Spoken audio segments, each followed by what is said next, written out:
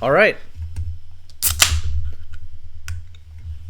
This will be a long one, I think.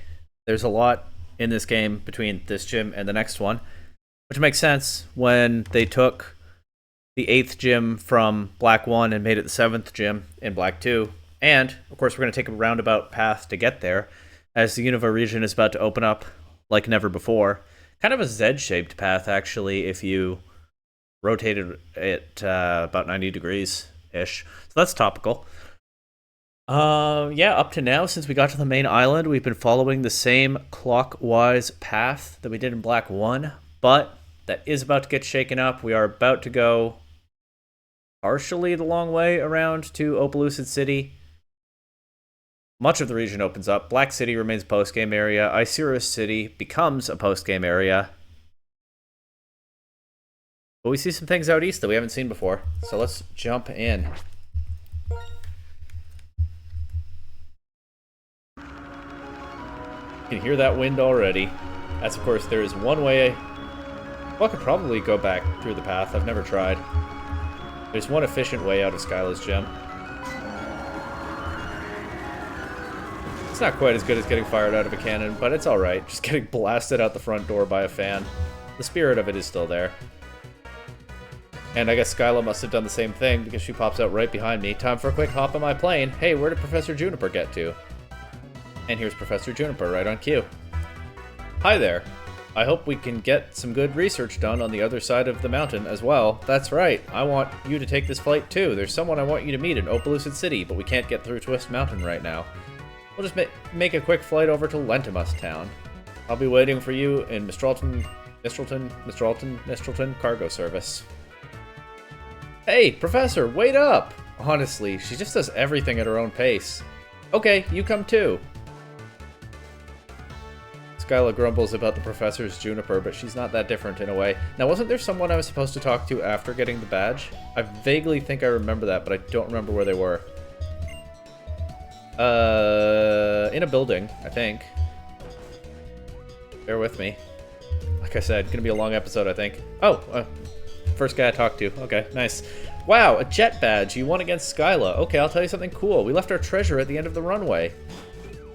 I might have already found it, unless that makes something appear, or it's an invisible item.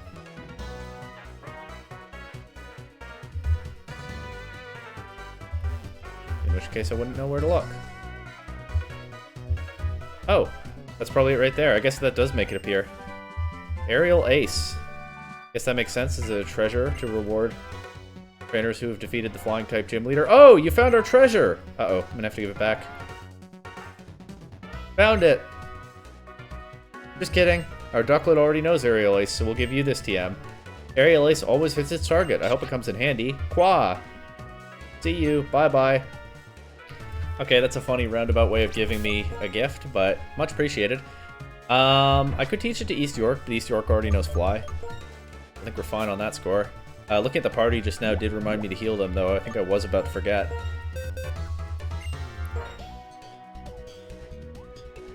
Huh, Samurott can learn can learn Aerial Ace. I already have what? X Scissor. What do I have for coverage? X Scissor, which is stronger than Aerial Ace, Dig, and Hidden Power Electric. I think we'll stick with those. Aerial Ace might be worth it, especially with that Jolly nature. But hey, I can always change my mind later because this is a TM and not a level up move where it would be a hassle to pick it back up later. It's fine.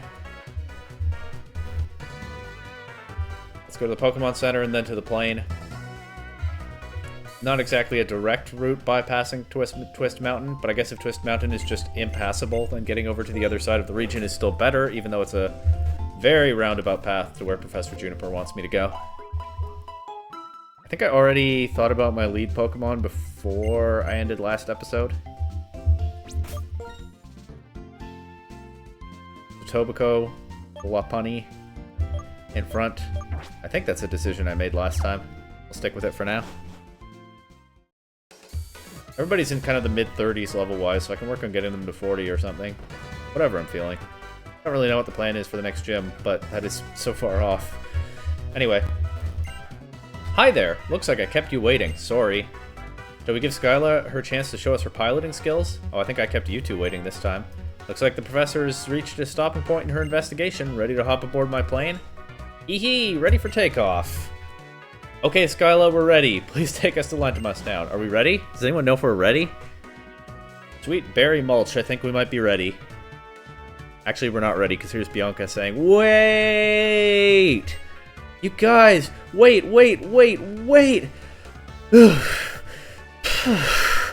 I want to fly too. I want to do some research in Reversal Mountain. She's out of breath. Bianca, you're here? You're starting to show the dedication of a serious researcher these days. Okay, everyone, off we go to Lentimus Town. Hee, looks like everyone's here. Finally, it's time to fly the Unova skies. Alright, now we're ready. Bianca has to run to keep up with Professor Juniper. That tracks. Look at that plane go. Up into the air. Soaring over these colorful trees. Way to the east of the region. To an area we did not see in Black 1. Well, I suppose I should tell you why I brought you out here. Charon told me that a group of people calling themselves Team Plasma are planning to use legendary Pokemon to take over the Unova region. Rings a bell, huh? As you may know, in the Unova region there are 2 legendary Dragon-type Pokemon, Zekrom and Reshiram. But 2 years ago, Zekrom and Reshiram each recognized a trainer as a hero. They are following those trainers, so Team Plasma shouldn't be able to use the Dragon-type Pokemon. That's true. What could they be planning? There is much we don't know about Zekrom and Reshiram. That's why I want to hear what Opelucid City's gym leader, Drayden, has to say about this. He's a Dragon-type gym leader, so he might know something. So, we're finally to the reason why I brought you here. I want you to go to Opelucid City and hear what Drayden has to say. And I would also like you to help me if something happens. Remember when Black 2 was a big contrarian and I just said no to all kinds of stuff? Well, I've been maturing over the course of the journey. I don't think this is the time. Thank you! It's really best not to get involved with Team Plasma to start with. Too late for that. But still, hearing what Drayden has to say about the Dragon-type Pokemon will be really interesting, and more importantly, it will help fill up the pages of your Pokedex. I'll be in the volcano just beyond here. I'm going to investigate the rumors I've been hearing about a rare Fire-type Pokemon in Reversal Mountain. I think that's Heatran. I think Heatran appears there in the post-game, if I remember right. Let's see what Bianca can find out, but she's apparently not interested in helping with Team Plasma. Of course, it's very in character for Bianca to know her role, right? And know her limits, I should say. She knows that messing with Team Plasma really is best left to other people. Drayden is a gym leader, so unless you defeat him in a Pokemon battle, he probably won't talk to you.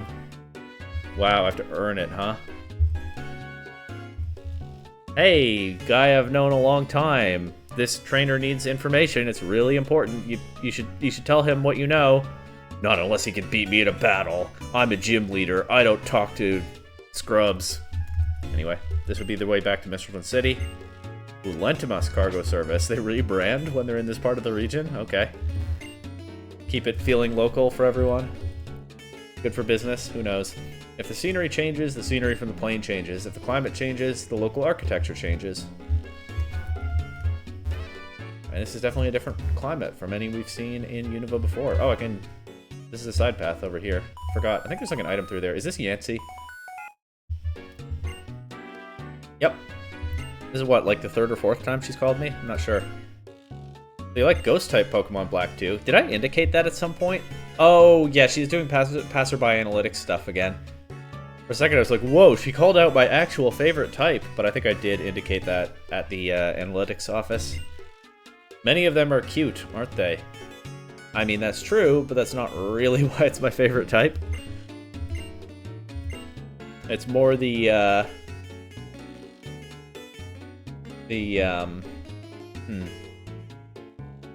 this is spoopiness a little bit. The lighthearted fun side of them. Some of them, like the ghastly line in some depictions. The mystery. Some of them are silly pranksters. Some of them tap into a power we don't understand. All of them have an air of mystery about them. Disappearing. Casting curses and often firing off special attacks. There's a lot that I like about the ghost type. That they're cute is true of some, but it's not really the main thing. Anyway, Yancey has to get back to work. I'm just on the other side of these boulders, so I can't go to town this way, but I can go up here and grab a Firestone. Okay. While we're training a Panseer, that would be useful. Who else evolves with a Firestone in this game? Well, Eevee into Flareon. I mean, that I would have already. Like, obviously Vulpix, Growlithe. I don't know if I could have those by now. Anyway. Nice little town.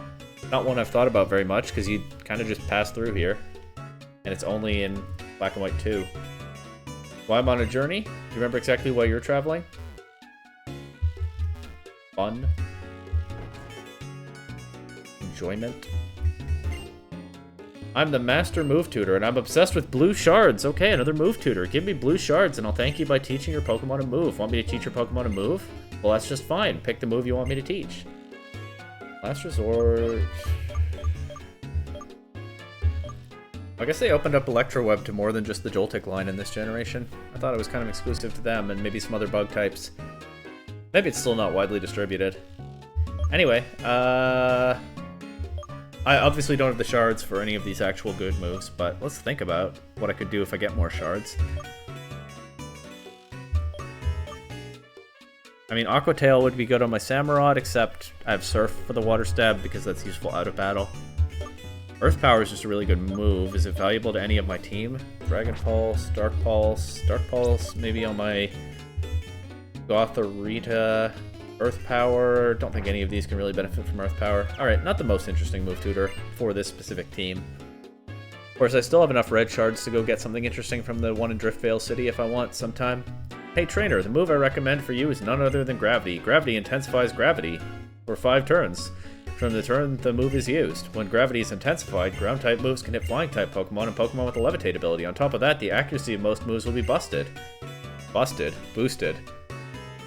Of course, my mind immediately went to Darkrai clicking Dark Void under Gravity in Reg J. This guy was not anticipating that 13 years ago, but yeah, the accuracy is busted.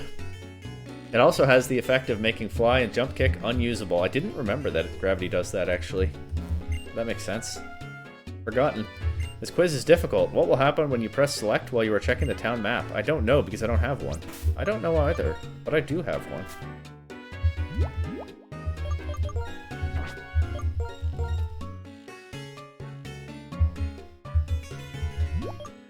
You zoom in. You can't see it because it's on the bottom screen, but the map zoomed in. What's the point of that? It's still just pixels that only give an idea of the outline of the region. I don't know what the use of that is, but that's what happens. I don't think I ever knew that.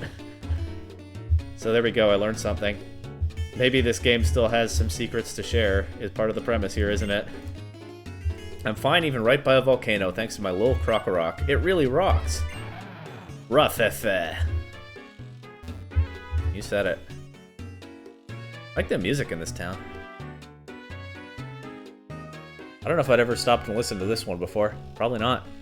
Like I said, it is kind of an area you just pass through in most playthroughs. I was born here and will die here. Lentamos Town is a country town, but I don't mind because I don't know anywhere else. Valid. You spoke to me. You're a quite good trainer. Okay, I like you. Take this TM. Okay, thank you. Sure. Charge Beam. Gothorita can probably learn Charge Beam. Charge Beam sometimes raises the user's special attack. If it is successful, the power will go up and up. Yeah, this is really good music that I don't think I knew about. Classic, right? Old Pokemon game when I didn't know to play with the sound on a first playthrough. Now I make sure to do that every time. But also just an area I didn't stop for long in any past playthrough. Lopunny can learn Charge Beam, but I don't think that's of interest. However, Gothorita can as well. Fake Tears, Hidden Power, Fighting, Psyshock, Energy Ball. Fake Tears is vaguely interesting, but when am I ever actually clicking it? Let's just go 4 attacks and drop it for Charge Beam.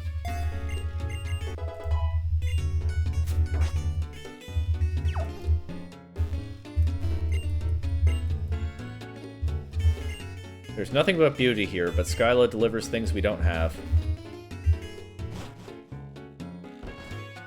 Nice. Oh, and this guy... I was gonna ask, like, was this town just settled in the last couple of years because Skyla was willing to deliver goods, but we got our answer to that. I guess the town was here all along, and we just never had occasion to come here in Black 1, huh? But it would have been even more isolated back then because there wasn't the path to Undella Town, or from Undella Town, that we're going to follow now. So they really relied on Lentimas cargo service. Well, that's how it goes in some places. Like here in Canada, we have towns, some pretty significant ones even way up north, where, at least for part of the year, you just have to fly in groceries and stuff. That's the only way. This is like a volcanic version of that. Are you going to check the volcano too? The volcano here is the same kind of volcano as Stark Mountain in the Sinnoh region. Okay, I think I remember correctly what rare fire-type Pokemon is said to be in there. Thanks, Hiker. Cool Mind feels no heat. She just says that and walks off. That's cool. That's a cool mind being shown there, alright. You're a trainer, aren't you? Don't say anything, just take this. Oh, the creepy kind of not the sketchy kind. I see. Spell tag to boost my ghost type moves. Let a Pokemon hold a spell tag. It powers up ghost type moves. Oh, you have a spell tag. Where in the world did you find it? I don't remember. I don't think I have any ghost type moves on the team right now. Anyway, now we go to Reversal Mountain. Got some cyclist training out here. Gotta be a good workout for them. Yahoo! If you call, I'll come right away. They're feeling worked up, energized, fired up, you could say.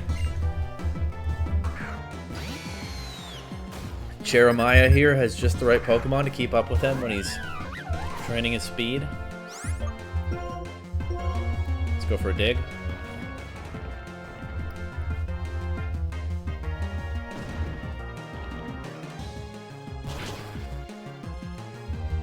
Wow, nice crit. Got the one-shots. Otherwise, I remember now I put a Tobacco in the lead spot because Lopunny felt super broken when I evolved my Baniri quickly a few episodes ago, but now is not doing so much damage anymore. So, some training to get that level up ought to help. Shift gears and Bob's your uncle. You'll be going full speed in no time. Yeah, these two must be getting ready for a serious race or something. Got an Unpheasant. Not going to use Dig against that, I guess. Go straight for a return.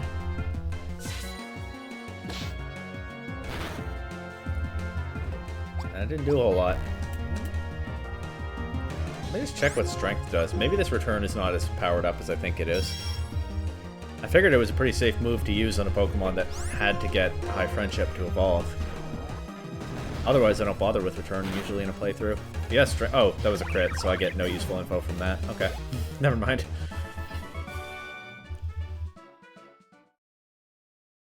You can tell this Lopunny really loves me, though, because I used 3 attacks total against these trainers, and 2 of them were crits. Whee! Mountain biking is tough, but that's why it's so fun. Riding a bicycle is fine, but I want to ride away on a Pokemon. I love that these two are having an absolute blast with what they're doing. You'll have to see it now. We go into the mountain. There's, of course, a quick little detour to be made over here. Don't know if this repel is really going to help me in the dark grass. Looks like it does. Ooh, what's this place? A mysterious house, all off on its own, surrounded by... I was gonna say dead plants. Dead-looking plants. They're probably just adapted to this climate, but... Mysterious house, all on its own, away from town, that nobody spoke of.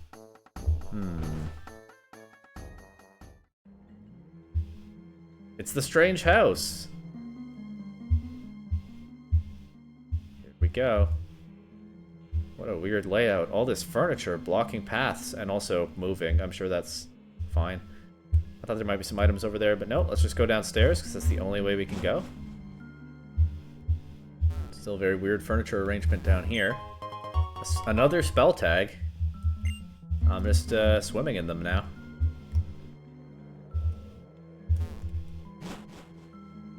And the furniture's been rearranged. Whoa.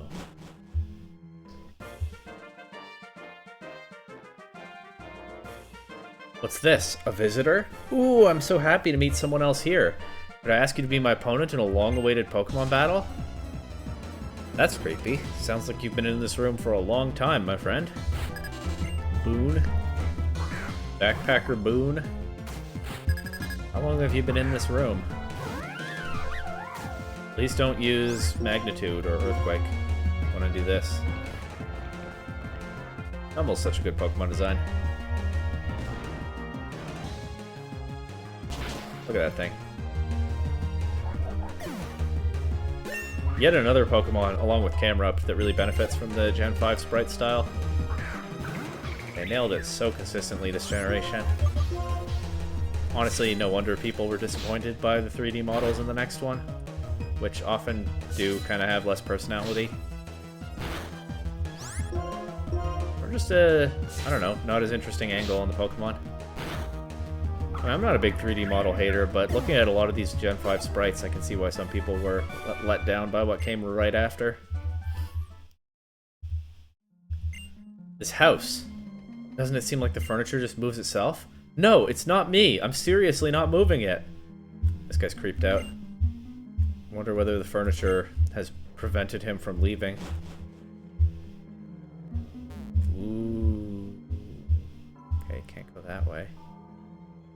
Have to go around this way. Oh, hello. An everlasting dark dream, an endless dream of darkness. Dad, Mom, Abra, where are you? Well, that doesn't sound good. By going around this way, now I can go into this room. It was also inaccessible before. No people in here. A full heal. There's a lamp eerily rocking back and forth. No other way to go but back down to the basement again, where the furniture down here has also been rearranged.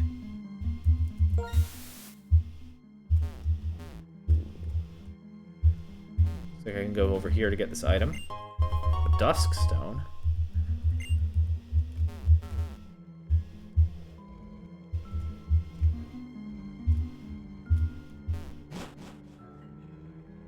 And now... downstairs here has opened up some. Oh, okay, I should probably go this way last. In the dark dream, I heard my dad's voice. Forget about the lunar wing. Please stay here with me.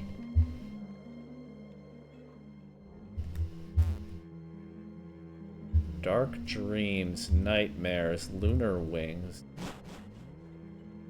Cresselia item. You. Who are you? There's another person here besides me? We don't need any trainers here. Okay, very mysterious. What's your deal, Lynette? Okay, I have nothing to hit this. If only I had Mega Lopunny available. But instead, just completely walled by Drifloon, so better switch to... I don't really want to get hit by Aftermath either, so let's go to Toronto.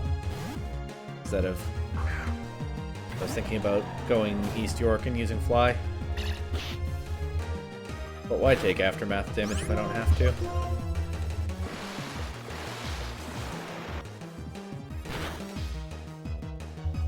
Okay.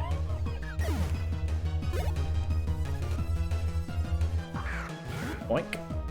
Very cute. Can X-Scissor that.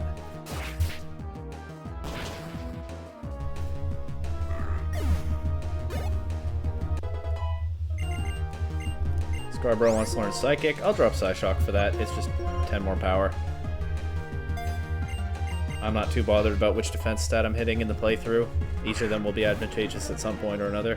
I could keep both moves, but I have more coverage if I drop Psyshock for Psychic, right? And I keep all of Charge Beam, Energy Ball, and Hidden Power, so I think I'm fine with that. Anyway. Goodbye, Drifblim.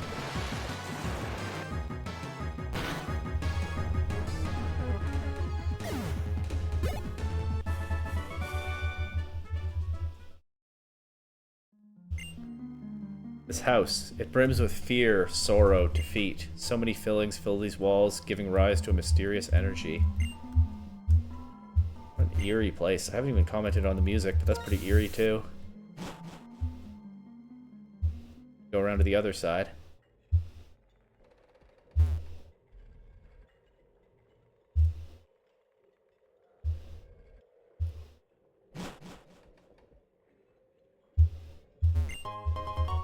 Just rare candy, okay. I'll check the garbage. I have actually gotten a couple of items in garbage bins lately in this game. But not in this house. The ghosts would probably take the items before I even get here. Go. Path laid out for us. There's a crescent moon pattern carpet. And a lunar wing.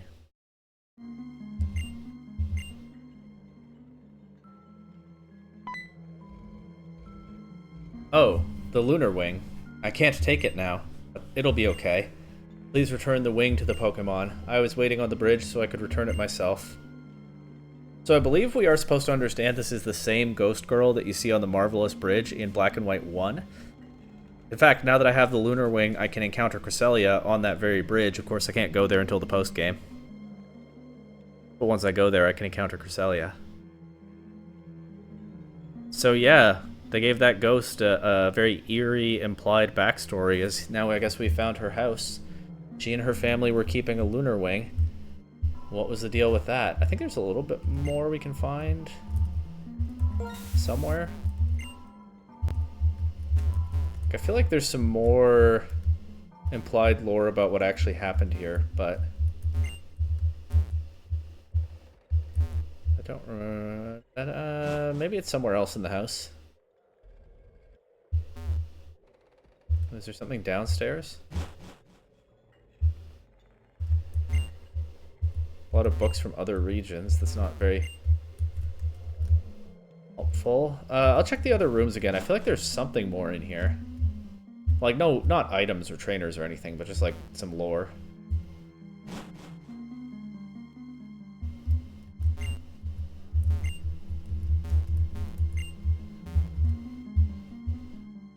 Maybe I'm misremembering. Or maybe what I'm looking for is somewhere else and not to be found in the house.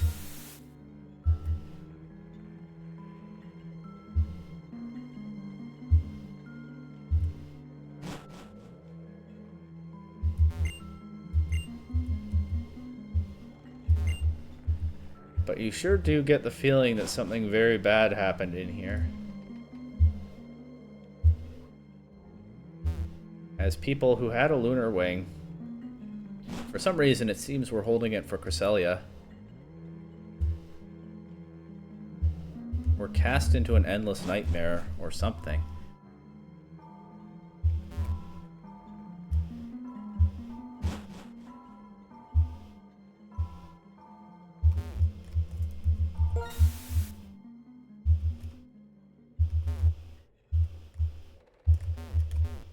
Gonna check the other rooms one more time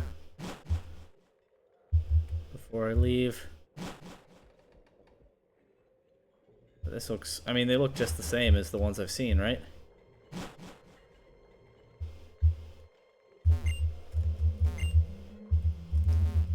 All the same text on the bookshelves, which is where you would expect to find some lore text if there were any to find.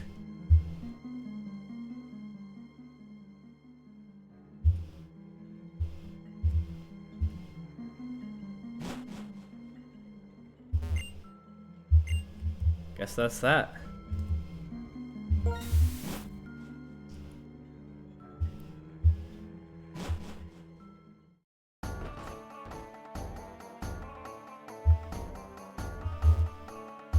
Like there's something about like there's some flavor text about Cresselia and maybe Darkrai and like Hypno.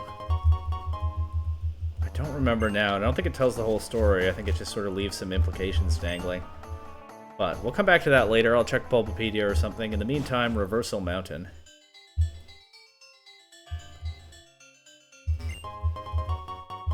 Nice Max Repel. I don't know how many Super Repels I have left. Probably enough, but I don't know for sure. I'm probably going to do some backtracking in here, too. What I do know is my team can stay healthy thanks to Bianca. Bianca, hey! Black 2! You know what? There's something I want to investigate here in Reversal Mountain, but the wild Pokemon here are really tough, and I'm having trouble with them. Could you come along with me, please? I don't know. She didn't say along. I don't know why I added a word there. Oh, don't worry. I'll take care of healing our Pokemon, okay? Ready? Let's go! Yeah, so I got a follower here who will heal my team, like those ones in Platinum in other games sometimes. And we get the black version of Reversal Mountain where it's all watery inside. I think it's like, I think that's lava or something, and white too, I don't remember. But there is that difference, almost like you'd expect to find Kyogre here in this game and Groudon in the other.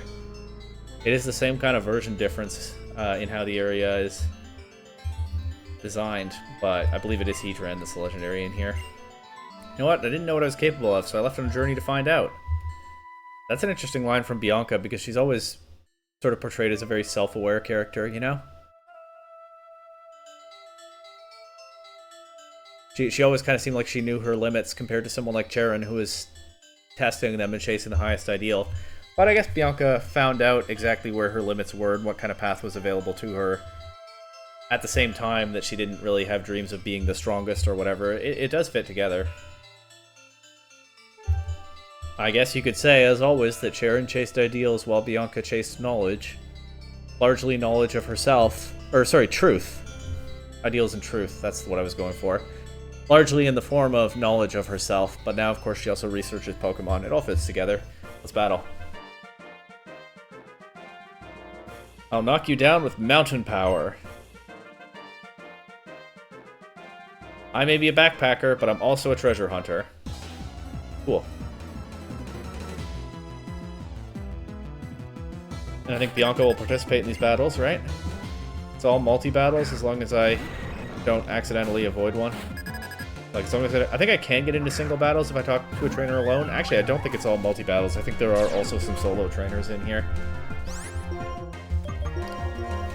But I can get plenty of multi-battles with Bianca if I just follow the path.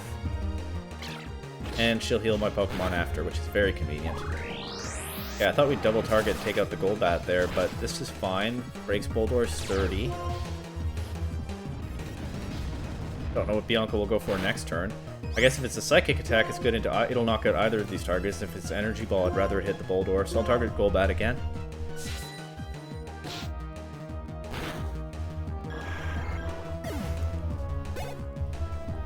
Good for Lucky Egg training, because if I ever bite off more than a Tobacco can chew, well, at least I get a Tobacco right back, still with the Lucky Egg for the next battle. Darmanitan, Scary Mon, and Excadrill. Also a pretty scary Mon. Almost want to just hard switch to my water type, but nope, we'll let Tobacco take a crack at this. Let's jump kick the Excadrill.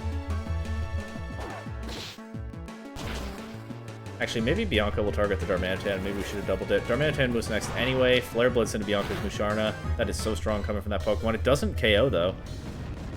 But Rock Slide from the Excadrill will knock out Musharna. But not a Tobacco, so I get a chance to knock out the Excadrill before we're done here. Bianca brings in Mienfoo. I don't think we're going to see her starter, right? Because I haven't used Memory Link to establish which starter she got. We, of course, know that it was Oshawott in my Black playthrough, but I haven't linked them. I think if you do use Memory Link, you can battle Cheren and Bianca in the post-game, and they have their teams from your playthrough of the earlier version. It's really neat. Anyway, the Darmanitan is still attacking Bianca, so that's convenient for me. Mienfoo goes down.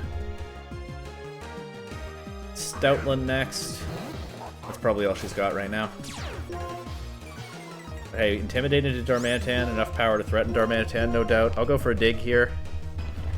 So if Bianca doesn't just knock this out right now, I will next turn. It finally tried to attack me at just the worst time. And a Tobacco does complete the sweep. With help from Bianca's Pokemon, of course.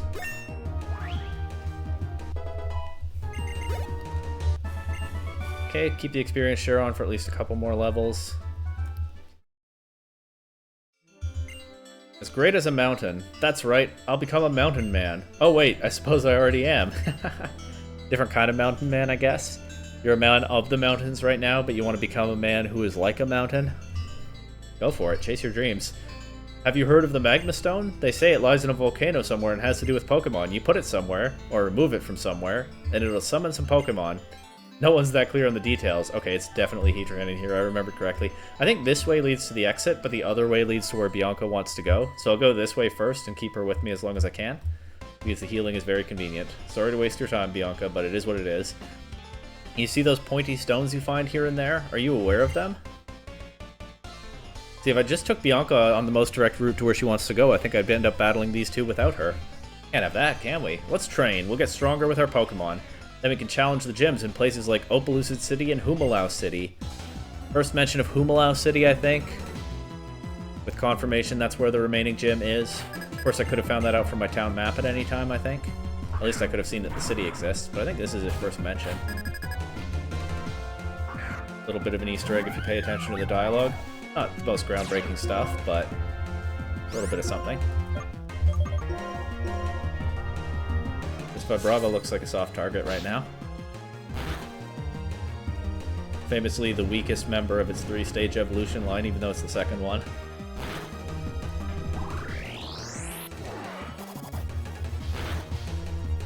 Oh, Bianca goes for Shadow Ball into the Grumpig. Okay. We just can't coordinate on a target. But this is fine. We should get 2 KOs, whatever she does this turn.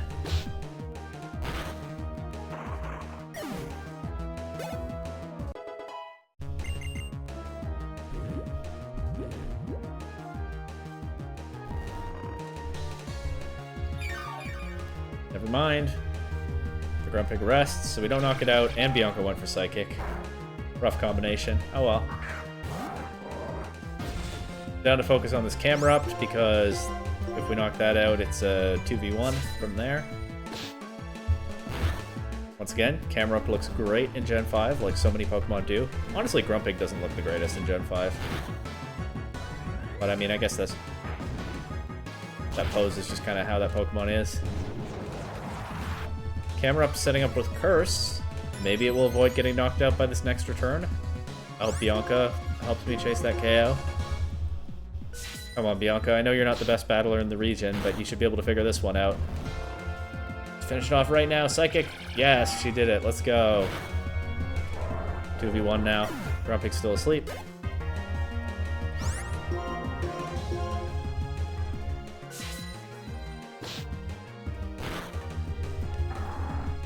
Goodbye, Grumpig. This hard walls a Tobacco. I could just leave a Tobacco in and still get all that experience after Bianca knocks out the Drifblim. But let's not waste my own time like that. Also, at some point Scarborough got to level 40 and I didn't notice, but maybe I want to move the experience share to someone else now. Or maybe I don't, because Scarborough's still the only one not fully evolved. And again, Gothitelle, I'm sure I've known at some point, so maybe there's a little bit of a memory that I'm tapping into here, or maybe it's just a vibe check, I'm not sure. But Gothitelle feels to me like it's probably about a mid-40s evolution, so we keep that experience share on a little bit longer. And Gothitelle shouldn't be too far off. I don't want Scarborough running too far ahead of the rest of the team, but that's what moving the Lucky Egg around is for, I guess.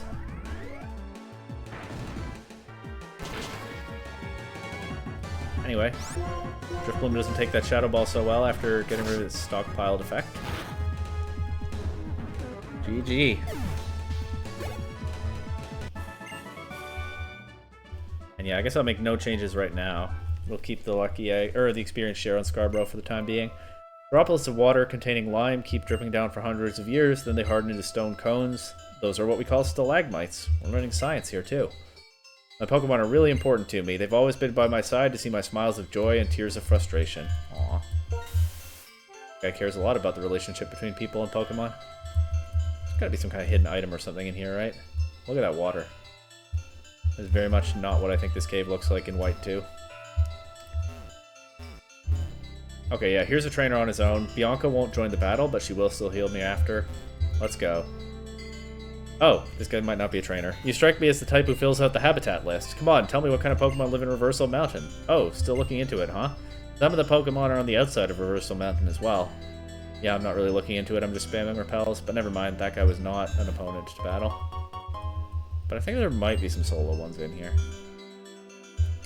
Oh, where's this taking me?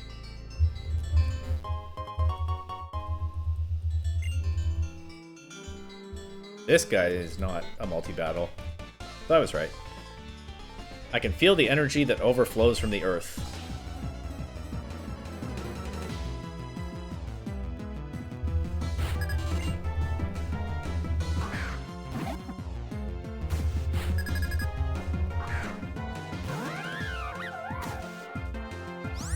let's just jump kick this. Gravity isn't up, so I can use that.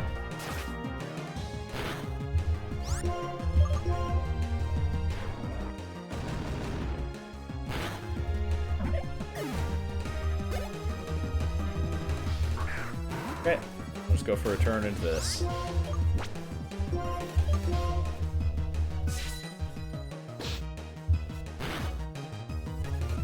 That looks like it's not quite a 2-hit KO. Yeah, Lopunny is really not held up that well. Oh, never mind, it is. I guess it was a roll.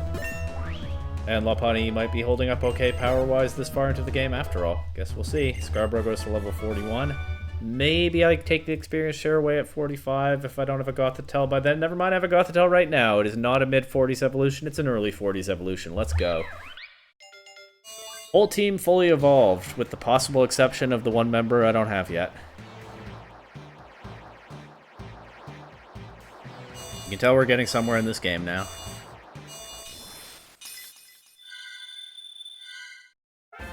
There's my Gothitelle.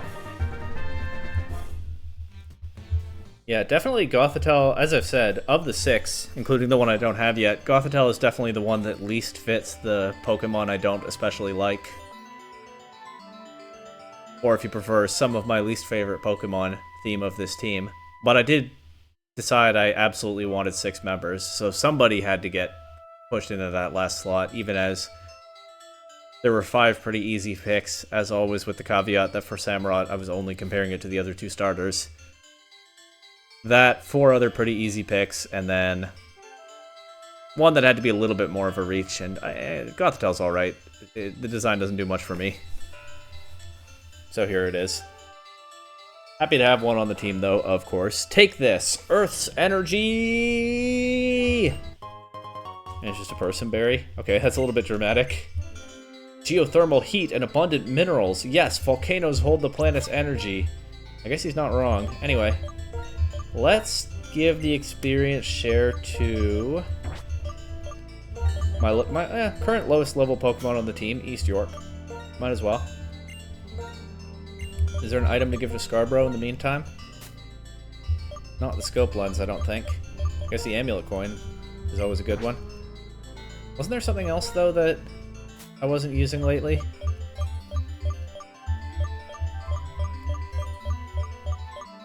I don't know. Got a toxic orb. Sure. Just a dead end down here. Yeah, I was pretty sure this didn't lead anywhere important. I was a little bit surprised that there were steps downward at all. Gotta use a lot of repels in here because there are a lot of long corridors. And again, I'm going toward the exit first. It's just over here. Oh, and Delatown is right through here. I want to keep looking around a bit more. What do you want to do? Should we say bye for now? No. There we go. Black 2 is back saying no to things. I just wanted to get here first, beat the trainers along the way with Bianca's help. And now let's actually go to where Bianca wants to go. I think a little bit past it and then to there. Because, of course, gotta check the whole place out. This place is not too complicated to explore. So no excuse not to, right? Once again, not a multi-battle. But Bianca will give me a free heal after. I will read your mind and predict your every move, if you say so. Oh, rotation battle. That's cool. Once again, the game just unexpectedly throwing one at me. He didn't even really drop any clear hints that this was what it was going to be. Right? He wasn't like, my 3 Pokemon will defeat you or something. I guess I will read your mind and predict your every move fits as a rotation battle intro. Because there's an obvious mind game in the rotating mechanic, but it's also just such generic, boastful text that, you know, it kind of hints at what's coming, but not in a way that you're likely to actually pick up on. Not bad. Kind of neat writing there. Nothing groundbreaking, but kind of neat. Anyway, this thing boosts his defense before I landed the fly. No problem, let's just crit it. Super Luck has not come in handy as often as I'd like, but it did right there. I can probably just air slash through these, but hey, Fly is stronger and more accurate. I think it's more accurate. It might not be more accurate, actually, but it is stronger. I keep thinking Fly has 100 accuracy, but actually I don't think it does. And Air Slash has 95, so if Fly does not have 100, there's not much chance that it's even equal to Air Slash. I'll check after this battle. You can tell I don't use Fly very often in a playthrough, huh? Honestly, the only reason I'm using it, well, it is one of the better flying type attacks that I can have on this Unpheasant for a long while. But honestly, if this weren't for content, I probably wouldn't use it. I usually just run everywhere in a playthrough. And it takes a little bit longer, but it's fine. That's why I always say Fly is a luxury. But for content, I'll take that luxury a little bit more seriously. Anyway, I am a trainer who fights as freely as the clouds drift in the sky. Do not stiffen up on me. Do not stiffen up on me. I don't know what that's supposed to mean.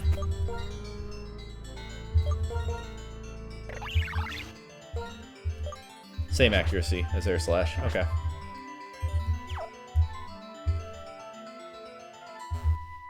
Which is not more accuracy, so I was in fact mistaken. Nugget. Nice look at these beams of light from, I guess, the opening of the volcano up above. Lighting up the pools of water. Not a bad little cave design. Time for another multi-battle, finally. Hold on, you there. Are you looking for the Magma Stone? Woo! Mountain! You know, I always respect that hikers in these games know what they like and are so enthusiastic about it.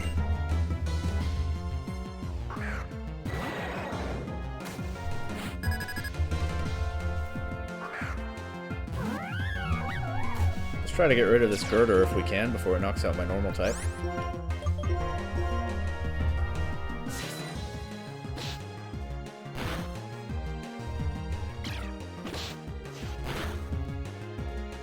Ah! Yonka chooses the target I don't want once again. That's fine though. These multi-battles with NPCs... Okay, I missed a dynamic punch, we're fine. These multi-battles with NPCs can get a little bit annoying. Because they just don't always do what you want them to do. Again, I was going through that with Rosa. I can't believe that missed the KO. That's a crazy roll. Okay, it's fine. I was going through it with Rosa in the battle subway when I was working on getting the hidden power TM. And I still stuck with that because it was a lot more effective than trying to do single or double battles without her there. Because Rosa's Pokemon at this point in the game are way stronger. Early in a subway run, and with my team being what it is, are way stronger than anything anyone else, including me, has in those battles. She made some frustrating decisions sometimes. Of course it was fine in the end. Anyway, should be able to complete the sweep right here. Bianca's only making like one annoying decision per battle, and they're usually no big deal, so that's fine.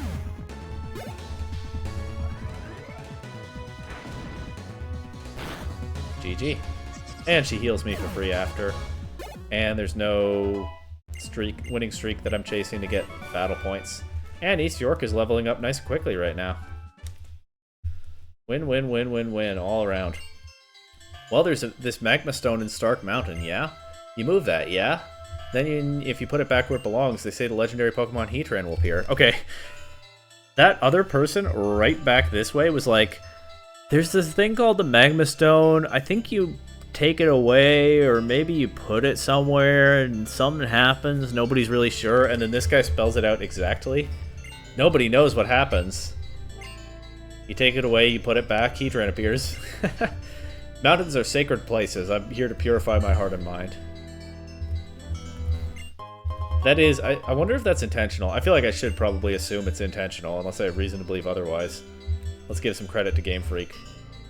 Like, just up there, trainer's like, I don't know, there's this story that goes like, I don't know, something.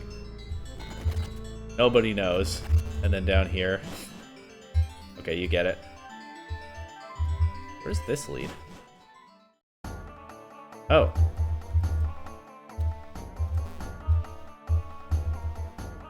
Is this a strange house? Did I miss an item behind it? Where am I? Will the town map tell me? Maybe if I zoom in?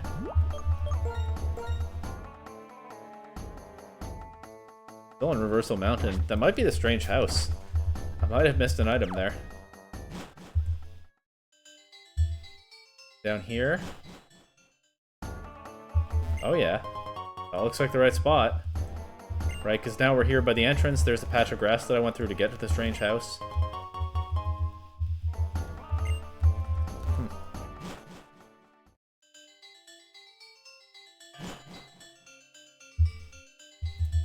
Kind of feels like the only point of that lookout spot was to show me that I'd missed that. Battle in a volcano.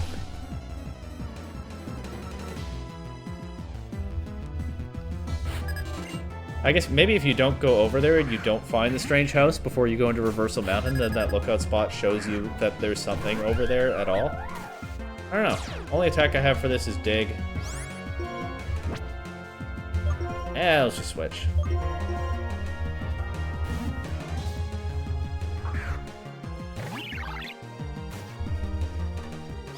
Wow, she went for Sucker Punch.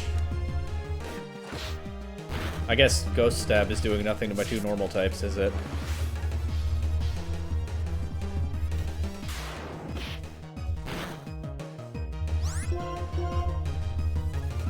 Oh, she didn't Sucker Punch that time. I was just thinking that damage would kind of add up. Maybe I should have gone for Roost, but now it worked out fine the way I played it. Tobacco will grow to level 40 here.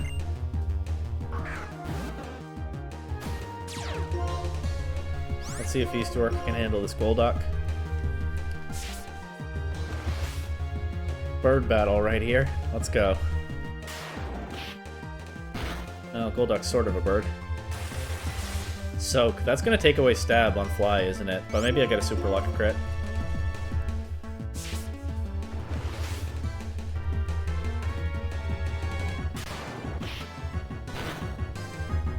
No? But maybe I crit this quick attack, or alternatively don't need to. Maybe I crit that quick attack. Or alternatively don't need to, but who's to say? Okay. Here, for you, Personberry. A little bit less dramatic about it than that Power of the Earth guy. Volcanoes are called Kazan in my language. Is that Japanese? I don't know. Would make sense, wouldn't it? Although then I wonder what she says in the original Japanese. Okay, let's move East York to the front with the Lucky Egg and give the experience share to York.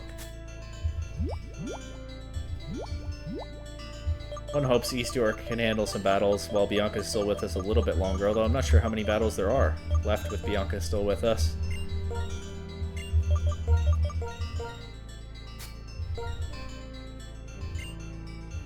And actually, what I should do is give the Quick Claw to Scarborough and the Amulet Coin to Etobicoke, who currently doesn't have an item, and also, of course, has Klutz.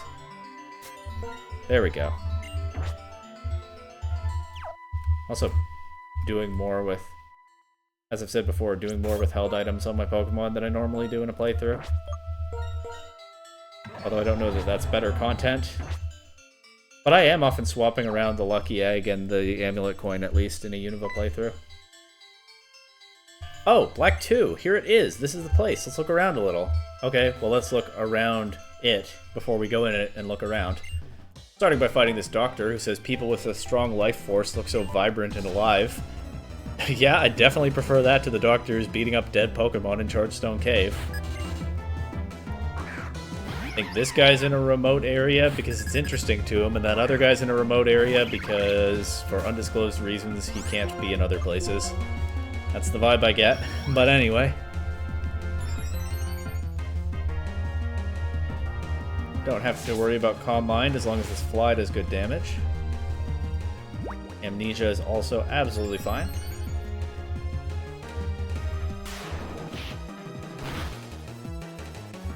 Nice crit. Super Luck's starting to come in handy again. After, I feel like it had a little bit of a slump for a little while. Alright, here I go. Life Force to the max. This guy secretly got Xerneas on his team, which would be helpful for healing us, I guess. You guys push your Life Force to the max. Just keep on pushing boundaries. Okay, I still prefer that guy to the Chargestone Cave Doctor. Maybe he also has a reason he's in a remote area with not much oversight. Just go all out. Give everything you've got, always. Don't worry about getting exhausted. Push every limit you have. Is not really what I expect to hear from my doctor, you know? I wonder what would happen if I had all 3 Pokemon attack at once. This is going to be probably a triple battle, maybe a rotation battle. Let's see. Probably a triple battle, because we just had a rotation one. Yeah, there's no rotation field. I like her line, because it's kind of like she's just had the idea to do a triple battle right now, this second. Like, she saw me, she went to start a battle, and she was like, wait, what if I have all 3 Pokemon attack at once? And so that's what we're doing here. I don't want to use Surf, because it'll hit my own Lopunny, so I guess I'll just... I think I just clicked X-Scissor into this Riolu, forgetting that it's resisted. Well, it was that or Dig or Hidden Power. I guess I should have gone with Hidden Power. Anyway, we take out 1 Riolu.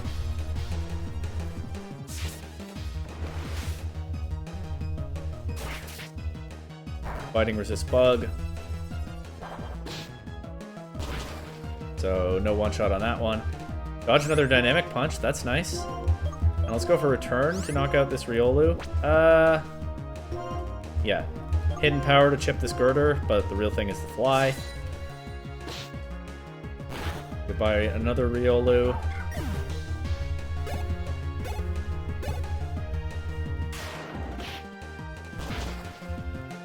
Most of my team gets, another Super Luck crit, nice. Most of my team gets experience from this because I have the experience share on York. Toronto grows to level 40, very good. She says she couldn't pick a target to focus on. She just thought of triple battles right now, even though other people are already doing them, but turns out they're tougher than she realized. A flood of attacks from 3 Pokemon. I know, Jet Stream attack. Let's call it that. And whatever floats your boat. Uh-oh. What's this? Two wild Excadrill. Wow. This area means business, huh? Well, I'm a little bit more used to running into Excadrill since I was worried about feeding clays. It's not as scary now, and also I can just run away from wild ones.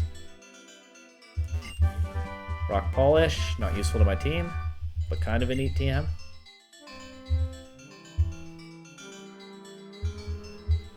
Alright, let's go this way. Revive, okay.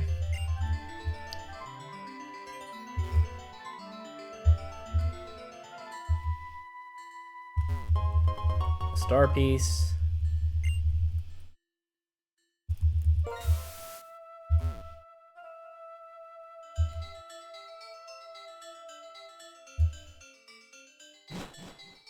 This is where Bianca wanted to go. What is this place? It feels very strange. Could this be the place where Reversal Mountain started? Started from? The lair of the Pokemon Heatran? Yeah, as if they weren't telegraphing it clearly enough, there's the name drop. Heatran is a Pokemon with magma-like blood flowing through it. That's it? That's the end of the interaction? Oh. Now I can just lead her... Where? Do I actually just go to the exit now? Oh yeah, I think I do in the end just leave her behind because she wants to look around more, just like we saw at the exit earlier, right? So maybe I don't have to take her to that Heatran room, I don't remember, but this is not a playthrough where we try to skip interactions anyway. But yeah, just a long corridor basically. Back to the exit, hopefully only the one more repel. Wonder how many I have left.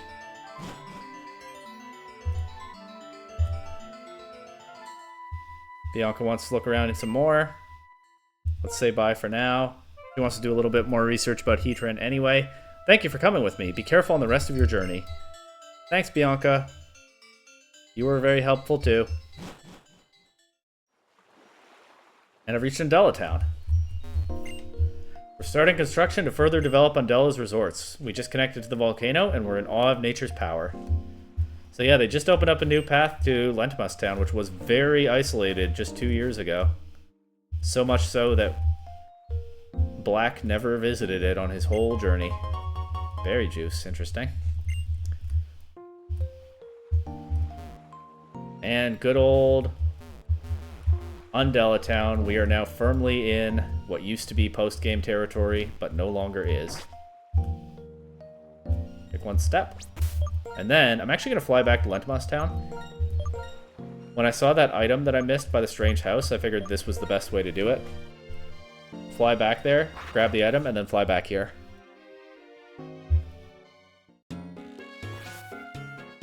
Enjoy this music one more time.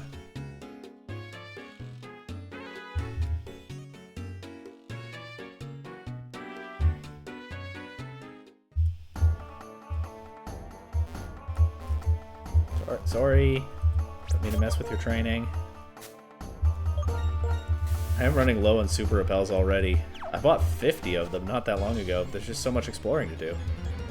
And not even useful. But here's the Skarmory. That would be a cool encounter if it remotely fit the theme of this team.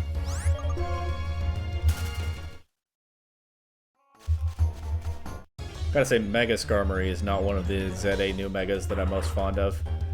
But Skarmory is a cool Pokemon to begin with. Vibrava is a very cool Pokemon. If I were doing like my favorite Pokemon available in this expanded Unova Dex, Flygon might well make it. I don't know.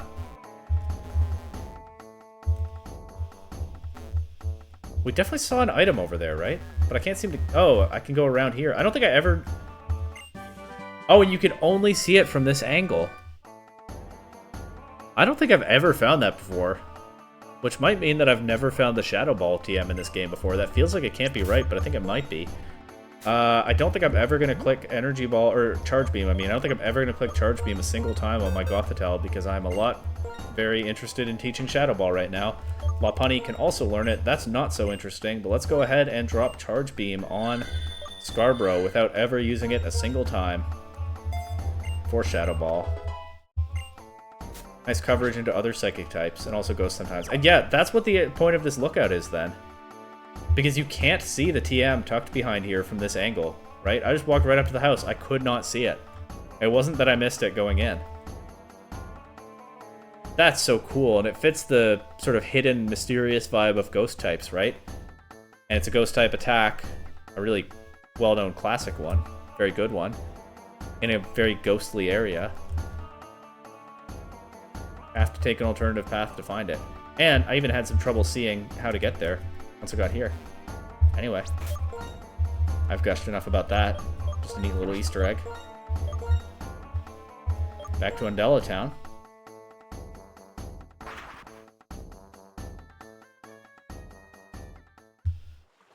Quick recording break for me, and then it's time to explore. Okay, Undella Town. Always feels just a tiny bit weird to be here this early, but that's how this game is.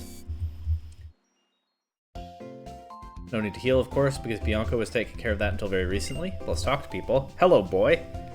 That's not a great start. Do you have a villa in Undella? You are rich. As a token of our new acquaintance, please accept this. I don't have a... What? I'm not going to argue with this guy. It's not worth it. Isn't the prism scale beautiful? It may be good to let a Pokemon hold it. Ooh, like a Feebas maybe if I had one? Undella Bay's abyssal ruins have messages carved into the walls. I can buy the Pokeballs sold here because somewhere somebody is making them. Thank you, person I don't know, making Pokeballs somewhere. Let me tell you about a wonderful place called Laver City. Anyway, they even have a display about it in the Lumiose Museum. Hey you! If somebody offered you a plain old citrus berry for $1,000, would you buy it? That's a crazy price for a citrus berry. This guy's out here stealing berries, which literally grow on trees, and charging an insane markup for them. Worst criminal I've ever seen in Pokemon, and that's saying something. Figured as much. Well, either way is fine. If you don't agree with the price, don't buy it. That's what shopping's all about, right? Shocking shopping. Okay. Yeah. I have never seen a worse business model in the entire Pokemon series. We're stocking up on max repels, obviously. I'm starting to run low on the super ones. I think I have heard that super repels are more cost effective, so you might as well just always buy them. But we're not going to worry about that right now. Sometimes Jellicent float into Undella Bay. They have a reputation for being a little unusual. Oh, there's a hidden ability Jellicent encounter here. I forgot. I didn't remember that one at all, but now that she's mentioned it, I do. There are a whole bunch of those little stray hidden ability encounters, huh? I don't remember if that one's limited to a certain time, not time of day, day of the week or something. Don't remember. Also, I meant to look up the strange house during the recording break, and I didn't remember to do that. Isn't this Cynthia's villa? Oh, maybe not. This villa belongs to Caitlin, one of the Pokemon League's Elite Four. Maybe Cynthia was staying in Caitlin's villa the whole time. This is new. Marine tube ahead, the walk-through aquarium. I know I've really hyped up Sky Arrow Bridge, but if you count this as one of the bridges of the Unova region, and honestly, why not? Then this is the actual best one. Brand new, of course, wasn't here 2 years ago. The marine tube is just ahead, but please wait for a little bit longer. Just a little bit. I don't think it's opened yet, and I think the public is getting antsy, judging by the way that attendant just talked to me. I moved here just to be the first person to go through the marine tube. Yeah, so it is brand new. This marine tube is also known as a walk-through aquarium, meaning you can see Pokemon living in the ocean as you walk. In the morning, you can observe Mantine swimming elegantly. As the evening passes, you'll see Fillish floating mysteriously. Ooh. Sorry, I'll be finished with the cleaning soon. Please wait until then. Just a little bit longer, please. Please don't get so impatient. It'll be open soon, I swear. I really like the marine tube. No wonder the people are clamoring for it. But that's for later, of course.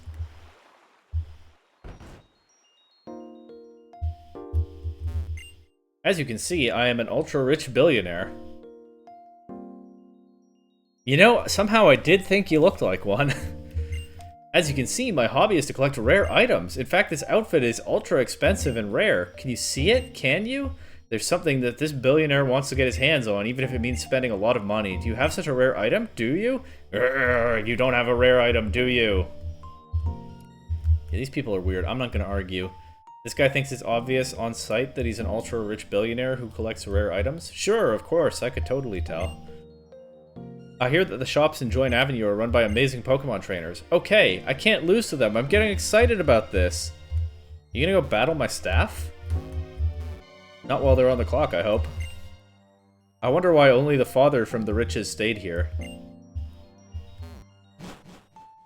The Riches? Wait a minute. Wait a minute. Last game, the Riches had a way bigger house. And now I'm hearing that some of them have moved away. And this guy who's dressed like a black belt wants me to know on sight that he's an ultra-rich billionaire. Feels like there might have been a bit of a story off-screen in the last 2 years. I don't know if the Riches are really living up to their name anymore. They'll probably get me killed if I keep talking like that. Keep it between you and me, chat. Chat, audience. Is there an item over here? Don't know. This is the way out of town, so the way I would have come into town had I not done that little bit of flying. Dead end. Pokemon Center is over there. We can head out toward the bay over here, Undella Bay. Say okay. I don't see any Betoad on the bay. We'll go there in a moment.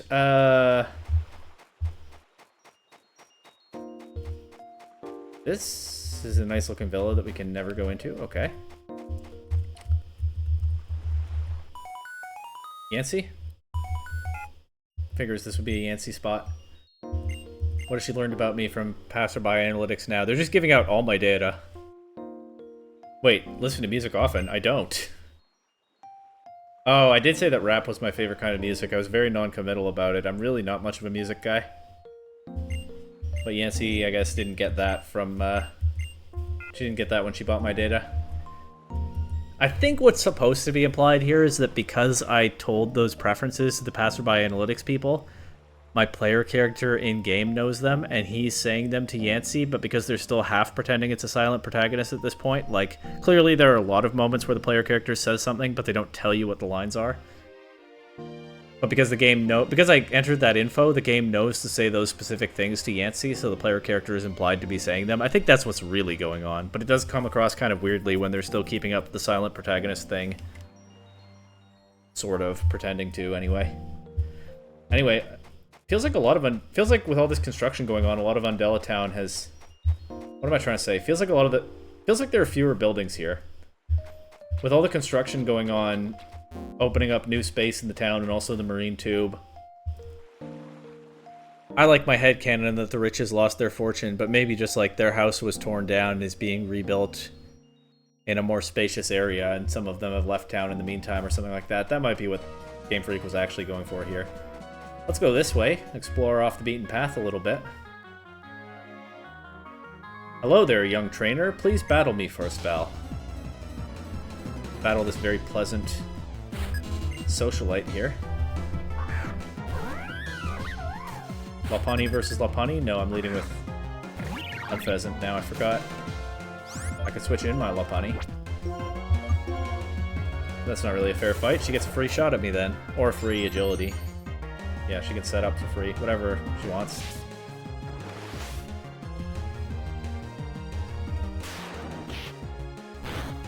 I didn't see what attack she went for. Probably Dizzy Punch. Here it is now. If I had my Lopunny out, I could jump kick that. Oh, she got the confusion. That's really bad before. Okay, fortunately we hurt ourselves in the first turn, so we don't have to wait out the second turn and do it then. Let's go for quick attack. Maybe I crit. Maybe I hit myself again. I'll get another chance. If I had my Lopunny out, I could go for jump kick. That would be a bit stronger here than the Dizzy Punch, I think. No crit. Crit would have KO'd. But I think we snapped out of confusion there, so the next quick attack will go off, no problem. What a bizarre Pokemon design, Lopunny. Why did they ever make that Pokemon? Well, that's why I have one on my team. That I'm not very fond of it. Battling against one there reminded me of what a bizarre choice it is to even design a Pokemon with that inspiration in the first place. When I was young, I traveled all around together with my Pokemon. Oh, I was such a tomboy. Ah ha ha. Alright, that's just a very pleasant NPC there. There are a lot of weirdos that you run into on a Pokemon journey. Socialite Marion seems very nice. Now what about this guy? The sounds of gently crashing waves, the smell of salt in the air, and a battle with a trainer in the prime of youth. Alright, this guy's a little bit weirder, but it seems like his heart's in the right place. He's just enjoying his life. I shouldn't judge. He's also got one Pokemon that's a 2-stage normal type, this time a Delcatty. Definitely didn't remember that Delcatty is in this dex. Even though I looked through every Pokemon in the dex when I was choosing my team, I'd already forgotten that they have Delcatty in this region. If this were a Pokemon I often overlook, Delcatty would probably have been a shoo-in. It's not a design I'm especially fond of. It doesn't really stand out to me much, but didn't quite make the cut for this team. Alright, early wake up. Nice. I think we only took one sleep turn there. Very good. Slam to fly, and East York is kind of rolling again. Actually, doing pretty well against some of these opponents. Was struggling for a while. I'm not interested in Razor Wind. Was struggling for a while at late Tranquil levels, and didn't really seem to get that much better on evolving, but with some dedicated training, we're getting there now. Gentleman Sheldon called that battle simply excellent. I feel rejuvenated whenever I get the chance to have a Pokemon battle with someone younger than myself. It's like I'm taking in that person's youthfulness. But, like, not in a creepy way, I hope. He's not, like, stealing it from me, is he? I'll wait for this trainer to come around to me. Perfect. Number 14. Okay, sure. Go on. She just has a girder. Trainers all over the region have those. Honestly, Delcatty kind of was more interesting just for standing out a bit more. But maybe we can one-shot this with Fly and not worry about taking more damage. Just keep dodging Dynamic Punch from like every girder at this point in the game. They're all trying it. Yeah, we dodged that one despite not being up in the air. I don't think a single one is connected this episode so far, and every girder has been trying it, so I guess we're at that point in its learn set. Whether they win or lose, Pokemon can become just a little bit stronger after each and every battle. No explanation of what she was counting. I mean, probably battles, but it's weird that she doesn't talk about it anymore. We got waterfalls. I don't have waterfall, but of course we know we can go around and up anyway, and the Abundant Shrine is over there. Can I go to the Abundant Shrine? I think no, because I don't have waterfall, right? I think you need waterfall to reach it. Let me test what fighting style is more effective. Is this going to be a triple or rotation battle? An ace trainer talking about different fighting styles. She has 3 Pokemon. It's a triple battle. Let's go. They're getting a little more subtle, but still the dialogue tends to tip you off at least a little bit. Let's go for Fly into Lilligant. Return into Gligar, because I guess that's the best I've got for that right now. I was going to go X-Scissor into Lilligant, but if I'm already using Fly, let's just go for Hidden Power into Basculin instead. Gligar actually takes that really well, yeah, because it's a physically bulky Pokemon. Aqua Tail into Etobicoke. That's fine. Mega Drain into Toronto. It's only Mega Drain, it's not that strong. It did a lot of damage. It was a crit. Oh no. Hope we one-shot it back with the Fly. That is a next turn question. Oh my god, that Hidden Power does nothing. I forgot to mention when I started the recording back up, I am now at about 20 hours playtime in this game, which is about my benchmark for how long I expect an entire Pokemon playthrough to be normally. So it goes to how much content there is in this game when I actually try to slow down and engage with a lot of it. But of course, I also spent about 2 hours in the battle subway getting that Hidden Power TM, and it has really not paid off so far. That 60 base power without stab is not proving very worthwhile a lot of the time, as we don't even get a second Hidden Power here.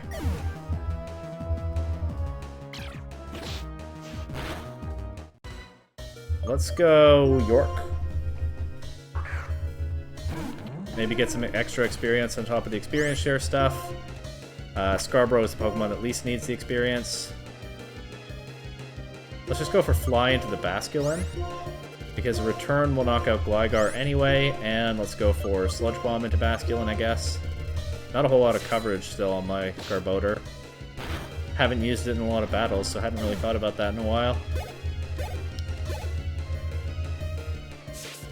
I guess I could have just gone for Air Slash. I don't need to wait out the turn for a Fly. Basculin will go before Etobicoke and get the KO. Wouldn't have had to worry about that if, say, I'd gotten Air Slash Flinch, but oh well. We poison it. Now we don't even need the Fly to connect in order to knock it out. Scarborough will get into this battle after all. Everybody contributing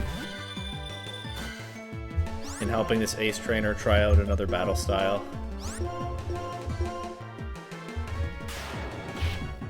East York gets the KO, but like anybody else could have there. York goes to 38, very good.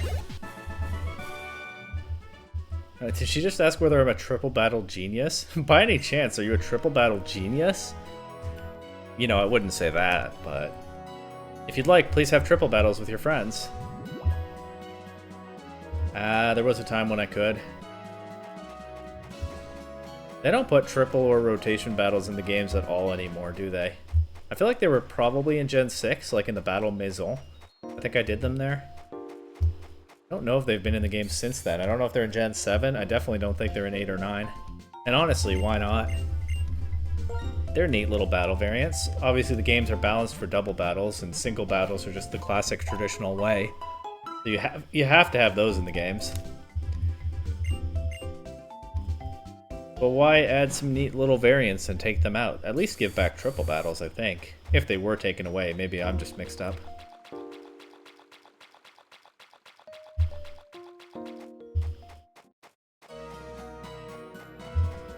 Rotation battles I don't care that much about. They're kind of chaotic. I could probably live without the rotation mind game against an actual human. Triple battles are kind of neat. Let me test what fighting style is more effective. This is going to be a rotation battle, right? Because we just had a triple battle with an ace trainer who said basically the same thing. I do like, again, the Black and White 2 sprinkled in more of both of them compared to Black and White 1. Especially with Black and White 1 largely focusing on one of them in each version and not so much on the other one. I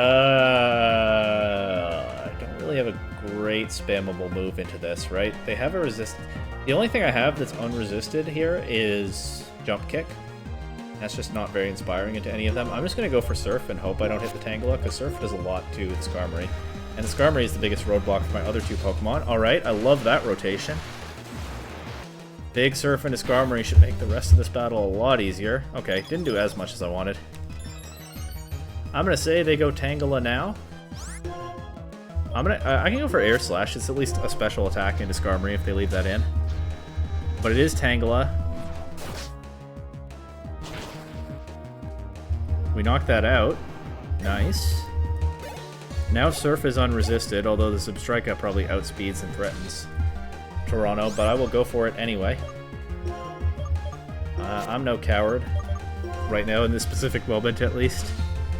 They don't rotate, they just discharge. I get punished for not being a coward. Maybe there's a life lesson in that.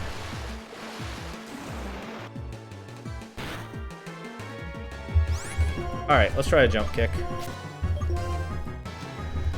We do get the Skarmory coming in. Would have been nice just to Surf it.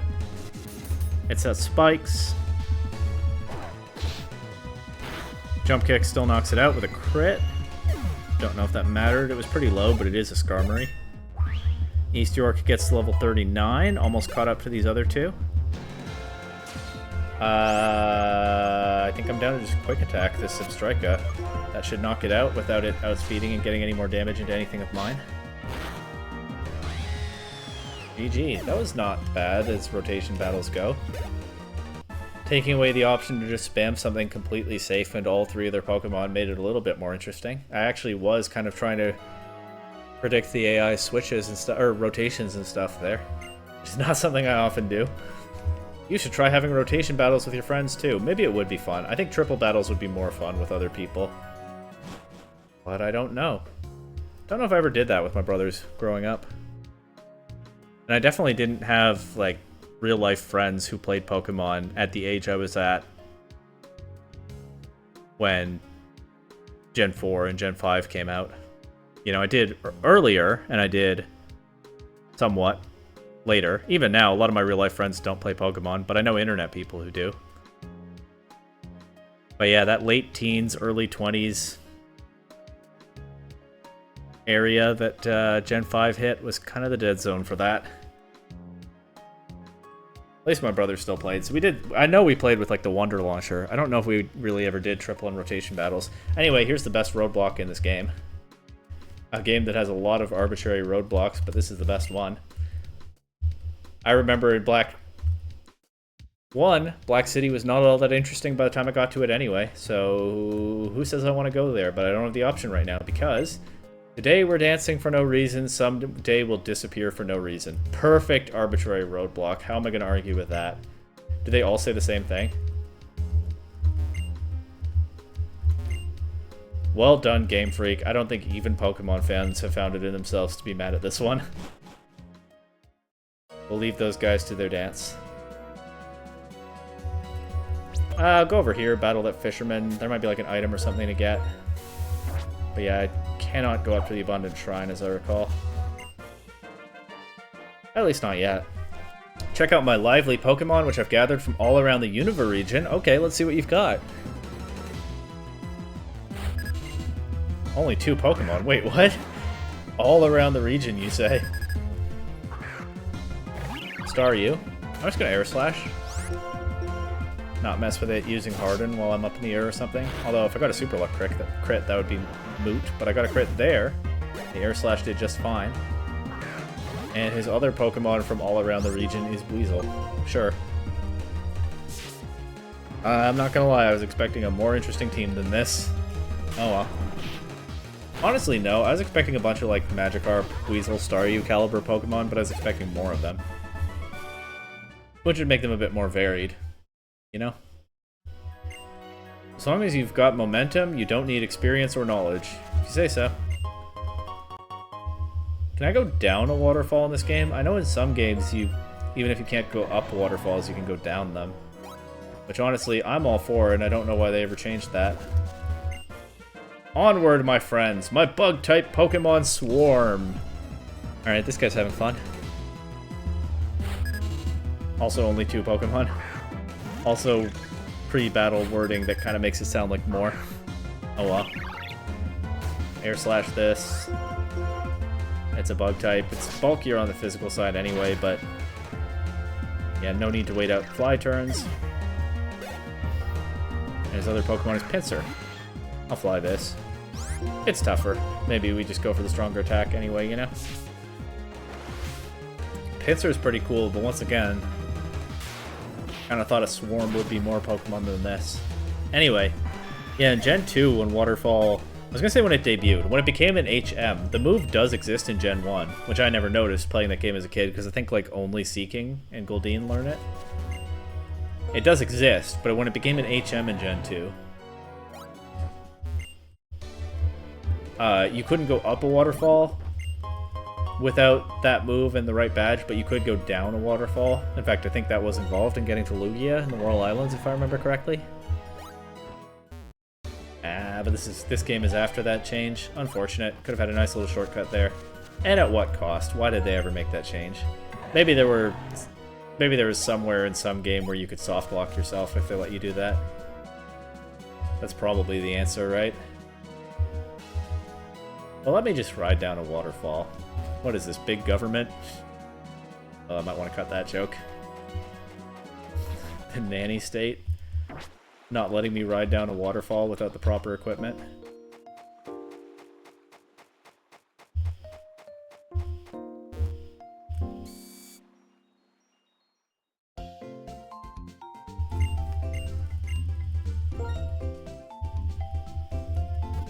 Anyway, let's take the heal because we can, and then we'll ride around Undella Bay, check that place out, and then of course it'll be time to press northward because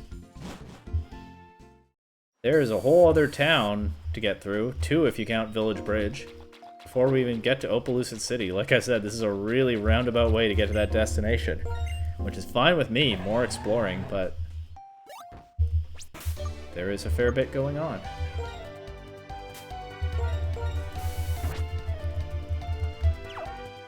There's no reason I need to start all the way back here. I just always feel like I might miss something if I don't, even though by now I know that that's not the case. And I guess at some point it just becomes habit. I'm showing off the sea to my beloved Pokemon. It is kind of nice sometimes when they have a water area like this, but they mix in some trainers who are probably not water type specialists. Although that's a water type right there, so maybe she is. But just an ace trainer hanging out in the shallows, she doesn't have to be. You know, it's a little bit samey to just have a bunch of swimmers and maybe some fishermen on raised platforms like in the early games. It's nice even just in... I know it's in Heart Gold and Soul Silver. I'm not sure if it's in the original games that they remade, but... yeah, that area near Cinnabar Island, and there are a bunch of sandbanks where there are like picnickers and bird keepers hanging out. Nice little bit of variety. I'm not too worried about stockpile swallow stuff because we can just crit through the boosts while it has them anyway. And right now it doesn't have them. Let's see what this fly does. Super Luck has not been as consistent as I'd like, but they let me attack over and over like this. It's going to pay off sometimes. Well, at some point, I should say. Up we go. Pelipper heals itself again. Only 1 stockpile this time, so I don't think it's going to heal all that much. Nope. Still net damage. And do I get a crit now? Even if I don't, it doesn't have the boosts. Let's just go for an Air Slash now and fish for that 1-turn crit or flinch. Right. A lot of luck in my favor here while the Pelipper is just playing so passively. We don't get either there, but now it gets rid of its boosts, still while not recovering all that much. And for all my talk about crits and flinches, I might not even need one. Let's see.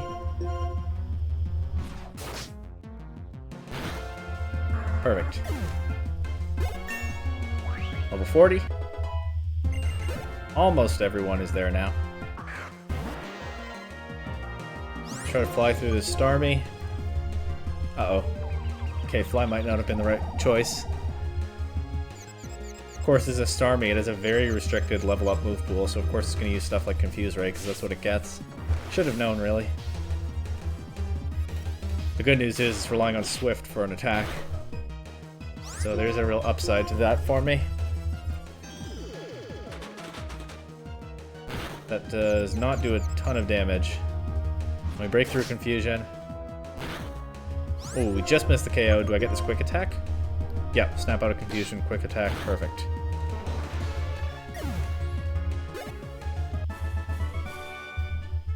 She was a water type specialist in the end. I want to see all kinds of scenery. You can only truly have hope for tomorrow when you learn how big the world is and how small you are. Good region for that. And yeah, no wonder her Pokemon were excited to see the water. Let's put the scope lens. What do I want to train? Everyone is at level 40 except York, and York is only one level away. I'm actually going to keep East York in the lead for now. I feel like my two normal types, just for having solid neutral matchups, are probably the best I've got right now against the Dragon Gym.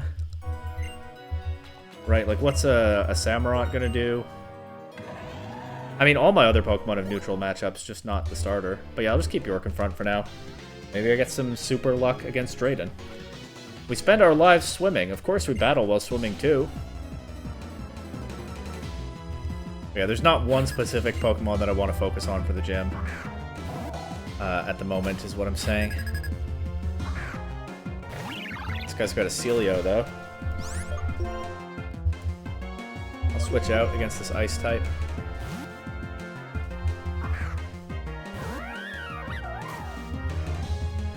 Just goes for Rest.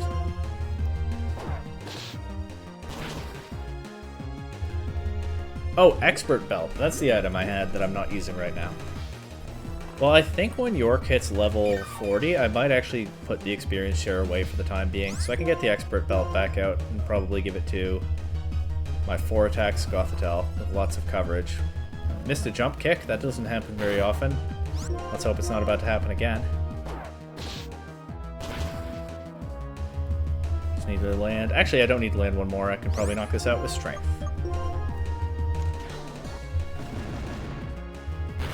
Okay. Perfect.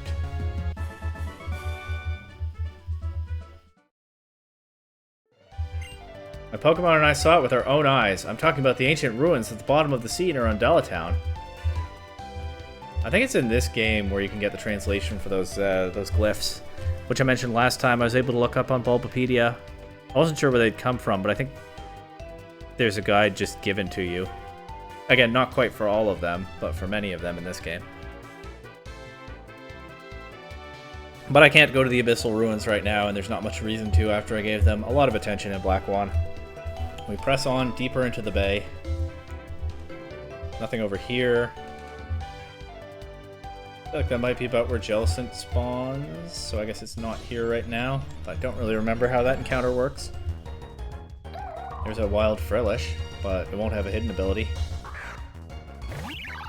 Level 40, so much for feeling good about my team being around there. That's what the wild Pokemon are at right now. Well, I guess they have to be strong. This was a post-game area just 2 years ago. They're giving us a level curve that's still somewhat just... I mean, the level Pokemon were still at higher levels then, I think, but they're giving this game a level curve that somewhat justifies me being here this early. Time for an aquatic battle in the sea near Undella Town. And then there's another swimmer to battle right after her, huh? Unfortunately, he's going to pay no attention to me the moment this battle is over. I'll have to wait for him to come back around, probably. Or chase him down, but, like, why do that when I don't have to? Let's see if Hidden Power Electric can deal with this. Because Etobicoke is already kind of low.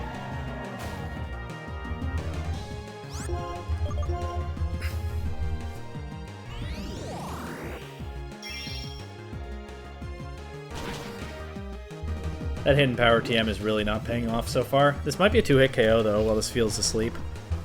And hey, if my Gothitelle ever gets to use Hidden Power into a Bisharp, it'll probably be all worth it, right? 60 base power without stab is just not all I hoped it was.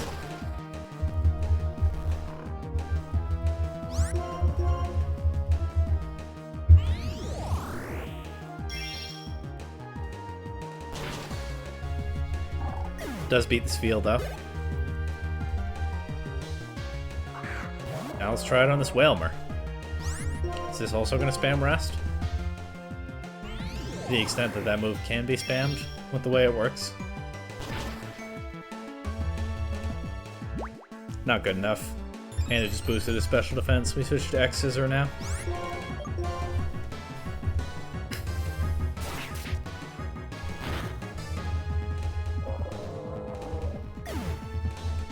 Yeah. Especially with the Jolly nature. I guess Hidden Power Electric was a stretch. Too bad, I was excited for it. Sometimes jellyfish Pokemon are floating in the water around here. You don't say. He stopped and looked around for a bit. I actually could have. I've just been a little bit faster, but he'll come back.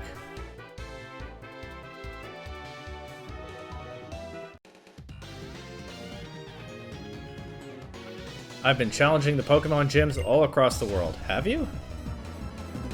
What badge has he got? I don't remember Swimmer Bart and his Basculin. All he's got is a Basculin. Well, he didn't say he's beating the gyms.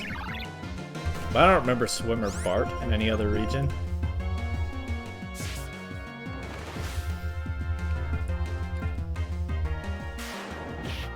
He didn't say they're successful challenges. I mean, maybe he's been challenging gyms all around the world in the same way that Fisherman has Pokemon from all around Unova. But he only has 2 Pokemon. GG, Bart. Bart only has 1. York grew to level 40. Couldn't defeat all of them. Something. It's fine. I just want to have fun with Pokemon battles. People who want nothing but to win should keep trying until they are satisfied. Okay, yeah, he's been going around losing to gym leaders, but he's got the spirit, you know? I do respect him in the end. Everybody's at level 40 or 41. I'm going to give the Quick Claw back to York. I'm going to find that Expert Belt for Scarborough. We're going to go with no experience share for now, because really nobody needs it. I'd be kind of forced to actually still be using it. I almost put it on there out of habit. Here's the Expert Belt. Alright, everybody carries their own weight for now. They've earned it.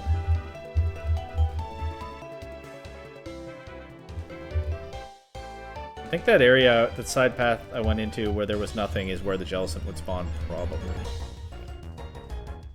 Mantike, adorable. One of my favorite baby Pokemon because it's just so cute. So obviously not suitable for this team. I also really like Mantine. Mantine is not sort of a classic Pokemon of my childhood because I had Silver version and it's Gold exclusive. So not a classic Pokemon of my childhood in the same way that a lot of them are, but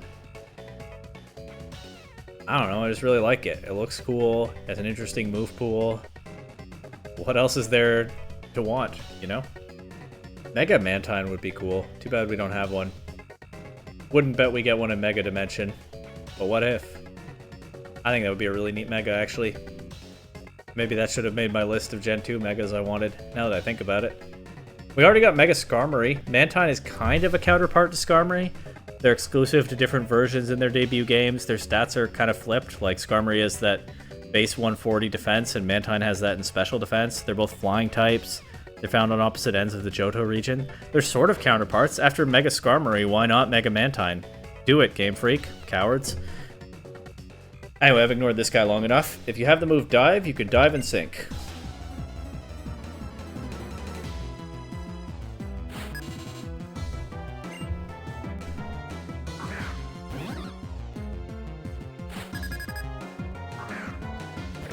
And there's a Mantike. This guy would probably approve if the Ranta just went on and not mind waiting. Agree?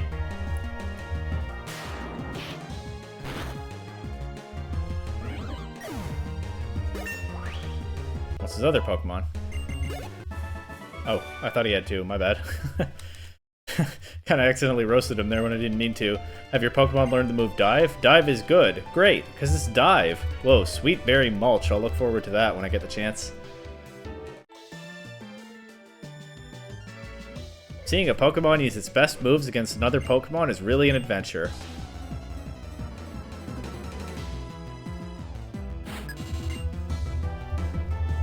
Mola. Okay. I think this thing's physically bulky. I don't remember its stats. But I don't think Fly will one-shot, so let's just air slash it. Flinching could be good. Critting could be good. We get a flinch.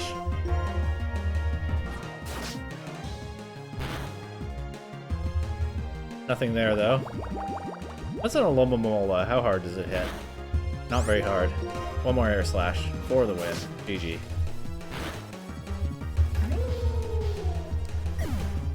Alomomola looks like it should give a lot of experience, and that looked like a lot of experience. It appears that my vacation shall never end. I wonder if that's okay. Is she just really captivated by this place, or did she get fired? Anyway.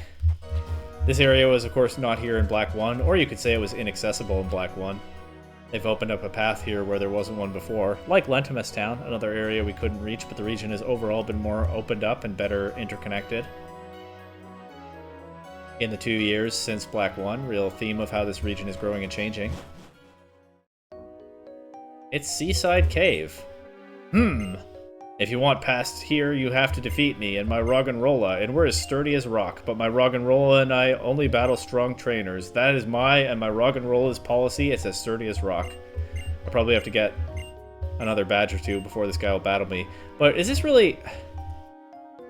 Not to start a police in the Pokemon world discourse, but this guy can just block a cave. This guy can just block a tunnel that people use because he doesn't think people are strong enough to battle him and get through, and nobody does anything about that. This guy gets to just do this. I guess even if the police are around, they're all using like Growlithe and Lillipup, so maybe they can't beat him. That's a funny headcanon. He gets to do this because the authorities can't stop him. Well, I'll be back.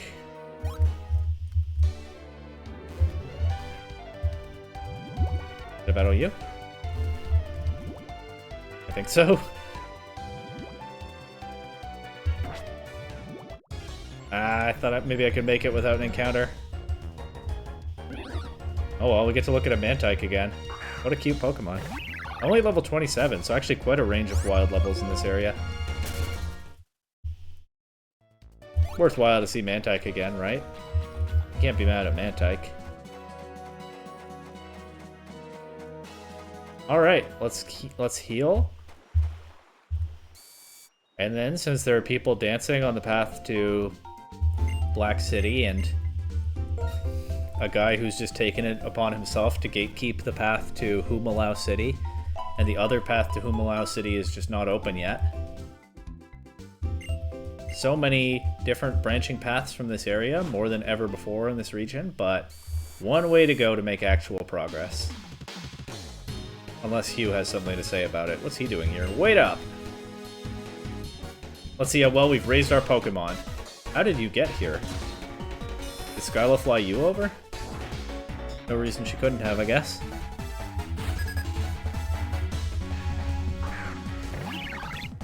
Okay, we'll start with an Unpheasant battle.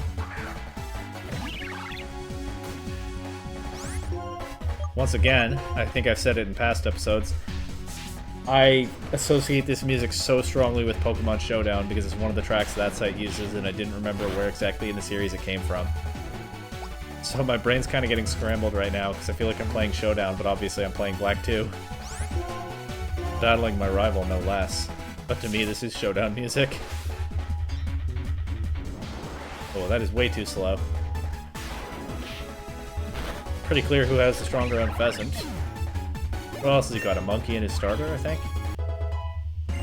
Well, we know we have the advantage over his starter. This is that one. Best starter in the game. My favorite in the whole series, in fact, but probably not going to measure up too well in this situation. Oh, he's setting up with Coil. Okay. And he's faster, so we'll get 2 before this fly comes out if he wants. That could make a difference, but we could always super luck crit through this. You know what? I shouldn't have slept on Superior, though.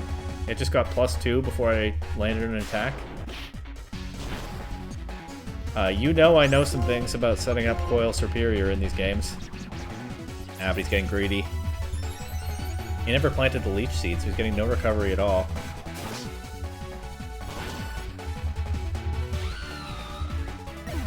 I know some things about setting up Coil Superior, but I guess Hugh has to go back to school. And there's his monkey. Okay. Can I complete the East York sweep?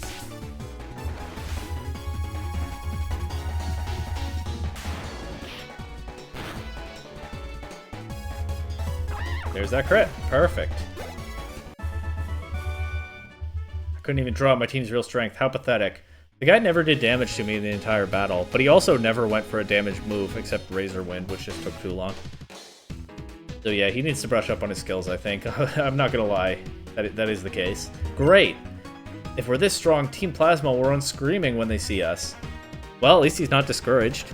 He's just glad I'm on his side. I won't let him get away, though. Her purloin, I'll get it back for sure.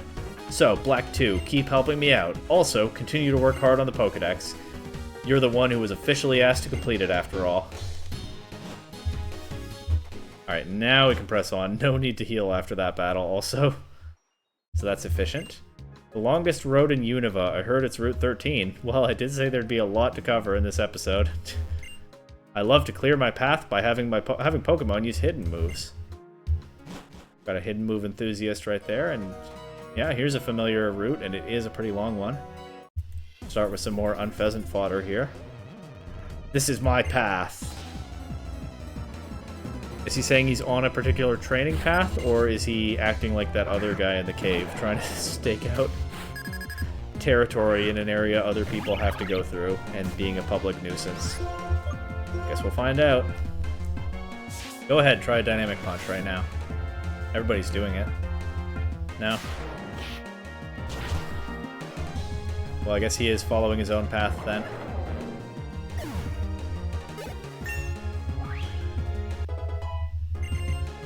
Feather Dance. That's actually kind of reasonable, because I could use that in Roost, right, to really slow down an opposing physical attacker. Is it worth dropping Air Slash for Feather Dance, and having Fly as my only flying stab? It does kind of get me into some weird situations where battles are slowed way down. It's also really rough if East York gets paralyzed or confused, because Quick Attack will be the only other attack I have. So my choice is 2 chances to fail or just weak attack. Or I can switch Pokemon. Yeah, let's just drop Air Slash for Feather Dance. There are some situations where it could be really, really good. I don't know if I'll ever actually click it, but it's worth a shot. Worth having the option for now. Now he says this is everyone's path. I guess he was trying to stake out his territory, and I set him straight. Go forth on your path. He's on the right path now, I suppose. Hi-ya!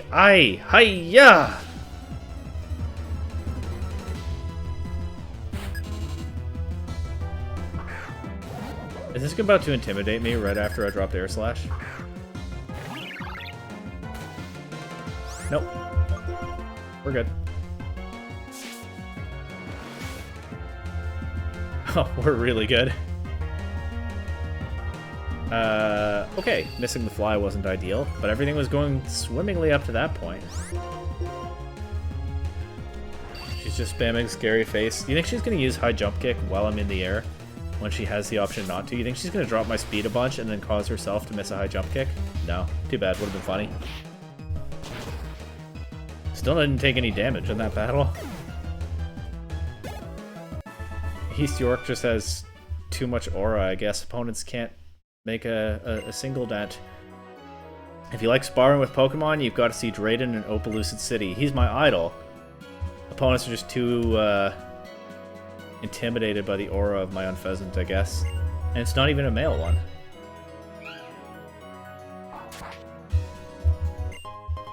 Purloin is useful at least one more time. It's nice to come through here in the fall. Look at those red leaves all over the place. Behold my impressive physique. It's fitting of an ace trainer. Yes, when I think ace trainer, I think impressive physique. I think impressive Pokemon would be the bigger thing. Another Delcatty. You got Delcatty in this game?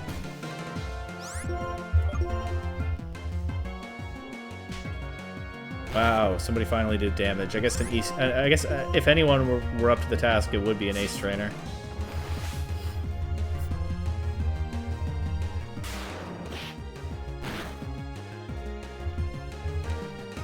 Let's see if we can knock this out with Quick Attack. Speed things up a bit. Nice. Electric. Scary.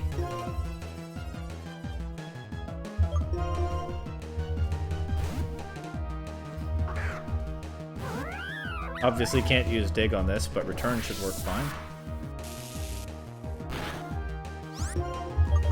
No para. So far so good.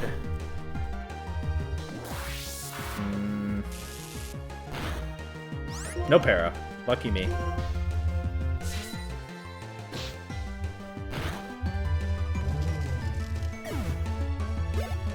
Alright, East York grows to level 45. Let's not have one Pokemon run too far ahead. Although I'm glad my Unpheasant seems to be strong again. You can do all sorts of crazy stuff as long as you've got energy. Crazy thing I want to do right now is swap my Lopunny to the front. Give him the experience. Nope. The lucky egg.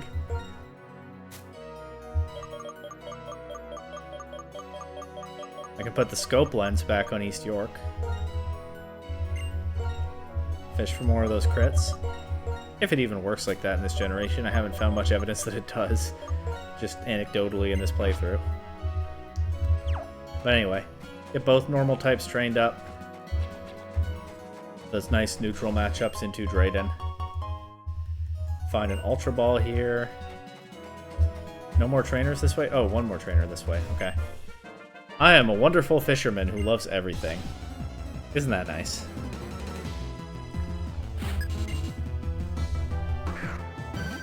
Vaporeon. Cool Pokemon.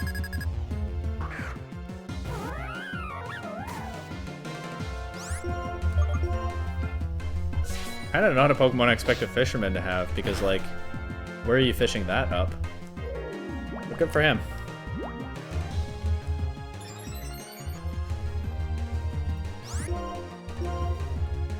The acid armor could be a bit of a problem to deal with. Probably not, though, and the luck continues as we dodge muddy water. Knock that out, no damage taken. I definitely feel strong enough to take on Team Plasma, that's for sure. The way these battles are going. I even love a disappointing result. This guy's just so happy, he's high on life. I want to go deep sea fishing using the Royal Unova that leaves from Castelia City. Go for it. What are they going to say now?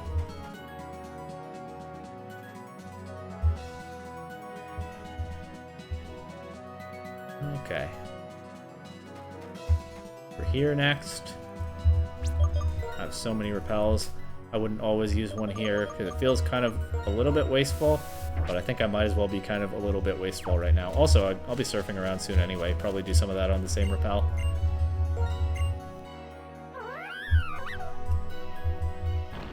Luckily, I need... It's another one where it sounded like his cry was cut short. Luckily, I need strength to get through Victory Road, so I've made sure to have it on my team. If I can use it here. Will I do anything with that red shard? Who knows? It's not impossible. That move tutor takes them.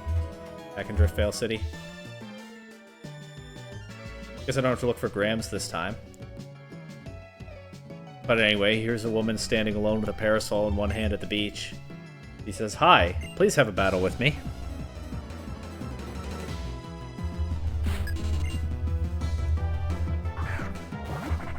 Parasol ladies love using cast form in this game, huh? I mean, it makes sense. And it's weak to jump kick. While it's in this form. There's no weather going around naturally on this route. Cast form goes for Sunny Day, turns into a fire type. It'll just drop to a strength though, no need to wait out dig. But there we go. We'd seen the rain form already in this playthrough. I don't think we'd seen the sun one. Hopefully we'll complete the set with the hail one sometime. Why is there not a sandstorm cast form, I wonder? Don't know if there's any reason for that. But that's how it's always been.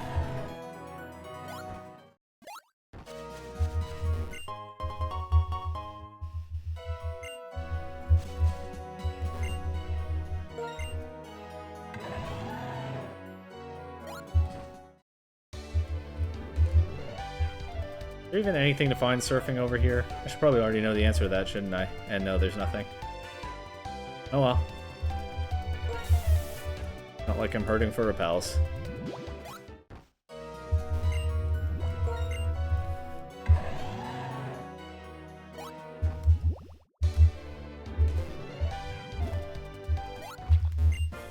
Hey, what kinds of great Pokemon have you caught? Oh, well, let me show you.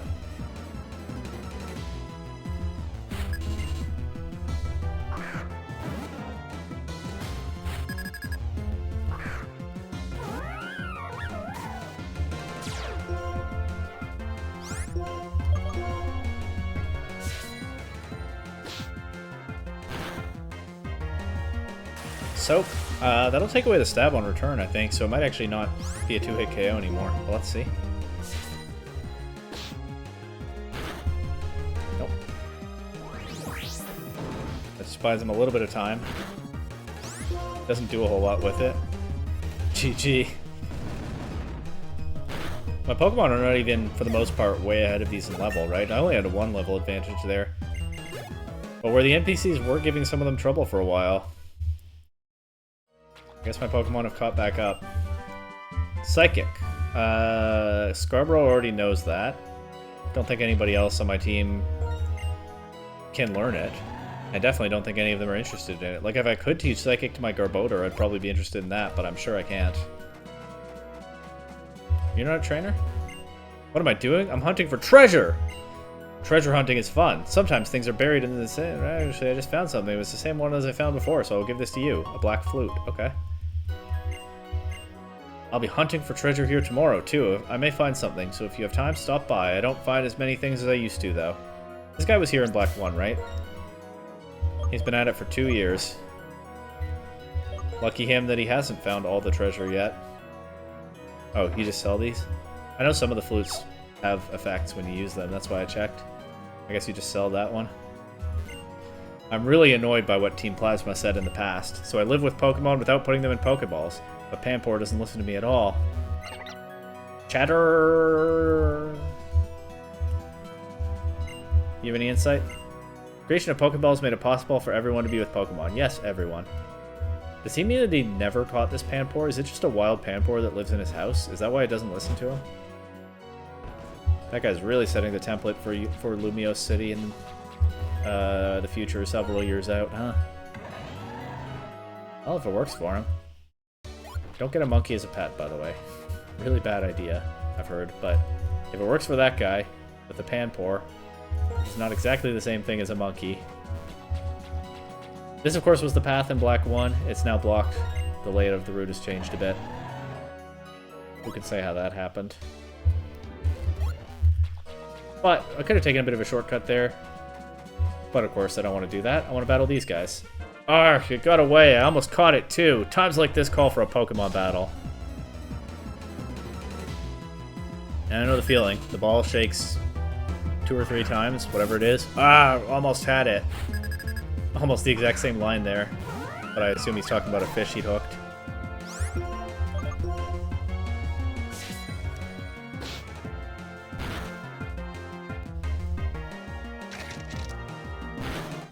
Okay, Etobicoke clutches up against the Crunch, was that? No Aqua Jet coming out to finish the job, so we knock out that Basculin, but what's his other Pokemon? Staryu? Might be able to one-shot that.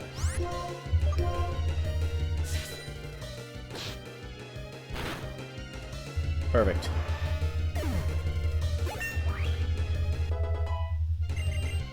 After you, not really useful in this playthrough. Funny move, of course. Not of much interest here. You've got to remain optimistic if you want to be a good fisherman. Even if your catch gets away, there's no use crying about it. Hey, it's like playing VGC. You're going to lose a lot, but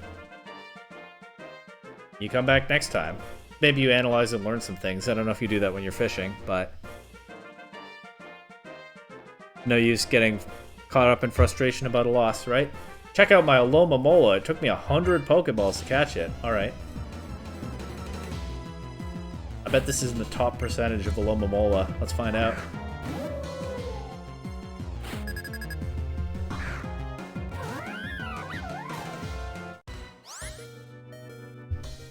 Sorry, 1 second.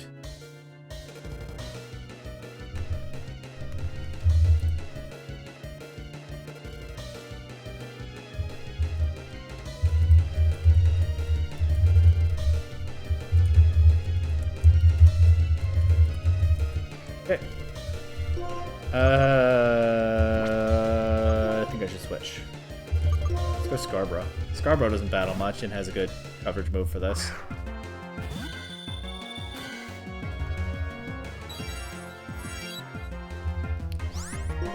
I feel like Gothitel's Cry, especially in this game, how it comes out and makes that kind of bell chiming sound and then lands on the ground and chimes again.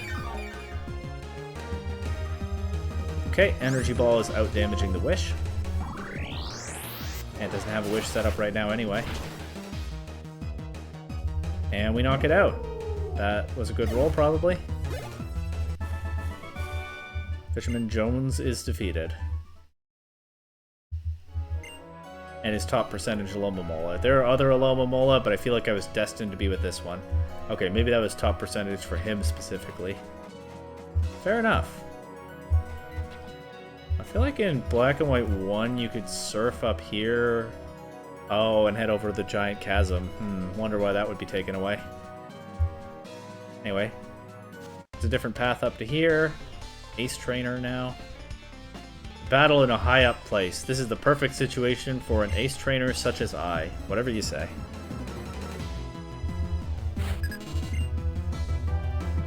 Lopunny. Let's stay in and jump kick.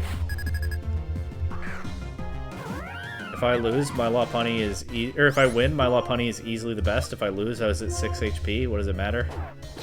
He gets no bragging rights regardless. Oh, get greedy and go for that agility again. Let's see it. He didn't. Well, my Lopunny was only at 6 HP. What did you expect would happen? That's not impressive at all. This would be a good time for a quick claw activation. Oh, and we get it. Look at that. My Pokemon have such strong convictions.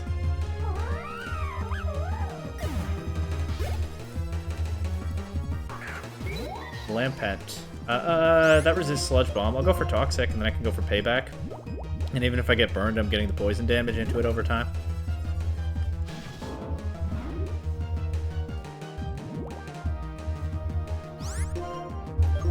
Here we go. Garbodor doesn't have much coverage, but it does have this. That actually just KOs. Okay, crits. Didn't need the Toxic, I guess. To tell the truth, I'm actually afraid of heights. I'm glad I got to read that one. That's funny. Overcoming one's fears is an important part of being an Ace Trainer, but still, I hate being up so high. Oh, so she's doing some intense training up here. That's neat. Good for her. Everybody's training hard in this part of the region. It really comes across in some of this NPC dialogue. People here... And it makes sense, I guess. We're not too far from the league, at least proximity-wise right now. People here are not messing around. Good training for my team, of course, as we get into the home stretch of the Team Plasma plot. And we'll soon have to deal with them once and for all. After things get somewhat more heated, or a lot less heated very quickly, if you will.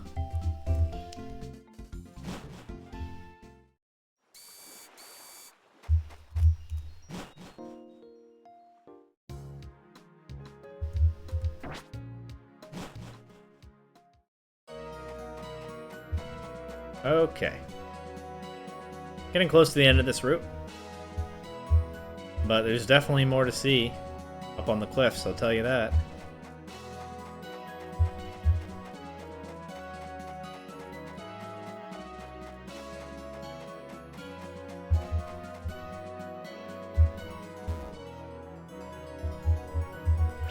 I have Cut with me right now. Oh wait, I should go this way first anyway. I was gonna say, why would I skip that trainer battle? But actually, this way first.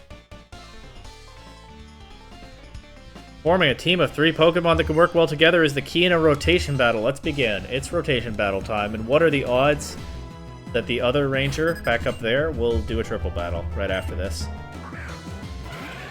This guy is a team that would fit in very nicely in Chargestone Cave. What do I do into this? Surf? I mean, it hits all of them for at least neutral. There's more than can be said for anything else I have, I think. 2 of these resist flying, 1 resists normal, 1 resists ground and fighting. I guess X Scissor would be neutral into all of them, but why would I not just Surf instead?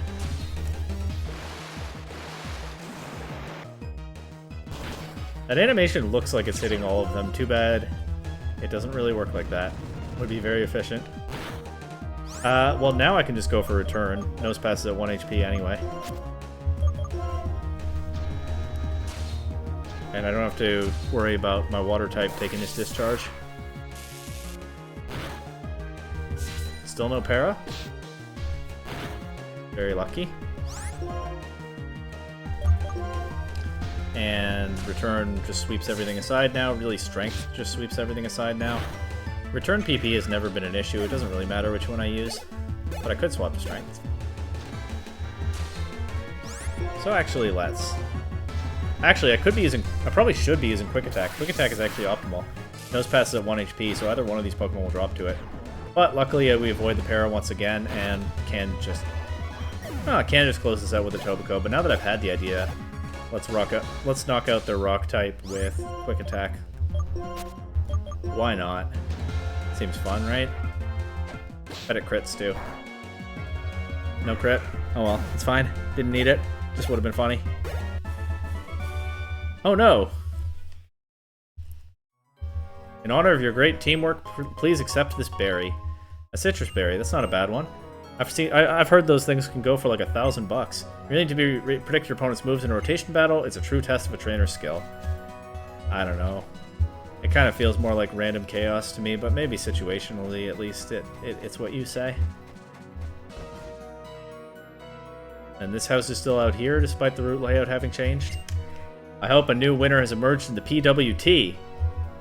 Oh, you're talking to a PWT winner right now. Ta-da, it's me. I'd like to go to Pokestar Studios. I haven't been there in a while.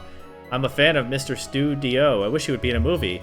Well, you know who is in the movies? Me. Go watch my movies. Drive up those box office numbers, and then watch me in the PWT. Go see me in a musical if you want. I do everything. No wonder I have like 20 hours in this playthrough. This Pokemon used to deliver mail to everyone. I know. I'll give you the power lens. I know. I'll give you the power lens this Pokemon brought me. I read that I know like they thought I was skeptical, right? Like, I know. Isn't it crazy this Pokemon used to do that? But no, they just meant I just had an idea. Power lens. Never using that. But if you're EV training, it's good, obviously. I'm just not. Doesn't matter to this Pokemon, even if it doesn't battle very well. Reek. Well, I'm glad that Wingle's having a nice retirement. After a hectic career delivering mail. With the occasional mishap. That was surely not Wingle's fault, but still needed to be remedied.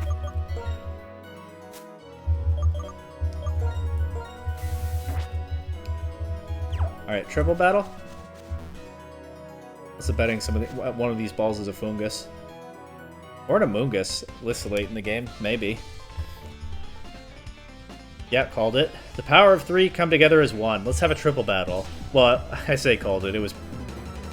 There's a clear pattern at this point in this game. I don't really deserve much credit for that one. And this team looks like it would fit in nicely at Reversal Mountain.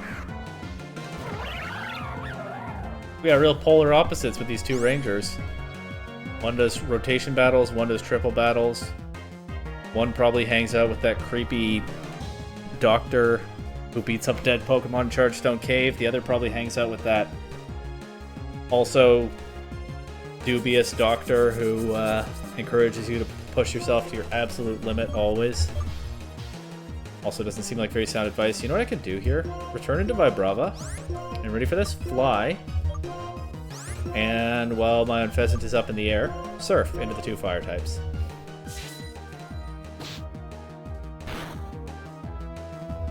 We knock out Vibrava. This might only be a 1-turn triple battle. See if this Fly even gets a chance to connect, as Surf comes out into 2 fire types. Oh, the Flareon does actually take it. So we will go to turn 2 here. A lot of damage, though. And Flareon doesn't do a whole lot back. I think the speed drop just means that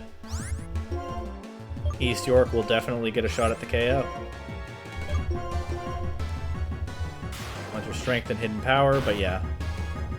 Each of my Pokemon knocked out the opponent in front of it. Nice, light, easy work. Couple of level ups too. Very good. What great teamwork that was. See, she agrees.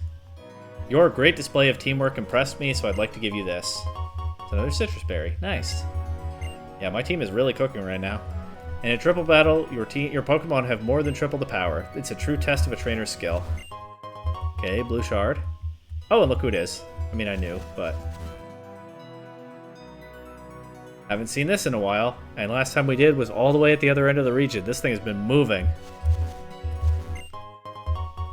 No fungus. Both are just items. I guess there are a ton of items in this game. They need to plant a lot of them sometimes. This leads to Giant Chasm, but of course the boulder's on the other side, so we can't go that way. Again, can't have us going there just yet. Cabra. I will not be using Cobalion on my team this time. But I might as well take a stab at catching it. How am I for Ultra Balls? Are they still just in the item pocket in this game?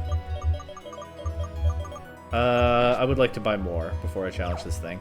Let's take a quick detour into that town that I'm not sure of the name of. And be interrupted by Professor Juniper and Bianca. Hi there, Black 2. Hee hee. I used Fly, so it looks like I beat you here. Well, that's not fair. I haven't been here before. Thanks for your help in Reversal Mountain.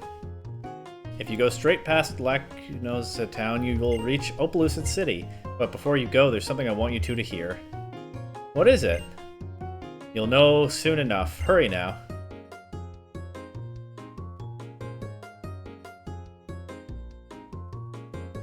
It's that old lady who tells the story. You must be the ones who want to hear the old tale about this town? That's right. Please tell us. Alright, my dearies, please come in. If we came here at night, would we have to go in before talking to her? Because people in this town don't go out at night? I'm not sure of that interaction, but it makes sense that it would go that way.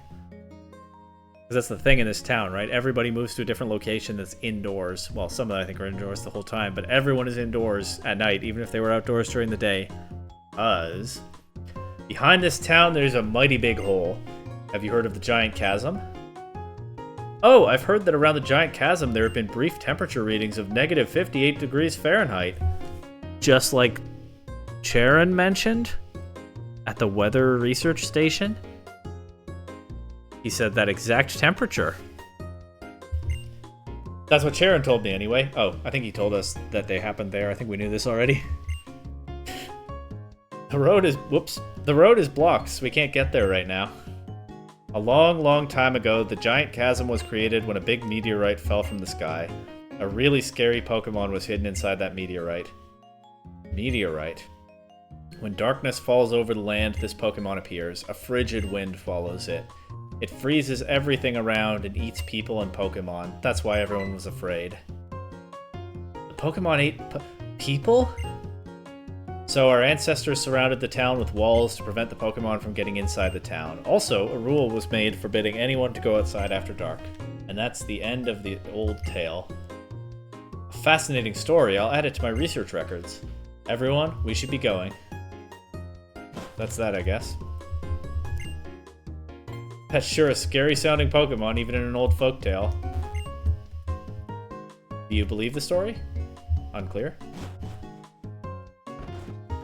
Bianca had better be glad, though, that her friend Black from 2 years ago is still alive, because he faced a scary Pokemon in this area and did not manage to defeat it or capture it. He was himself defeated. Fortunately not eaten, though. Wasn't that an interesting folktale? The Pokemon's true identity may be unknown, but the power mentioned in the story is incredible. I know. The power to freeze everything around it could even rival the power of the legendary Dragon-type Pokemon. Yes, Bianca, it's almost like Zekrom, who scorched Unova with intense lightning long ago. We don't care about Reshiram in this version. In the other version, I'm sure we'd talk about it here. By the way, Black 2, do you remember the story of Zekrom? Oh, this muscle in Black 2's mind has been itching for a while, as I've been cooperative for the sake of making the story go. Do I remember the story of Zekrom? No. Oh, Black 2. I even told you a little about it in Lentimus Town. Zekrom is a legendary dragon-type Pokemon that lends its power to the person it recognizes as a hero pursuing ideals. It has a black body and it can unleash fearsome lightning. Professor, do you think there's a connection between the Pokemon from the old story and the legendary dragon-type Pokemon? ... The meteorite. The meteorite? Zekrom was revived from a rock called the Dark Stone. They're putting it together. Let's suppose the meteorite from the story and this stone are one and the same. Take into account that elements from the same era were found in Dragon Spiral Tower, where Zekrom was, and in the Giant Chasm. It doesn't prove anything, but it could be a piece of the puzzle. Let's not write it off as a coincidence just yet. If your theories are true, it should be a really strong Pokemon. What kind of reason would there be for it to only come out at night? Like, if, it doesn't like sunlight or something like that? Until we look into it more deeply, it would be hard to say anything about that. Now that I think about it, the name Lacunosa could be derived from I don't know how to say this even now. This is not helpful to me. Lacunosis clouds, which are clouds that resemble a net or a fence. I wonder if the name is related to the part of the story where they built walls to protect the town from that Pokemon. Sorry, I rambled on a bit, didn't I? Black 2, could you ask Drayden about this if you get a chance? I'm going to do a little field work. Bianca, help me out, okay? Sure thing. Oh, just so you know, Opelucid City's mayor, Drayden, wrestles with his Pokemon to toughen them up. Professor Juniper, wait up! Why did she tell me that? Is it supposed to intimidate me? Why is Bianca trying to intimidate me? Alright. Oh, maybe everybody's inside already. It's sunset, so I'm not sure how that's handled with their schedules. I actually think maybe we would talk to the old woman somewhere else and not her house if it were daytime. But it's not daytime? Evening? I don't know. Of course it's dangerous to go out at night. Maybe you should stay inside during the afternoon too, then there's no danger at all. Oh, it only... Well, how do you know you're safe in the morning? Maybe it stayed out later than usual. When you think about it like... Okay, no, it's not. We're not in night mode yet. But when you think about it like that, is any time safe? My Pokemon just runs around on its own. Maybe it doesn't need a trainer? Does that old lady have a pool on the roof of her house? Can she use that at night? Probably not, right? That would constitute going outside, I think. My granny loves old stories. I'm always having to listen to her really, really long stories. Well, that story was not that long.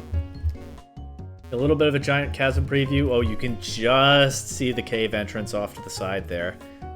Just barely. Hopefully Black 2 will not have to step up where Black failed, right? If the Hero of Truth couldn't handle that creature, I sure hope this guy never has to see it. You got a metronome, the item, not the move. Just barely make out the cave entrance from up here. What scary thing could come out of that cave? Gahoo! Gahoo! Do we ever get an explanation for Kyurem not coming out during the day, only at night? I mean, I think the obvious inference I could try to draw is like... Kyurem is the leftover husk of a dragon that emitted massive amounts of energy. Reshiram and Zekrom still emit massive energy. Kyurem does not. It's kind of the opposite. That's why it's an ice type and its body's frozen. So maybe it's like averse to that massive energy that comes from the sun. Except under the right circumstances, where with the DNA splicers you can return some of its power back to it, or whatever exactly the relationship is between Kyurem and the old dragon. But yeah, maybe it's... I don't know if we ever got an explanation. I'll keep an eye out, but maybe it's as simple as that. Like, Kyurem just can't handle the energy from the sun when its own body is not built for that anymore after the other two dragons have split off. I don't know if I'm saying this optimally, but you can probably follow, right? The walled layout of this town is pretty neat. We can run around on the walls and check some stuff out. This cop is just as bored as he was 2 years ago because he's still in a town where nobody goes out at night. That hasn't changed. The big monster that comes out at night is a Pokemon, right? It must be a really scary Pokemon if everyone believes the legend and follows these rules. Yeah, I wonder when the last time anyone saw it was. Welcome to this town. In this town, people live as methodically as clockwork from morning to night. If you live your life soaking up the sunlight, you can sleep very well at night. Makes sense, because nobody wants to go outside at night. Might as well do that. Things that way. Between the lifestyle and the walls, yeah, this whole town is set up for a very practical function, which is grounded in old myths and stories, so that's kind of neat to begin with. But also, it's a nice little bit of world building, right? This town has some real character to it, and all of it is grounded in that story. And I guess I stumbled onto a Yancey spot. This does look like it would be a Yancey spot, doesn't it? Strange Pokemon are your favorite, Black 2? Did I say that? That strange Pokemon are my favorite kind of Pokemon? I guess it kind of fits. I like cute Pokemon, I like cool Pokemon, I like a lot of kinds of Pokemon. I think I said that when I was filling out the survey. But I do like a lot of strange Pokemon. I do have a soft spot in my heart for Sigilyph, Stunfisk, Cryogonal. Heck, my favorite is Gengar, and you could call that one strange. Strange Pokemon are quite popular among many of my friends, too. ... Oops, blah, blah, blah, blah. She's gotta go back to work. Okay. I've been hitting a lot of Yancey spots lately. I guess they've put them in pretty obvious areas lately, like right in the middle of a narrow path, or dead center under that bridge or something. Places I would kind of tend to go anyway without actually looking for Yancey spots, which I'm not looking for. But I guess in this area, that's why I've found so many of them lately. You know what I've probably missed on the last couple of routes? Hidden grottos. There must have been at least one hidden grotto that I've missed in this episode, right? There are a lot of people in the world, and there are just as many different characteristics and ideas. Yep, important to the themes of the game. Let's get a heal, let's buy Ultra Balls, let's go take a stab at catching Cobalion, because why not? It's right there. I don't even have 7 badges yet, and a legendary Pokemon has just offered itself up for a confrontation. I don't even have to go deep into a cave to find it. Or a forest. Every gym badge tells the story of a hard-won victory against a worthy opponent. Alright. I think the Psychic is also somewhere in Black 1. I don't remember if they're here, but...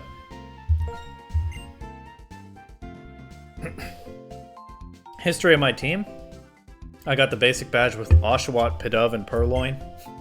Purloin gets to be along for the ride through, I think, all of these so far. Even though it's never really been a member of the team. I got the Toxic badge with Duat, Pidove, and Purloin.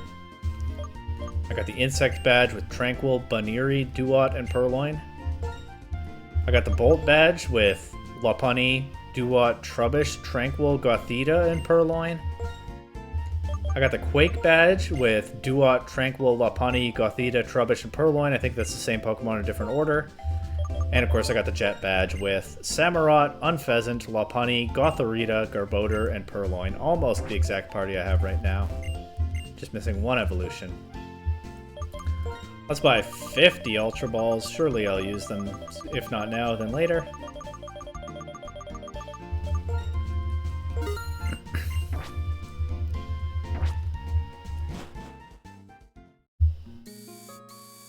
And off we go. Any hidden grottos back here? Maybe there's something toward the cave that I can't get to yet. So maybe I actually haven't missed any accessible hidden grottos. Can't think of many other places on this route that one would be, but maybe I've missed something. I'm not gonna go on a wild goose chase for one when there's a legendary right here.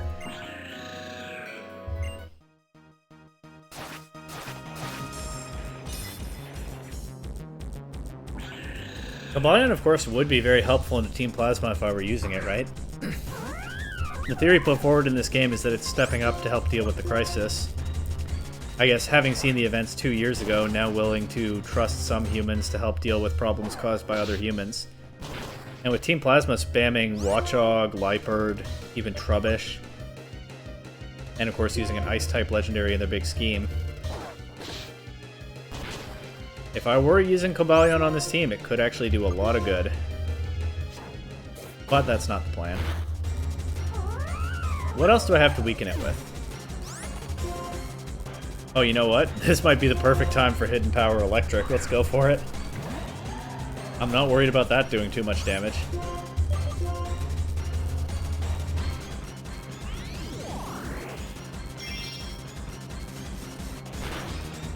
Oh, with that crit? Did just the right amount. How about that? What a letdown that move has been, but not in this one specific situation.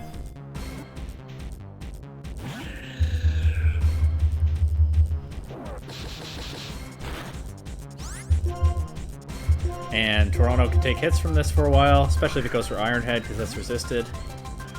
Take hits for a little while. Not crazy long. And no need to take crit hits for crazy long, because the second ball catches it. I still have over 50 Ultra Balls, don't worry. I will definitely find uses for them. There are plenty of legendaries to cash in this game. Well, we got Cobalion. It's going to sit in the box now and not actually help me save the region, but it's the thought that counts, right? It has a body and heart of steel. It worked with its allies to punish people when they hurt Pokemon. Worked, past tense. It did that in the distant past. But of course, it is here to do that again with new allies. And in a different playthrough, maybe I would give it that chance. But don't worry, Cobalion. I've got this. You can take a break. You've been at this for a long time. You can rest up. And trust that it's handled. Do I get a medal for catching a legendary? I haven't gotten a medal in a while. Great customer. I get a medal for buying all those Ultra Balls. This guy doesn't care that I caught a legendary. He just cares that I spent a lot of money. Well, that might explain some things about where this medal rally comes from and what it's about. That's kind of on the nose, actually, isn't it? Okay, I'm going to take a recording break. It'll make no difference to you. But the sky's suddenly going to get darker or lighter, depending on when I get back to this. And the music might sound a little weird. See you in a moment. Well, between recording sessions, I looked into how to pronounce the name of this place. I think Lacunosa was actually pretty reasonable. Maybe Lacunosa. But I don't know why I got so in my head about it. I was on the right track. I am playing at night to see if any scary monsters come out of the giant chasm. Not really having the intended effect as all these people are still hanging around here. I think maybe I have to leave the town and come back. Or at least go into the Pokemon Center and pop back out. For them to not be here. Let's see. Even though I just booted up the game, you'd think it could handle... Sure enough, the street's deserted. Pretty eerie. Let's get up on the wall and keep an eye out.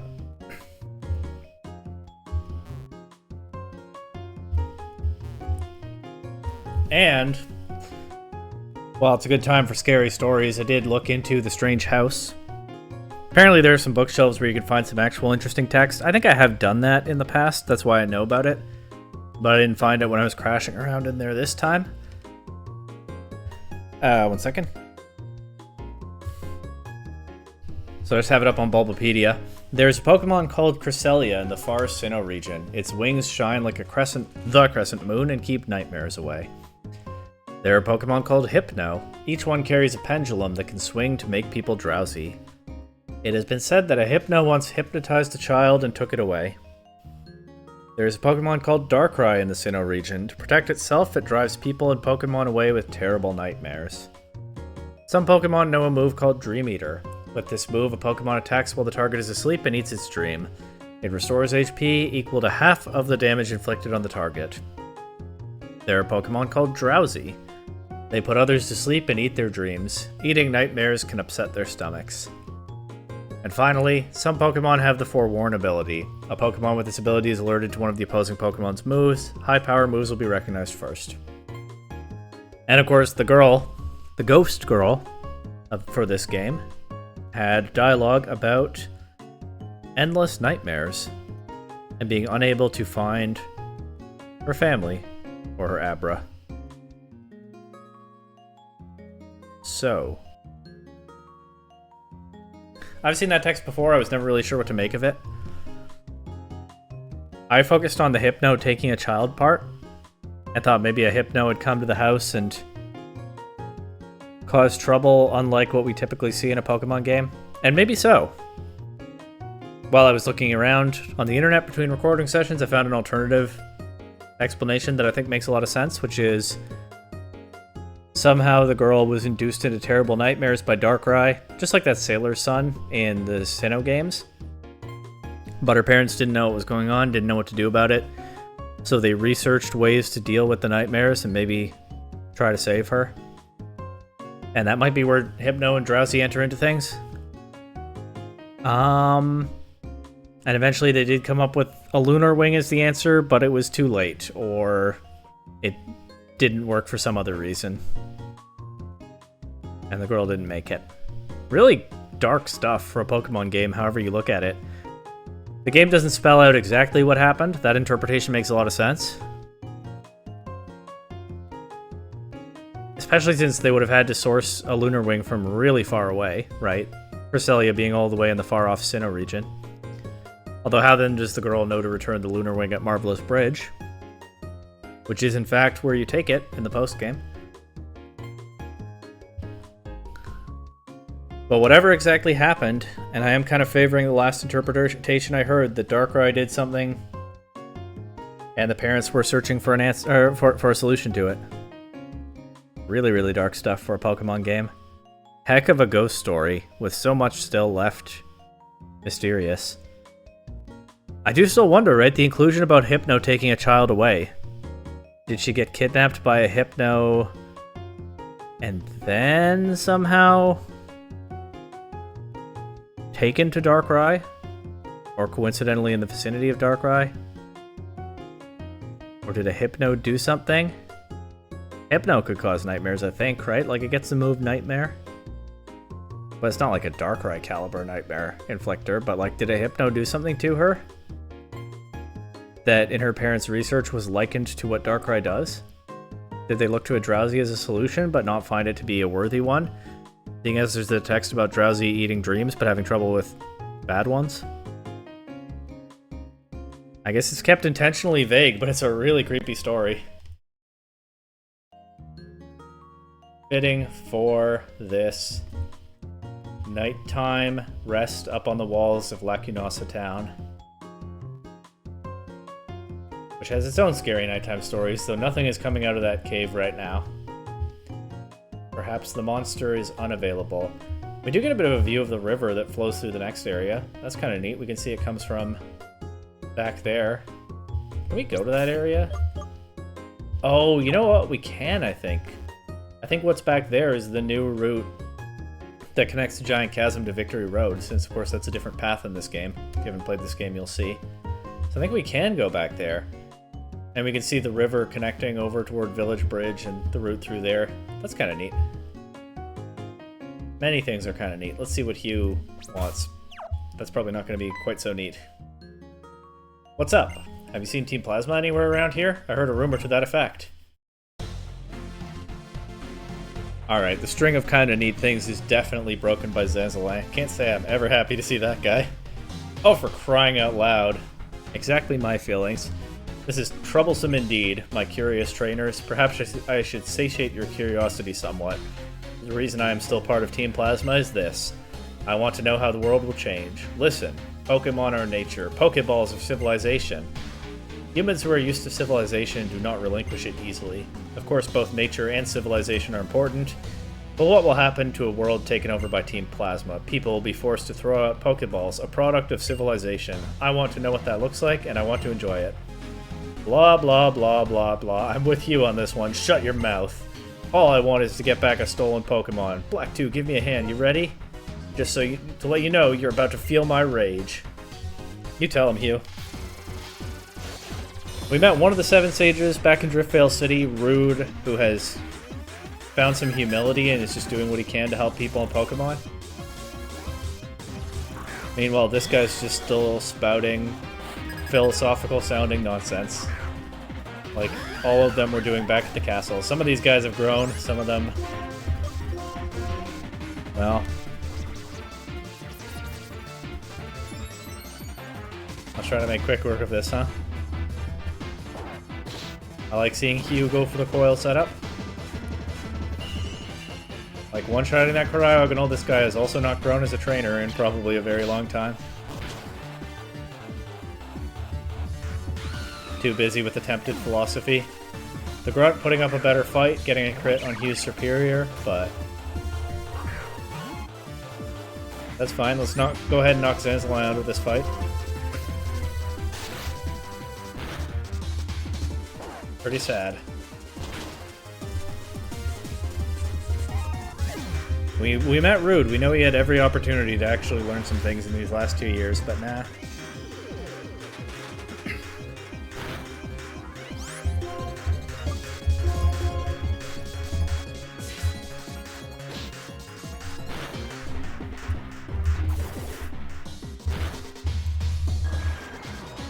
The Grunt's not so bad, but still can't handle the 2 of us by himself.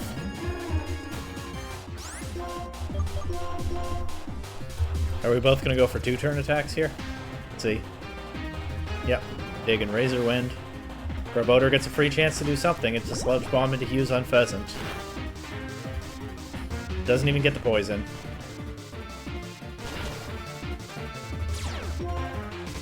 Unfortunately, I'm pretty sure Razor Wind is special, so we haven't just helped it here.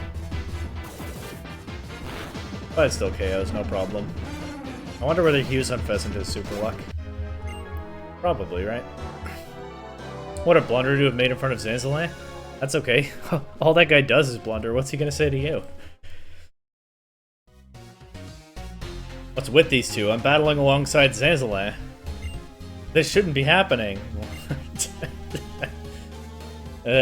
These trainers remind me of that one from 2 years ago. More important, we must continue our search. Like that scientist said, it might be an Opelucid city. We'll play with you again later. Wait, they were coming from the direction of Opelucid City.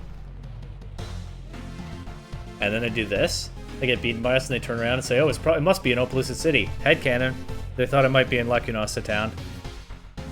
But they couldn't get past us to actually search here. They're trying to save some face. Sadly, they're right. It is an Opelucid City. But, yeah, why else would they be coming in this direction? I see right through you, Mr. Fake Philosopher.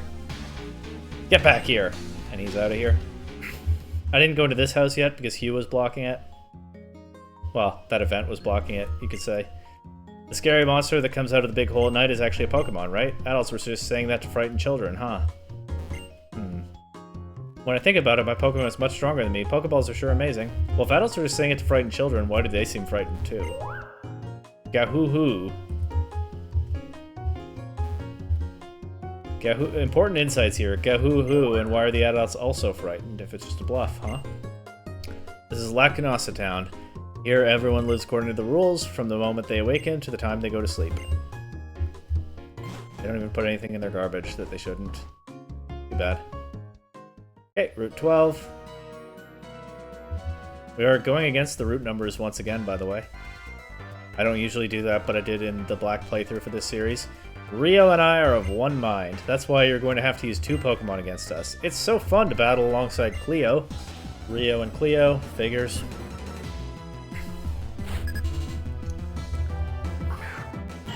Roselia and Roselia, okay. These could have Poison Point. But not much use worrying about it.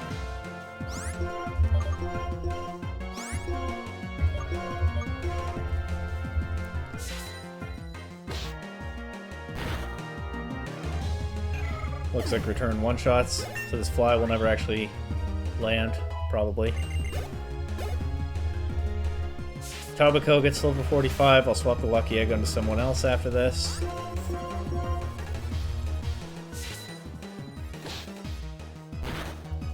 Will I? Yeah, let's. Give everyone some good training ahead of the gym. Let's go with York next. York doesn't battle a whole lot, and maybe... oh. I'll have to beat this guy first. Travel the uneven road to hone yourself. You've got to train your guts. It's an interesting positional setup there where this can happen right after I battle those two. All he has is a Heracross. Too bad I don't have bounce on my Lopunny. But this is no Bois. I think we'll be okay. Anyway, maybe Toxic Spikes will come in handy against Drayden. Uh-oh. Okay. Oh, might get a KO. Maybe Toxic Spikes will come in handy against Drayden, so might as well train York next, I think.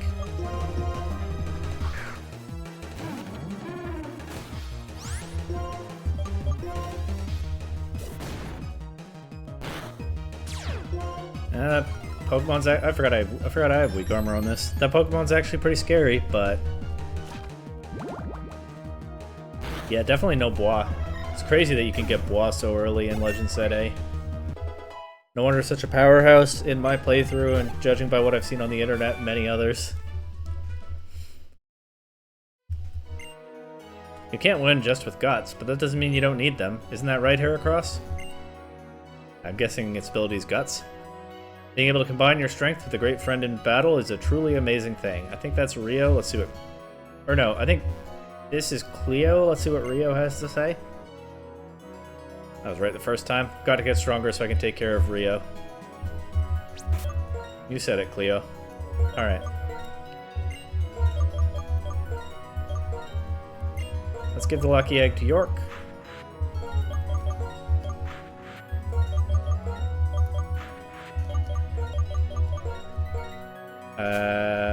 And I guess the amulet coin to a Tobacco, since it's not like a Tobacco can use the Quick Claw.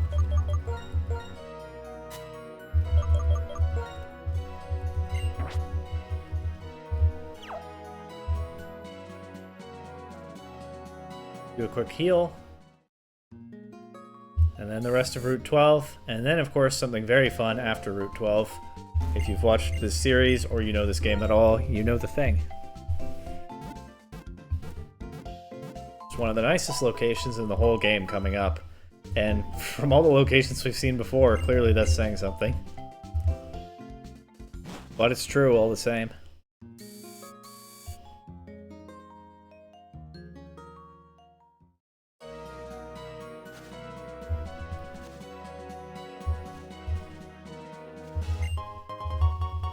Okay.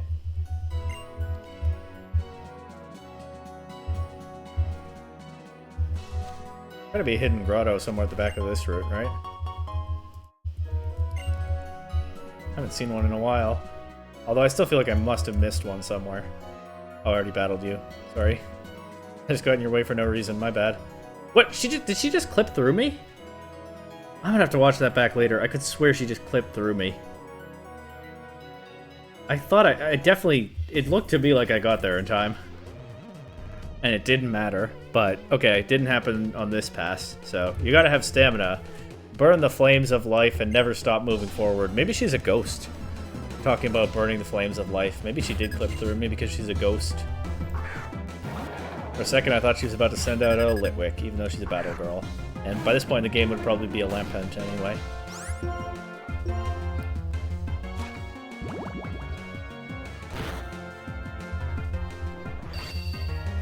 Okay. I don't have the Quick Claw to make up for Scary Face, but it's probably fine. What else do you do? Someone finally lands a dynamic punch in this episode. That's an awesome animation. It's not awesome damage. The guaranteed confusion is not ideal. Nor is the weak armor, because, you know, if I hurt myself here and then it lands the next one, the damage adds up for sure. But that's not what happens this time, at least. Now, unfortunately, Garbodor's just not very strong, and I'm already having to use 3 of my 10 Sludge Bomb power points to beat this. I should actually have my Garbodor beat this before I say such things, though, because this is losable. It's very losable. Oh, it was so very losable. Finally, someone landed a dynamic punch into a relatively difficult target for it, but it still paid off for them. What a shame.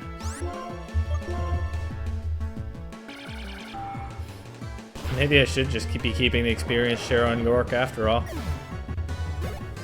That Pokemon probably is the weak link on this team as far as battling goes right now.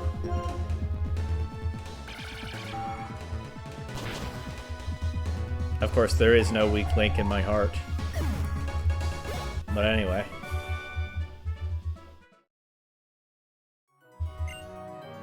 I was just joking about never stopping. You need to take a break every once in a while to rest your mind and body. Is that why you didn't clip through me this time and you allowed us to actually battle?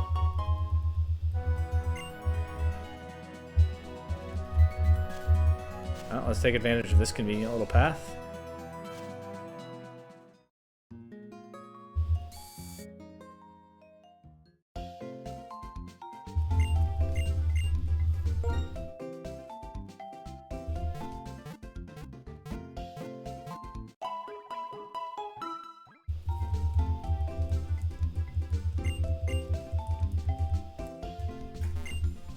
Oh, it's you, right? I talked to you already. I was like, what's this psychic doing here? Maybe they know something. But of course I talked to them already. I'm pretty sure I've talked to everyone in town. But I think I just missed that one house when I was doing the initial pass in the daytime. So even people moving around shouldn't mess me up here. PP up. Yellow shard. Still haven't found a tutor for that, so there's probably one somewhere. Same goes for green shards, of course. I think I got one of those recently. I don't see any hidden grotto back here. Okay. Wasn't there some kind of item? Oh, I think I already got it. Alright, well.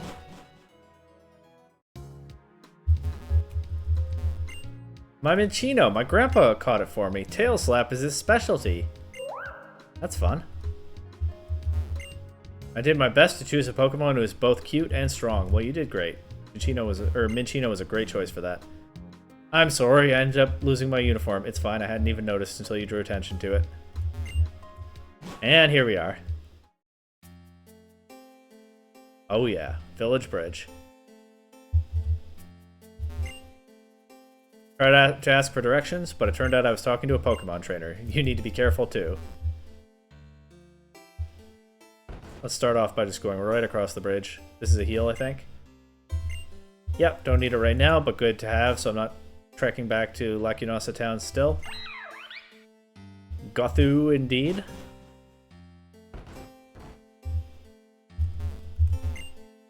I'll cross all the bridges in the Unova region, even the marine tube from Mandela Town. I am so looking forward to it. Alright, well that's the final word on that. The marine tube is one of the bridges. So actually, it's the best one. Sky Arrow is my favorite, that exists in black and white, though. Why don't we move into this house? Those musicians are always nearby, isn't that nice? I learned all the names of the musicians. Durlith, Aikman, Russo, and Kuntz. I don't know if that's a reference or anything. Sorry. Not my wheelhouse. Why don't we move into this house is interesting, though. Did I just interrupt a real estate showing? And if so, why is it only these two in here? In an open house, but the realtor stepped out for a moment. The one time in the series it's actually totally justified that you just walk into people's houses, because that's what's going on here in this one right now. Who knows? Nobody in here. Okay. Maybe this guy lives here. If you've played this game, remember this guy? Wait! I've been waiting for this day. You're the 1000th opponent. I've got a 999 win streak. Be my battle opponent. Early game Black 2 would say no, but he's experienced character growth. Yes. Gwahaha! Even though you're just a fledgling, you'll still be my 1000th win in a row. My favorite thing about this guy? His name is Stonewall. Gentleman Stonewall blocking the bridge. A lot of people blocking things around here, trying to claim their turf and talk up their big win streaks. I don't have anything good for this, so we better switch. I guess this guy's part of a larger pattern that's largely silly and annoying, but it's hard to be mad at Gentleman Stonewall. He's on a 999 win streak, you know?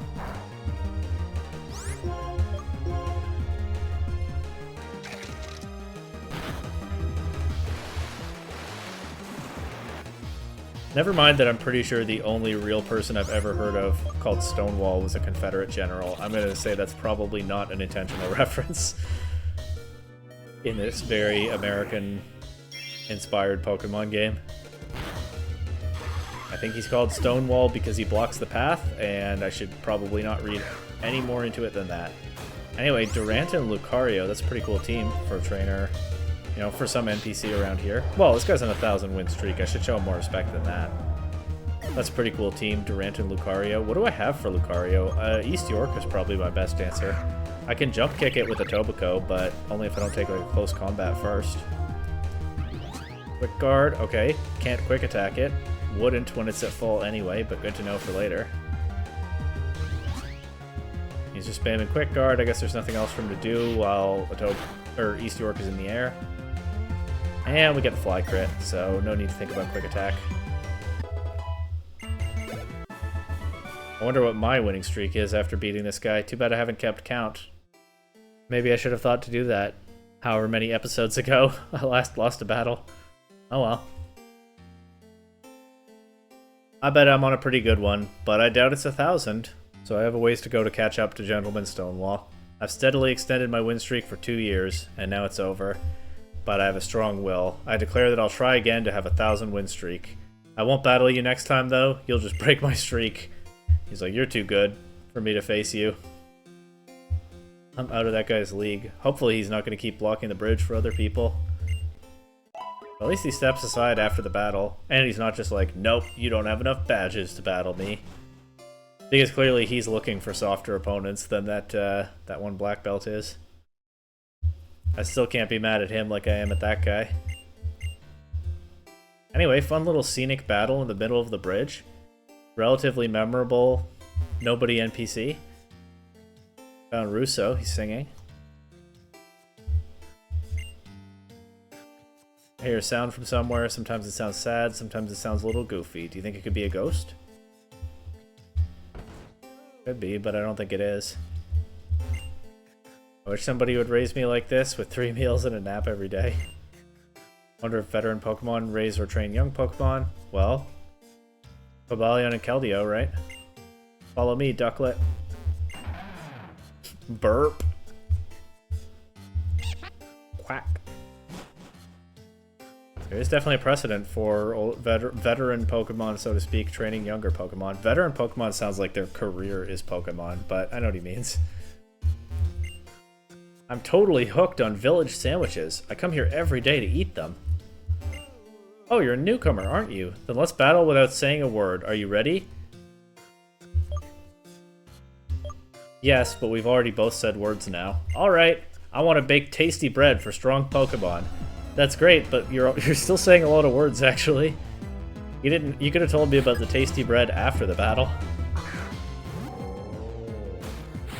Wow, she would have broken Gentleman Stonewall's streak.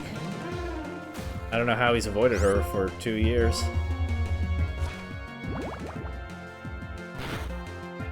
But he would not... He might not have that Durant anymore if he'd ever battled her.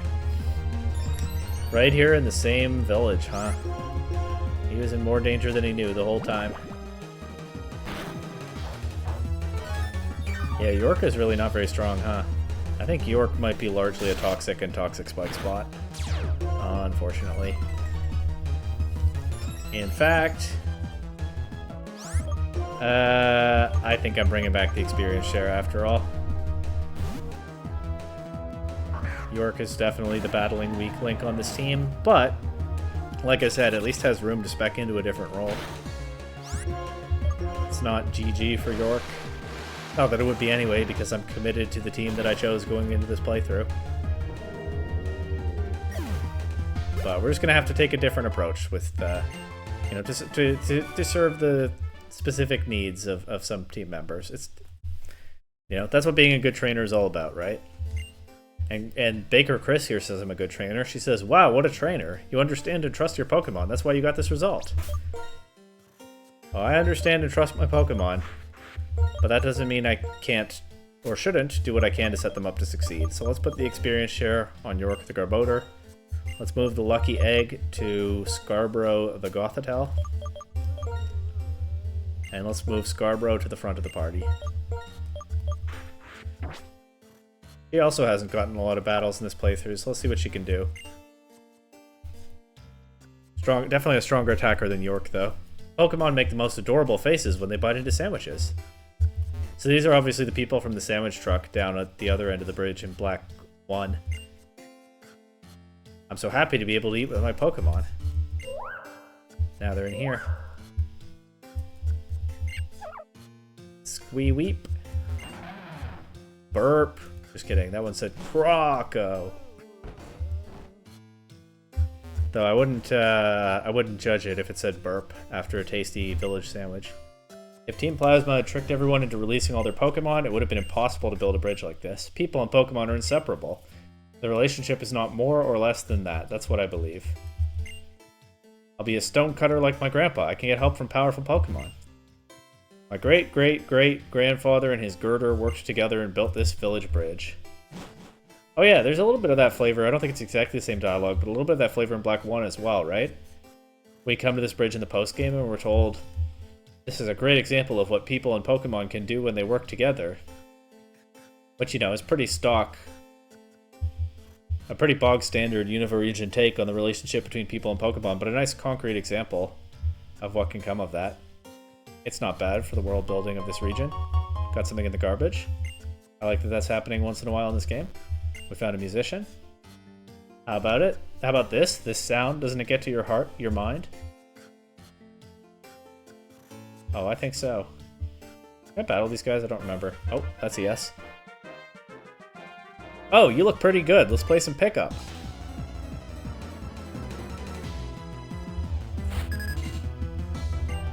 Oh, it's a triple battle. I think the other guy has a Magmar and 2 Magby, but I don't remember whether that one is triple or rotation. I don't have great Pokemon here for this. I'm gonna do the fly into surf trick again. I could switch, but I don't wanna. I'm gonna do the fly into surf trick again. Uh-oh, light screen. That's gonna make the surf less impressive, I suppose. And also this psychic that I clicked into Electabuzz.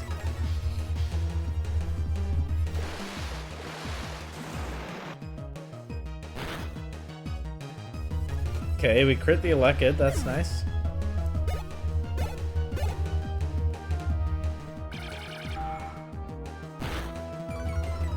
Special defense drop is good, that'll help us get past the light screen.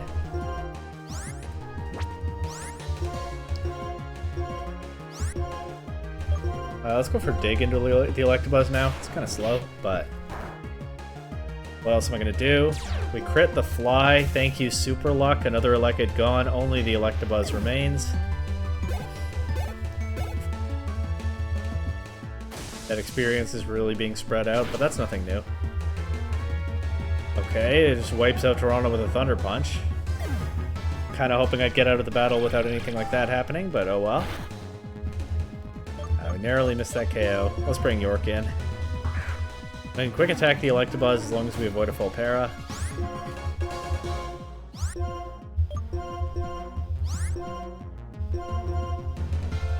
Perfect.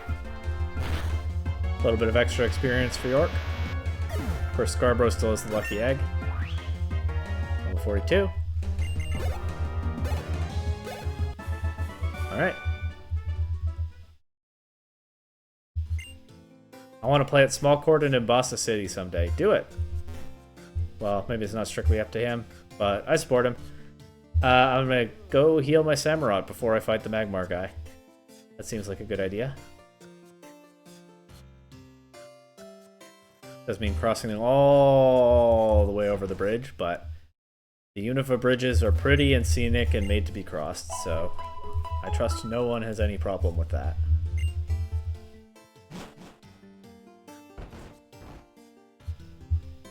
Actually, let's go around this way. I mean, I'm gonna want to go all the way around anyway.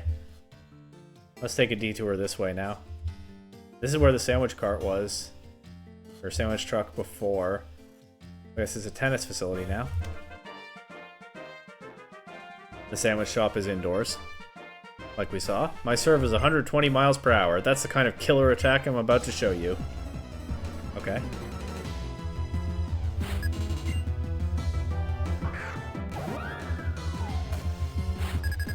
You know, I think York could handle this, even though it's not yet a fairy type. Would have been a good matchup for it, but oh well.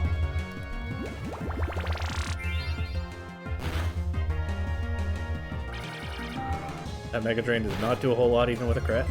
We get another Psychic drop, and that's actually pretty useful because Whimsicott took that hit pretty well.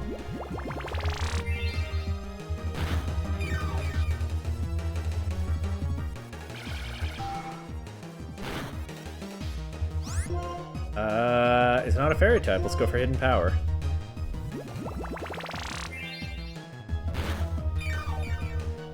Not a very impressive attack so far. But plenty of damage here.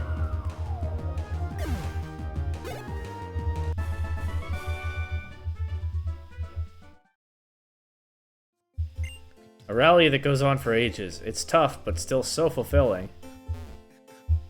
Do you have a Lilligant? Seems like the kind of place where that would happen. Watch my furious tennis footwork. You get it now? We're really tough.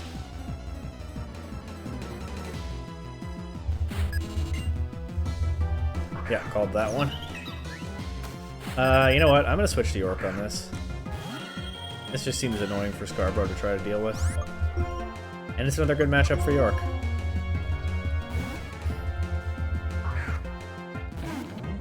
feel like my, yeah, we'll go for Toxic. Just to get around any special defense boosting shenanigans, or even like a sleep powder, as long as it doesn't connect right now. Oh, Teeter Dance shenanigans too, as long as we break through. I feel like the two Pokemon on my team that have done the least battling are getting done a little bit dirty right now, because the level curve has definitely just jumped up a little bit. So their teammates were rolling on the last couple routes. And now I do think York is definitely the weakest member of the team. I'm not kidding about that, but I think also the game got just a tiny bit harder. No big deal, obviously, but just a tiny bit harder, just as I was finally giving these two some very direct attention. And as I say all that, York hits herself in confusion 3 turns in a row, so obviously that doesn't help. There we finally go. Took quite a while, but there's the Toxic. Let's try a Sludge Bomb now. There's another Teeter Dance, of course. The self-damage would be annoying, but at least there's less pressure to actually hit the Lilligant with something now. Which is good. Because I believe that's... If you exclude the turn that York snapped out of confusion, that's 4 consecutive... I'm going to switch here just so that York doesn't faint when this experience would really be useful.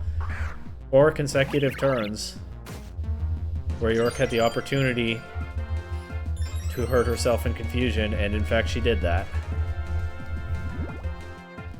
Maybe you can't learn some things through the experience share, huh? Anyway, let's chip this with a quick attack while we can. I'm not messing around with Fly after taking a Teeter Dance. It crits, it almost KOs. This is what, like a +3 or 4 Mega Drain? There's quite a bit of damage, but not enough to actually be helpful to this Lilligant. So another quick attack will get the win. All those Quiver Dance boosts, but it wasn't enough! And Smasher Amy is defeated. That Lilligant got a little scary for a while there, though. That Teeter Dance was way harder to deal with than it has any business being. Someday I want to play a doubles match with pairs of people and Pokemon. That's fun. Go for it. There are probably some Pokemon that could play tennis in a reasonable way. Gotta find the right ones, I guess. My favorite thing nowadays is to compete in the PWT. Like, the 3 monkeys would probably be fine for tennis. That's probably a good starting point for that idea. There might be other options. I thought this guy might be a musician, but nope. A high-level battling technique is art in its own way. He is an artist, I guess. But he's not one of the local musicians.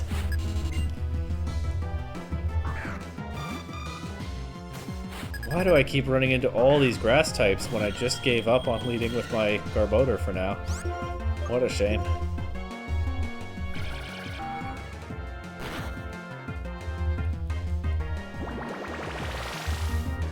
Well, this one at least is easy. And hey, all these pleasant, whimsical, and flowery grass types definitely fit the vibe of Village Bridge, don't they? So no complaint about that part of it. I'll draw how I want to draw, live how I want to live, that's the best way. That guy's an artist, alright. There's one of our musicians. I think there's only one more. I can definitely hear, even though I have the music pretty quiet, I can definitely hear it picking up.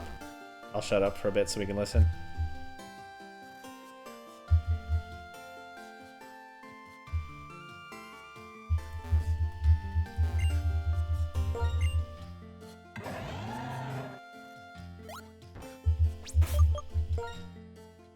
Oh, even surfing doesn't change the music here. Because the emphasis is on finding the musicians and adding them to it. Very nice.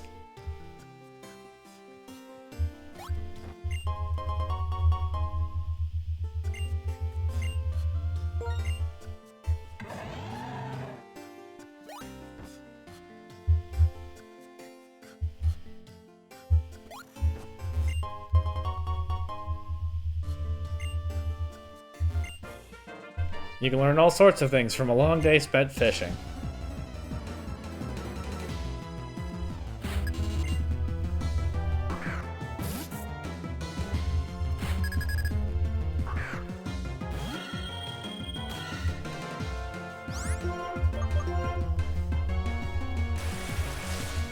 Okay, that's fine. Honestly, that can only help me, because now I resist your water stab and am not weak to your dark coverage. What else does a Basculin have? And that was just a free energy ball there. See, yeah, it's not very effective. That still did a fair bit of damage. If he hadn't used Soak, that might have gotten a KO. With a good enough roll, at least. But no problem. Nice level up. Thanks for that, Fisherman Dean. Thinking that people in Pokemon will respect you if you're strong is just a bunch of baloney, really. The moment you lose, all those people who were cheering for you will disappear. Well, that's pretty cutting to what both End and Ghetsis were all about. For very different reasons, of course, in the previous game.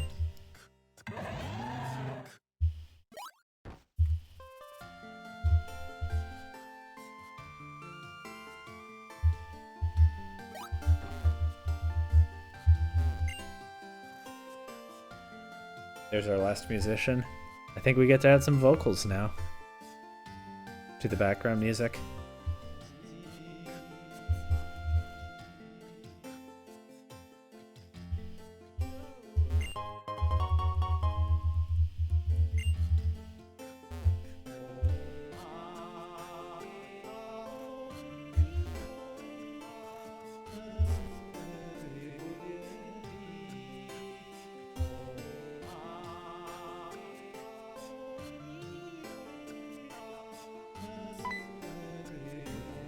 Eek! I'm practicing, get out! There's the funny music that those people up there could hear, or the funny sound those people up there could hear sometimes. I think you get leftovers here in Black 1, but apparently not this time.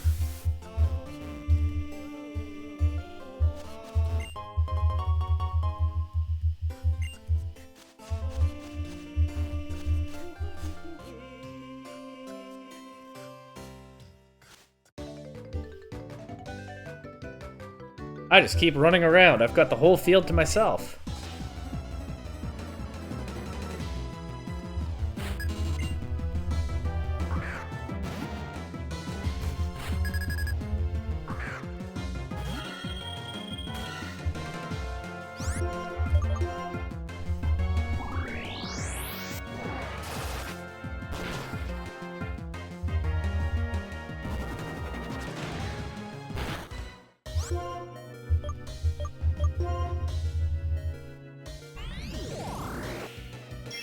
Kind of getting used to not talking now. Of course, back to normal once I'm out of this area, but let's enjoy the music while we're here.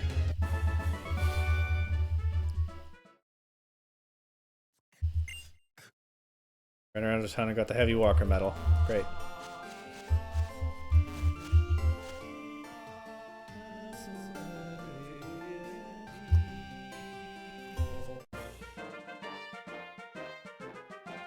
Fooling you fair and square. That's what we call a trick play.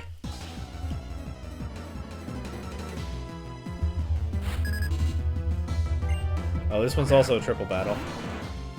No rotation battle this time. Okay. I guess he did trick me.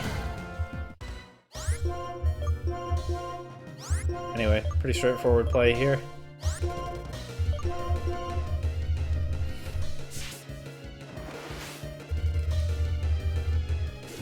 Oh, well, I don't get the Psychic into that Mag B, which is what I entered as Scarborough's move.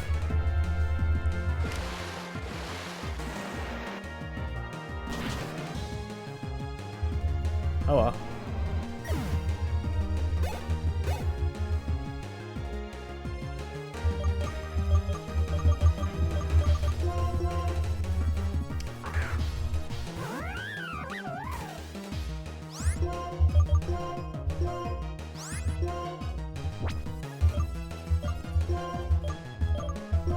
Nothing to do with my Samurott except...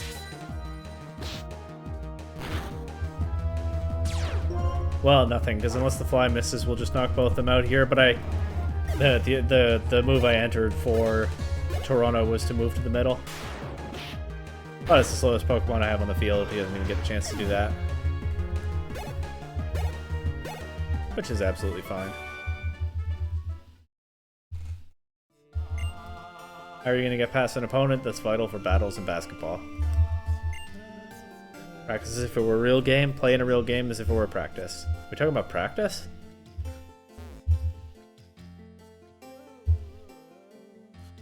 Once more over the bridge to heal, and then once more.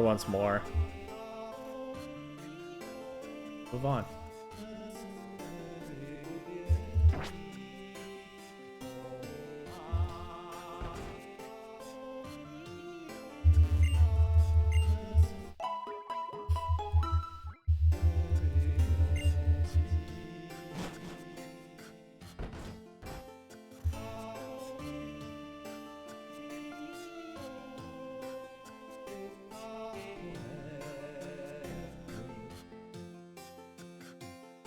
There we go. One of the most pleasant areas in all of Pokemon. No longer hidden in the post-game, like it was in Black 1.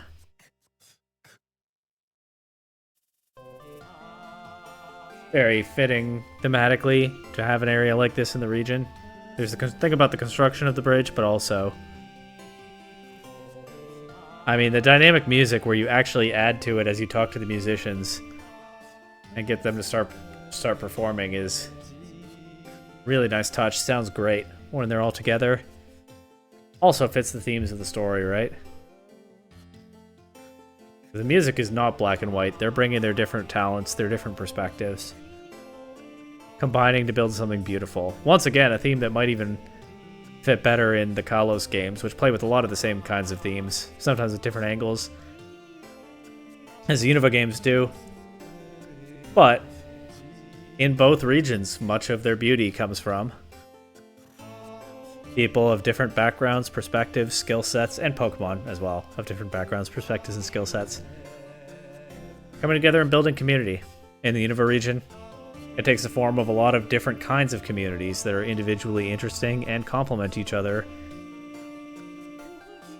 to create one big vibrant region. Much like these musicians do different and interesting things and complement each other. And it's just really enjoyable to look around this area and listen to the music. And I think you can find Lapras in the rippling water here, by the way. Very cool, rare encounter. Just like this area deserves. But, in case you forgot, Professor Juniper told me to go meet Drayden, and this is not where he is, so we do have to press onward.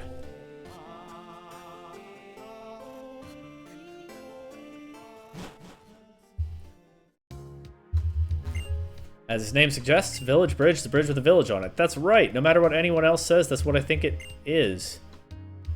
What did someone else say? What? Opelucid City is where the latest Pokeballs are developed. I'm reading the screen right now. Don't know what that's about. They make Pokeballs in Opelucid City? News to me, but okay, sure. Buildings use state-of-the-art materials. That makes sense. We're playing a black version.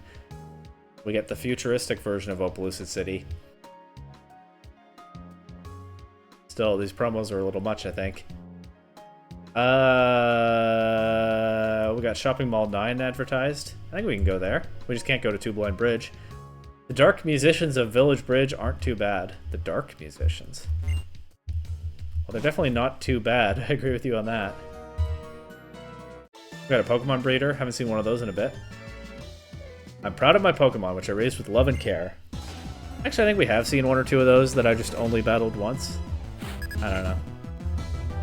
Let's see how many times I battled Magnolia, not that I'll actually keep count.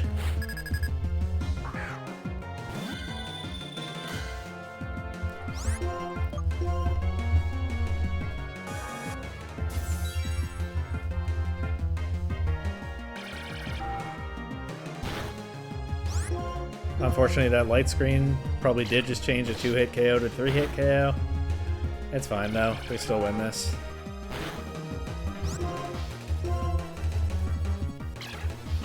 But then what's her other Pokemon? Those two acrobatics did some damage. I guess if he used acrobatics in the first place instead of light screen, it works out to the same thing. Altaria.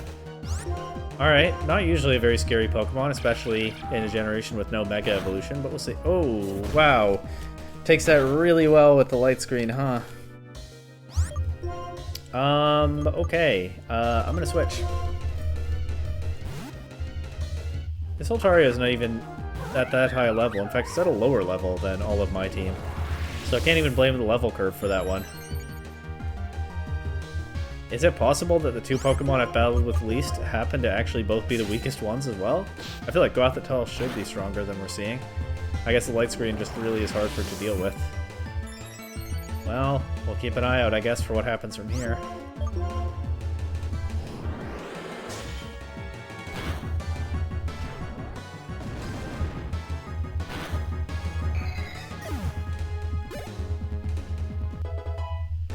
York is leveling up nicely. You don't raise your Pokemon with love and care, they'll grow up to be sad Pokemon that don't want to battle. Aww.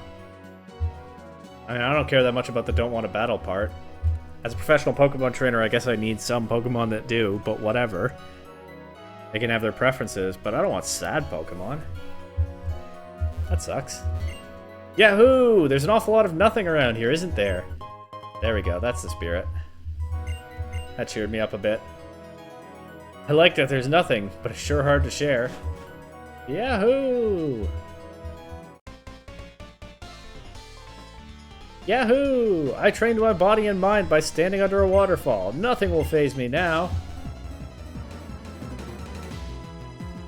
Okay, Chuck. Also known as Crofton.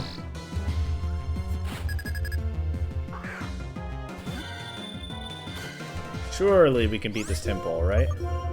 Surely Scarborough can beat this Tympole, I mean. I know it's not a ground type, but still, super effective. It's just a Tympole.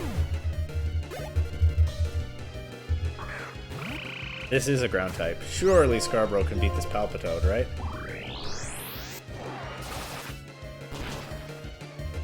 Easy.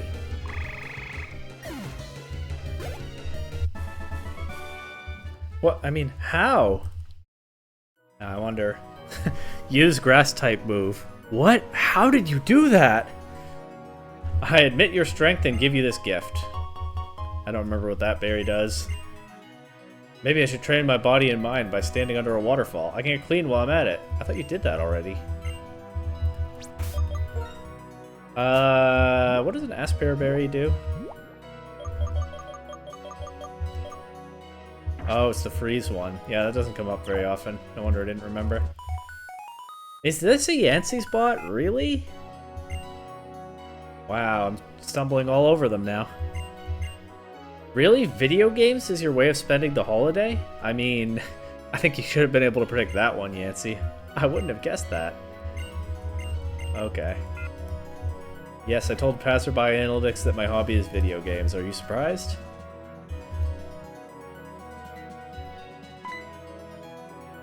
Hey, this was coming at some point on this route. Forgot how far along. It's not just Cobalion stepping up. Kikwa indeed. I will have a go at catching this, but I'm not going to do it right now. I'll be back, though.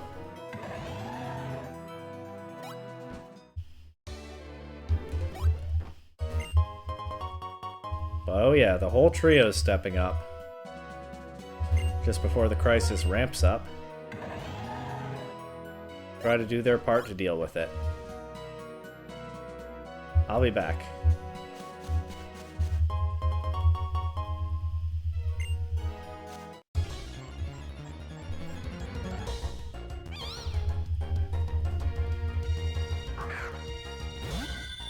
Among Us? Can I get an easy level up here? I'm about to go to a Pokemon Center anyway. So if it doesn't work out, no need to ask about that, because it does.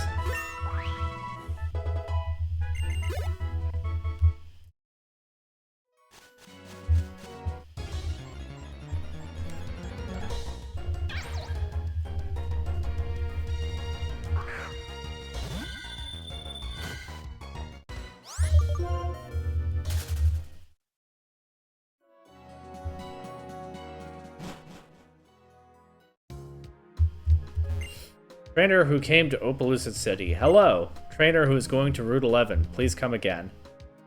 Just covering your bases? Didn't quite see which way I came from? Alright. Fair enough. I respect it, I guess.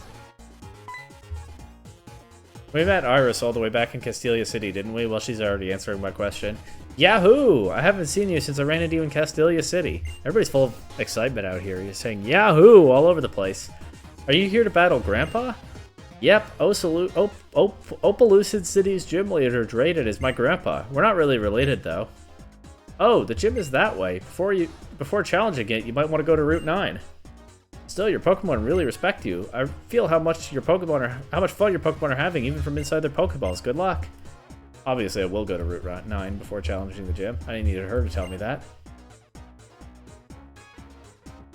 Times dividing line. Of course, it looks very different in the white versions. Anyway, and as for Iris, not being related to Drayden, I mean, her hair doesn't look like toothpaste, so I could have figured that one as well. I know what his grandkid looks like.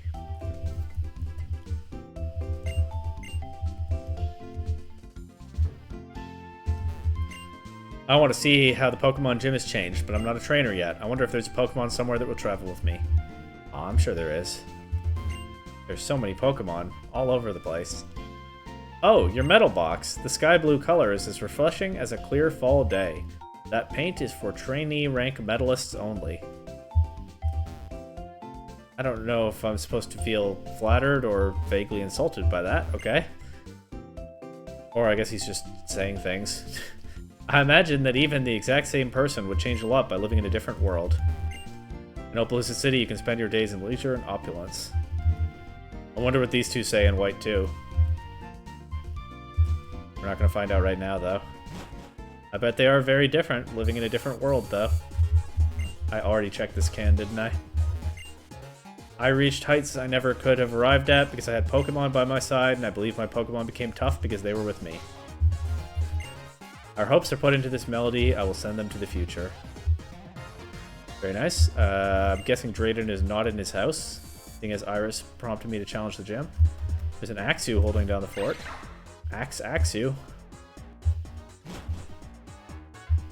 There's a football player. I think there was a football player here in Black 1 as well. I shouldn't be surprised. I was Iris's coach. Even from the day Iris came here, she was so much stronger than me. Now I wouldn't stand a chance. Concerned about your Pokemon's weight, you don't need to put it on a diet, just let it hold this. Yeah, I think he does the same thing in Black 1. Gives me the Float Stone there as well. The weight of a Pokemon holding a Float Stone will be halved. That way you can reduce the damage caused by weight-based moves such as Low Kick and Grass Knot. I have an item that I don't know how to use. Will you give it a try and see if you can make it work? Sure. You may be able to master it. Here it is. It's a ring target. Okay. I think also that exact interaction happens in Black 1. And like I think I said then, yeah, that is a tricky item to make use of, and I don't think I'll be doing anything with it, but thanks anyway. If a Pokemon holds a ring target, it can be hit even by a move that would usually have no effect. For example, a normal type move would hit a ghost type Pokemon. Mastering this item is a bit tough. Actually, it's very tough, but think how useful it could be. I mean, you can use it with Trick or Switcheroo, but that's pretty much it, I think, no? Maybe I'm missing something. Anyway, Drayden's not here. We know where he is. We're not going there just yet.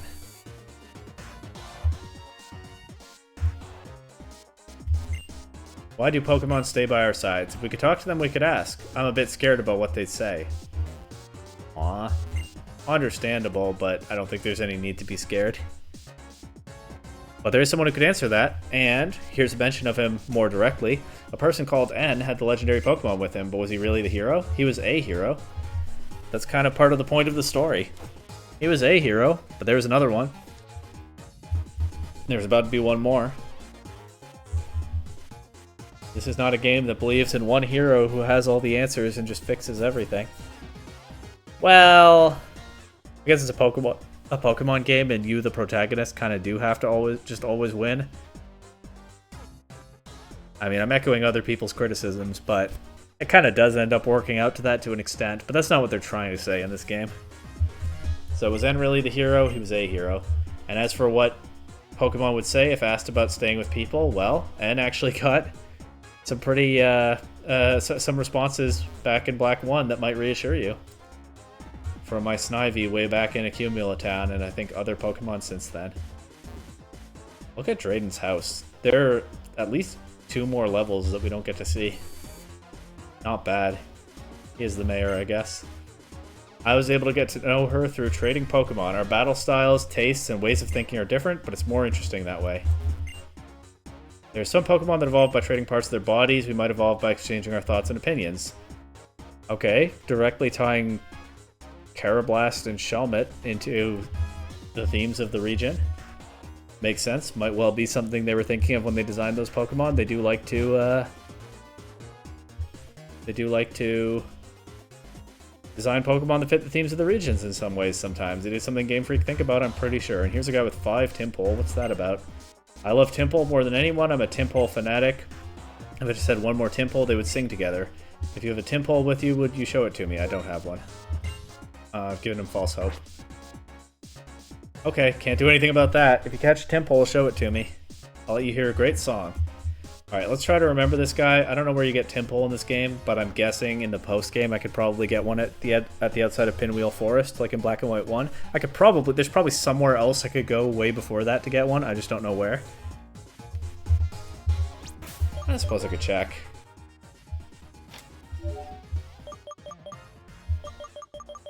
I'm on the habitat list right now. The only Pokemon that lives in Aspertia City is Basculin.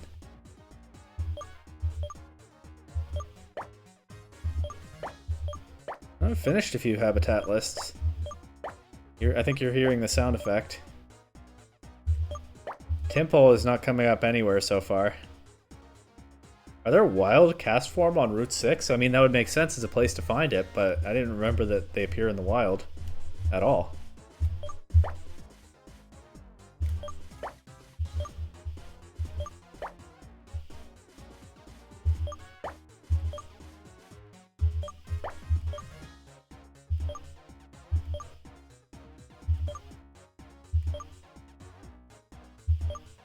Yeah, I don't know where to get a Tympole.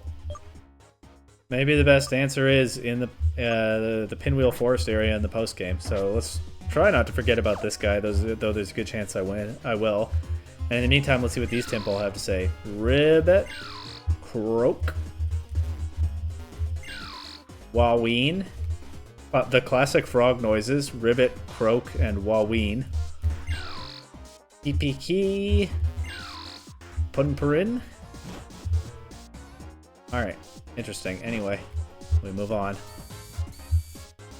All those Tympole coming together and singing. I don't know if I could tie that into the themes of the game because they are all the same species. Although they clearly are a little bit different considering that they said different things there. This way's blocked. Can't go to Route 10. Can't go to the Pokemon League through here. The mountain collapsed or something. Team Plasma's castle probably did it. I don't remember for sure. Welcome. Glad to see you here at the Rotation Battle House. That's what we would say up until a few years ago. Now the trainers are seeing who's the best at rotation battles in the Pokemon World Tournament at Driftveil City. Makes sense. Rotation battles are more accessible in this game. There's not much need for this one neat spot in Opelucid City to do them. You can use the target's last move during a battle. That is Mimic. My Galvantula is charming even though it won't learn Mimic. Okay, relax. Love your Galvantula for what it is. Mimic, not despite what it isn't. Mimicking somebody is fun, isn't it? Do you want to find the one who mimics me among my friends? Sure. Okay, here goes. Playing. Okay, it's the bottom one. Did that friend mimic me? Yes. I'll try again, sure. Don't know what this leads to. Okay, now it's the one on the right.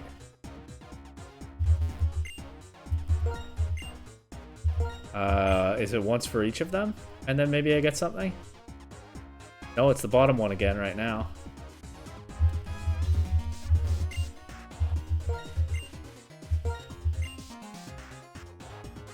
A Zoomerl. He said something different this time. And it is the one on the left now.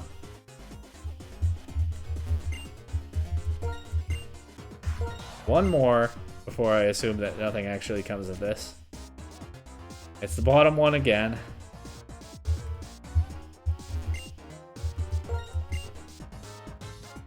Okay, one more. Is there really no point to this?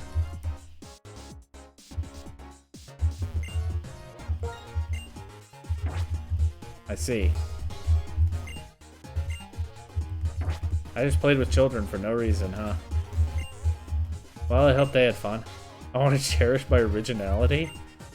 I'm not a mimicker, but mimicking is fun. You mimicked more than anyone else in that game. Come on. You're a mimicker. If you mimic that much, you're a mimicker. Doesn't matter what you say about it. It's nicer to be mimicked than to mimic somebody. Bzzz. I agree with the Galvantula. You know what? Kind of missed the rotation battle house, but at least I can go do rotation battles at the PWT in Driftvale City. With all those fancy hotels, go to Driftvale City now. For an unforgettable experience. Formerly the battle house. Ah, well. Instead of getting a Pokemon with the ability to run away, I got these. I have tons of these, so I'll share with you. Smoke Ball. Okay, makes sense. I think I have one already. A Pokemon that's holding a Smoke Ball will always be able to run away from a wild Pokemon. Pursuing ideals. What does that really mean? You see, there was this guy called N, who the legendary Pokemon Zekrom recognized as the hero. Of course, they're very in tune with the old legends in this city, aren't they? So of course people are talking about that. It was only 2 years ago, and it was a pretty big deal. You need to have 8 gym badges to take on the pinnacle of Pokemon, the Pokemon League. I wonder if the Elite Four in the Pokemon League like Pokemon more than anyone else. If you don't like Pokemon, you'll never get good at battling, right? That's fair, but that doesn't mean they like them more than anyone else. Rah! I like Pokemon quite a lot, and I'm, you know, medium skill VGC player, I would say. Unova's symbols are Zekrom and Reshiram, but I wonder where they are now. Are they passing along their ancient knowledge to someone? Good question. Gym leader Drayden leads Opelucid City as its mayor. He's always training by wrestling with his Pokemon. People keep telling me about that. It seems like I'm supposed to be intimidated by it, but I remember battling Chuck in Gen 2. He trained his body, but that had nothing to do with the strength of his Pokemon, and it showed. I guess wrestling with your Pokemon is a little bit different, though. Maybe that is mutual training. I'm still not scared. If you have a lot of props, it makes you want to put them on Pokemon. If you put props on Pokemon, it makes you want to participate in a musical. Don't you agree? Yeah, the musicals are alright. They get old quickly, to be honest, but they're kind of fun. Know what? I hear there is a prop you can get on your birthday. Know what? I'm a huge musical fan. Once you have a prop case... Oh, you have a prop case. You must be a huge musical fan, too. Would you like a new prop to use in the musical? Sure. I am so glad you are also a huge musical fan. You should try putting various props in your Pokemon. That would be fun. Got a gift box. I don't know if I'll do another musical in this series, but I've done like 3 already, so it's not like it's impossible. You know what? I'm a huge musical fan. If you come see me again tomorrow, I'll give you a different prop. Probably won't remember to do that, but we'll see. This is just between you and me, okay? I used to be part of Team Plasma, but I felt like if I were just going to do what I was told without thinking, it didn't have to be me doing it, so I left Team Plasma. Don't tell the story to the guy on the other side. This is between you and me, okay? I'm not really very good as a trainer, so I think Team Plasma might have the right idea when they take Pokemon away from weak trainers. I do feel sorry for the people who are robbed, though. Don't tell the story to the guy on the opposite side. Aww. That's interesting. Former Team Plasma keeping it quiet. Vaguely sympathetic with Team Plasma keeping it quiet. They will never reach that understanding as long as they keep it quiet. But also 2 very different perspectives from what you're used to. I feel like this might have come up with someone before. I'm a weak trainer. Maybe they have a point about taking Pokemon away from us. Dude, there's so many Pokemon, so many different ways to live with them. That's the key part of the story of this game. You can find your niche, or not if you don't feel cut out for it. That's fine. But this guy's self-confidence. Yikes. And over here, I left Team Plasma because I felt like it didn't matter that I specifically was doing it because there was nothing individual of me put into it. I was just following orders, which anyone could do. I don't know what I make of that. I guess in a way that ties into the theme of not everything being black and white. As Team Plasma... It's kind of funny, right? Because Team Plasma actually is one of the more divided evil teams. It becomes very clear in this game when one side of the division is not actually on the team anymore. Maybe he was part of the new piratey Team Plasma, which is a bit more uniform in its way of doing things, but like... Because like Team Plasma in Black and White 1 is conflicted between N's vision and Gets's vision. They're just not very explicit until late in the story about those being separate visions. But you can see some of the tensions already if you're looking for them. But let's say he used to be part of the current Team Plasma. It's all Gets' vision. Yeah, I mean, there's something here, right? Because the beauty of the Unova region comes from all these different people and Pokemon with different viewpoints, perspectives, experiences, skill sets coming together to form vibrant communities that are diverse but also complement each other. I keep saying that. It's important to this game.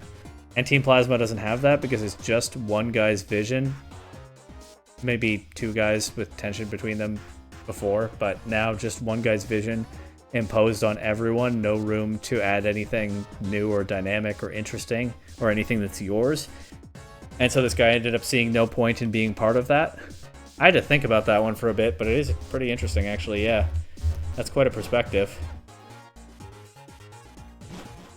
He signed up for that, but in the end saw no point in it and thought he might as well just not continue.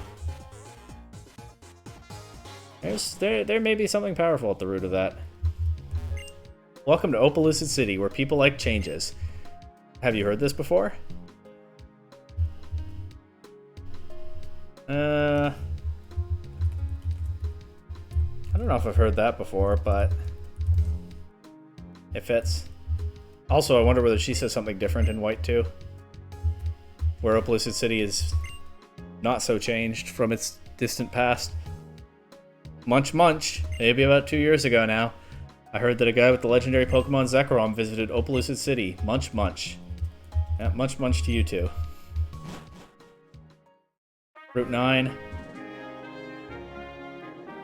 When we came through here in Black 1, all these people were like, I'm gonna steal your Pokemon. Haha, just kidding. Can you really imagine what kind of monster would actually do that? Team Plasma are crazy. I'm not messing with them. More or less was the vibe here. Let's see what it is now. Join our team. Actually, I will force you to join our team. I think is exactly what that guy says in Black 1. But then there's some kind of twist after you beat him. I think the twist is that the whole team is just him. I don't think he has a team. But that was 2 years ago. Maybe he has one now. Let's find out. I know I could use Hidden Power fighting, but have you seen the damage that move does? I also was hoping that I wasn't switching this in on a fighting attack, considering what I just switched out, but... Trainer AI, man. Still won.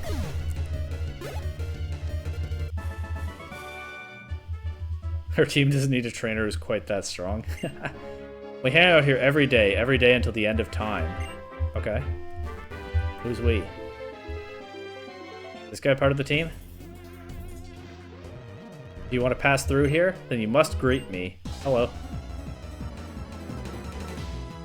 Can I go now? Guess not. Surely I can use Hidden Power fighting on this for good damage, right? It's got that double weakness. This is the kind of thing that move is here for.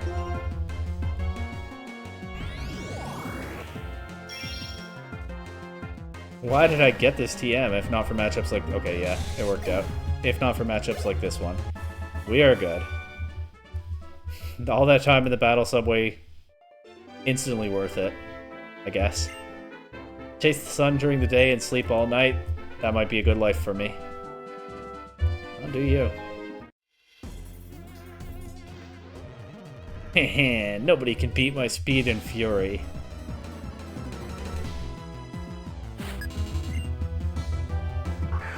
Skorupi? Okay, I can just Psychic that.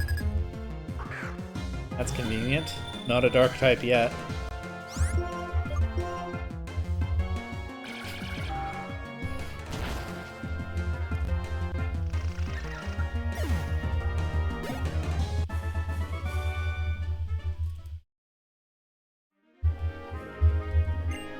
Ah, maybe I should just pick up my bike and charge out of here. No one would doubt how wild I am then.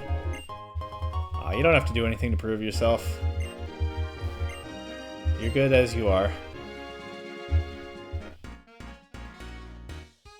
Double battle. Hey, what have we here, boys? You have good Pokemon, let me see. Hey, a bad one teamed up with another bad one. Don't you know what it means? Do you know what it means? That means we are very bad. Everyone's teaming up around here. This whole route must be very, very, very, very bad. And that Drapion is a dark type. Uh-oh. Scary. Uh-oh, Intimidate. I hope I crit it. I'll summon some danger here.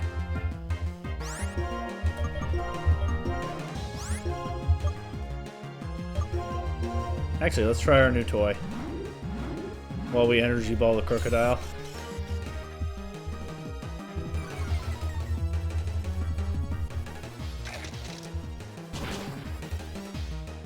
Well, I tried to Energy Ball the Crocodile. Got crit with Crunch. What can you do?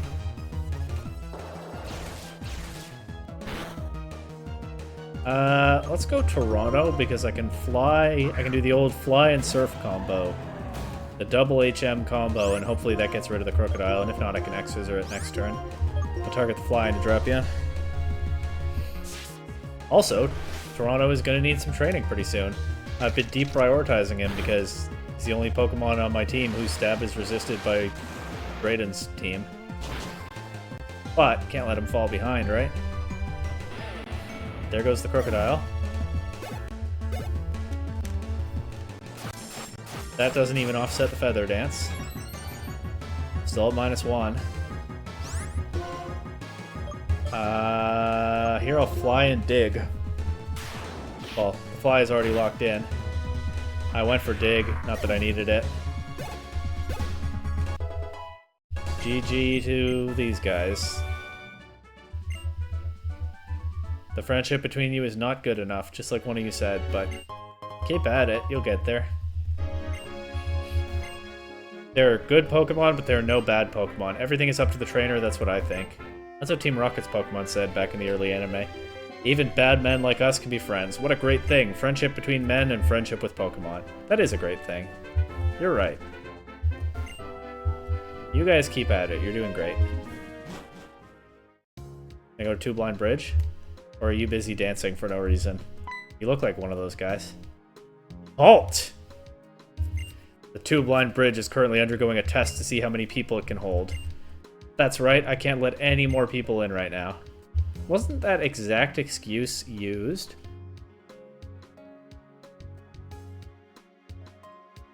Somewhere else, or am I just remembering it from a past playthrough right now? Was the Two Blind Bridge... I wouldn't have gone there before it was accessible in Black 1, so I must just be remembering this from past playthrough. But okay. Halt! Message received, I guess. I don't have any choice. I guess a lot of people are dancing for no reason on that bridge. And if I step on there right now, the whole bridge will collapse because it is at capacity. Okay, I understand. That makes sense. I guess. Some trainers take a Pokemon called Rotom into the storeroom of Shopping Mall 9. I wonder what they're doing. Probably shopping for appliances. When you've crossed all the bridges in Unova, something really cool will appear. If I spread this rumor, I wonder if it'll become an urban legend. Aw, you had me for a second there. Well, I'll cross all of them anyway, and I'll see what happens. I've done Driftvale Drawbridge, I've done Village Bridge. Actually, those are the only two so far. I'm this far along, and I've only crossed 2 of the 6 bridges. But the others will all get their turn, don't you worry. Here's Shopping Mall 9, of course.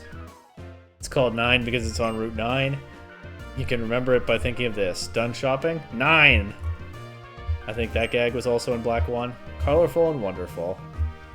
I don't know why it has labeled statues like a gym, but okay.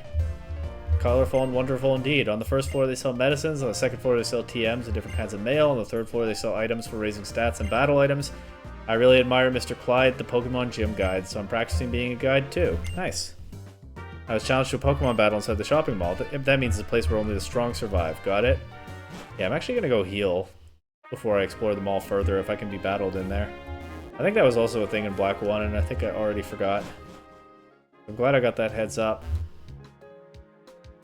Because my lucky egg Pokemon is unconscious right now.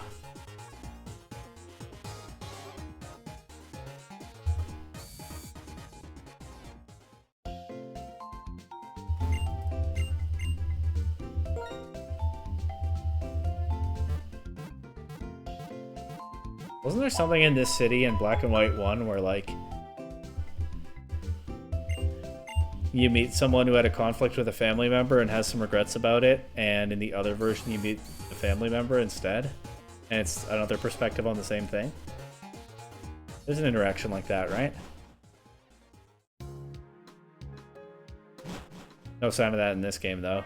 That was pretty neat. I guess that stuck with me.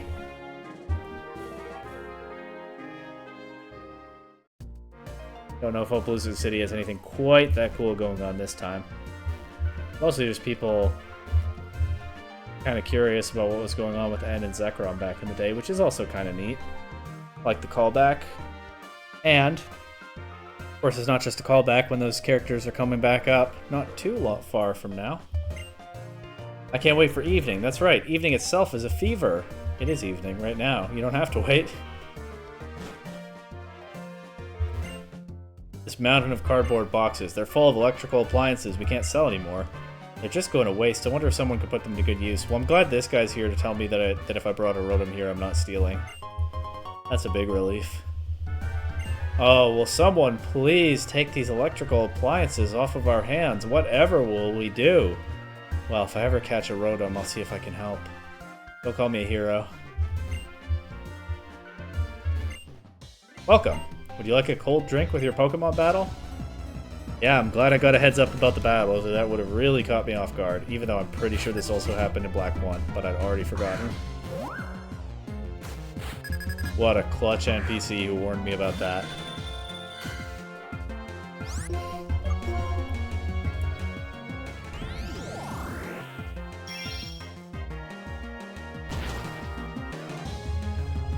Doesn't quite one-shot.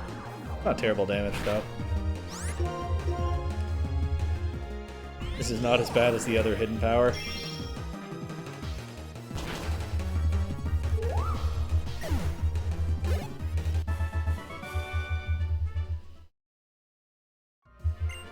Invigorating soda pop for exhausted Pokemon after a battle. Available in any vending machine. I thought you were going to give one to me. What in the world? Why would you offer a drink that you're not going to give me? I'm a lady. I've come to do some shopping, but I'm having ever so much trouble finding out what is sold where. Would you be so kind as to buy a hyper potion for me? I'll give you the money for it. Okay, sure. A hyper potion, please. Thank you ever so much for your help. It's probably right here. They sell medicines on this floor. It's right. Well, here you go. It's a hyper potion. Thank you for buying it so quickly. I know, that was fast, wasn't it? Almost like the counter where they sell them is, this isn't much, but please take it. An energy root, that's not much, but happy to help. Shopping is so much fun. I'm thrilled with all I've accomplished. I feel like I accomplished. You know, I don't have to be rude. She was nice. Why be rude? There's no need. If I were to play hide and seek with my Pokemon, they'd find me right away. But if I were to get lost, I'd be glad they could find me right away. That is a good point. And this guy says balls and mail.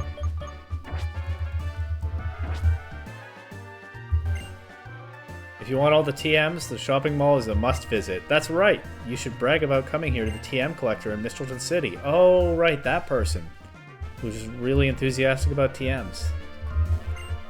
Can I do that? Can I go brag to them? Hyper Beam and Giga Impact. The last time I bought Hyper Beam so I could teach it to my Reshiram. I will not be using Zekrom or Black Kyurem on my team. Or the other Kyurem. So I think I'll leave the Giga Impact TM alone and we won't... for the bit.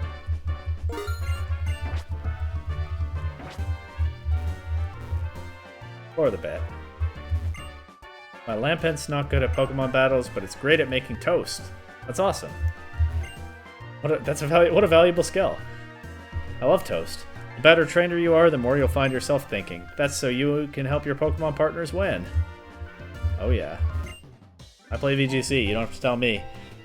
I'm a waiter who is good at Pokemon battles. I'm not amazing at VGC. I don't think I'm terrible at it either, but I sure do play it, and it does involve some thinking. Sometimes the thought is, I don't know, I'll just do this and see what happens, but not that often.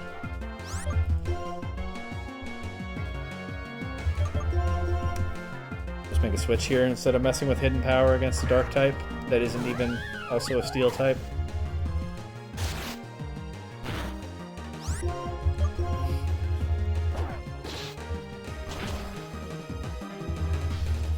Okay. I could lead a Tobacco in the gym because some of the dragon types will also be dark types and weak to jump kick. I think that makes sense. Our specialty is the best Pokemon battles. And then I'd probably lead York against Drayden himself. The thing I buy most often is the item that raises a Pokemon's HP, called HP Up. There are also a lot of other items that catch my eye. This looks like a cafe, but... yeah, these are the drinks that they're selling. A little sketchy, if I'm being honest. And they got the vitamins, too. I guess those are drinks, technically. We go down the big stairs. Gotta go down the big stairs.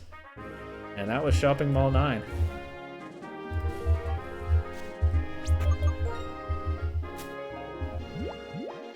I almost exercised self-control in there, but then I bought a Giga Impact TM that's of no real practical use to me.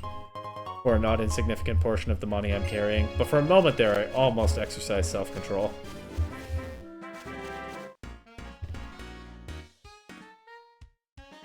If I win, give me your Pokemon. No. That's an easy one. Absolutely not. Also, you won't win, so I don't even really need to think about it. Not that I needed to think about it anyway. Another dark type. Let's see if that can beat my psychic type. Have this energy ball.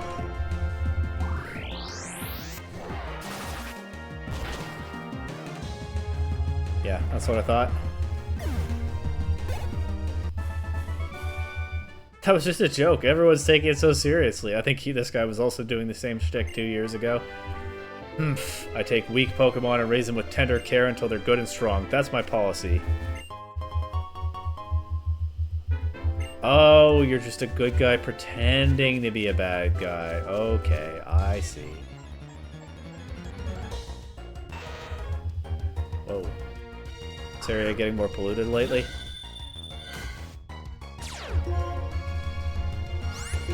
Can I get a level up from this?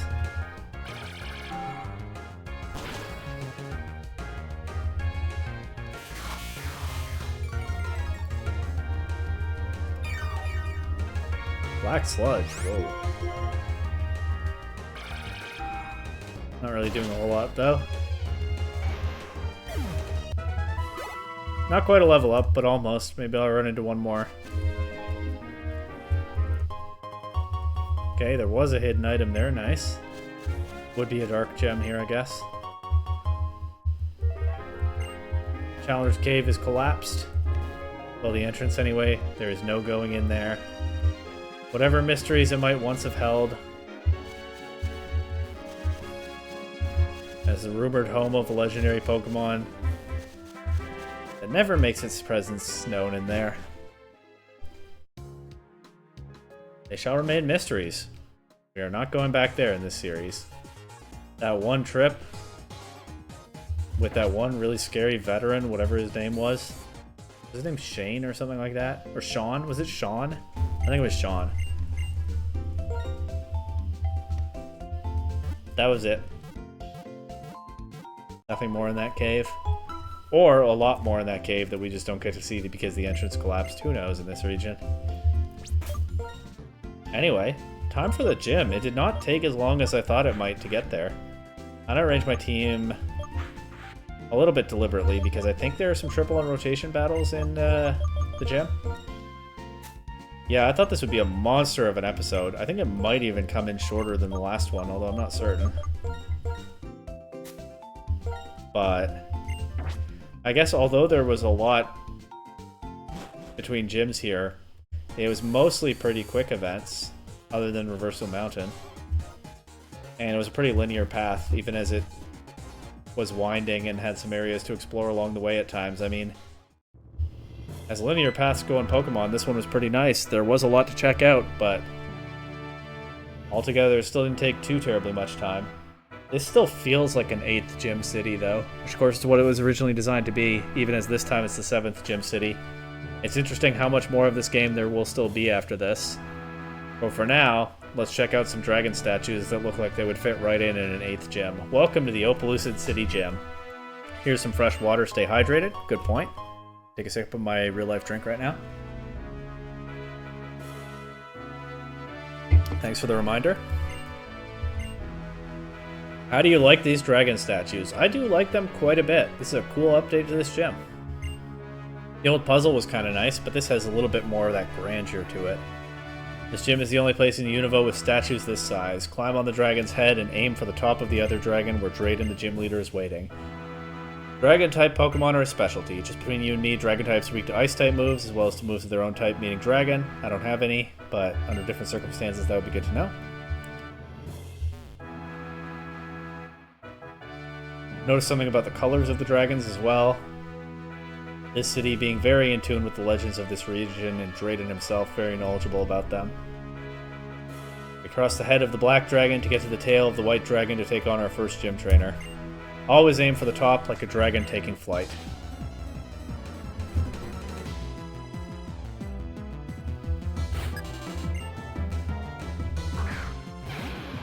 I have led a Tobacco because if I see a Dino or its Vilas, I can jump kick it. But otherwise, it doesn't matter too much what Pokemon I lead into Fracture. The only slightly awkward matchup is Toronto. So a Tobacco does as well as anyone else here, I would think.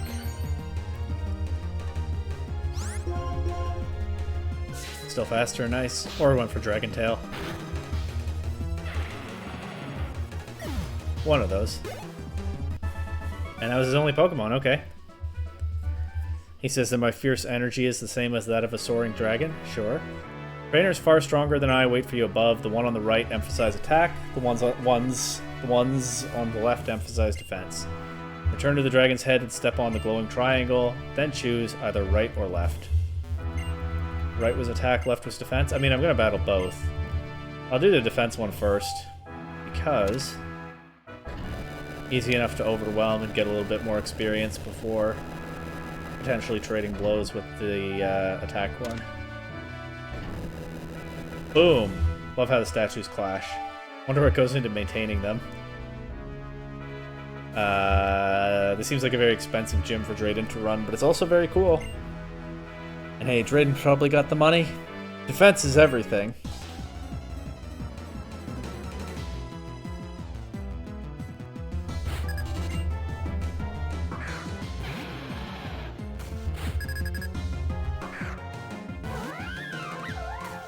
Okay, another Fracture. She's probably going to use like an X-Defend or something on it. Oh, maybe not. Did she just like go for Dragon Tail? Or does it get like Curse or something? I don't know what it gets. She just attacked with Dual Chop. It's not doing much. Ah, Protect, I see. But all that does in this setting, in a single battle like this, is just waste one of my PP. That's fine. What's her other Pokemon?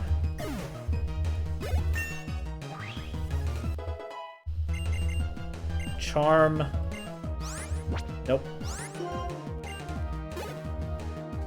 I have my strongest normal stab, an HM, and 2 coverage moves. Take any of those over Charm. This could have rough skin. In fact, I'd say it probably does on the defense-themed team, but let's just hope we do good damage. We don't do very good damage, actually.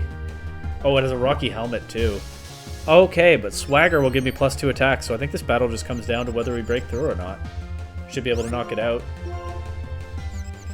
Or Tobacco will knock himself out. One of those is about to happen. Looks like it's the latter. Oh, doesn't knock himself out, but that Dragon Claw will definitely KO now. Well, good effort, Tobacco. I underestimated, I guess, what defensive approach could mean in here. Let's go.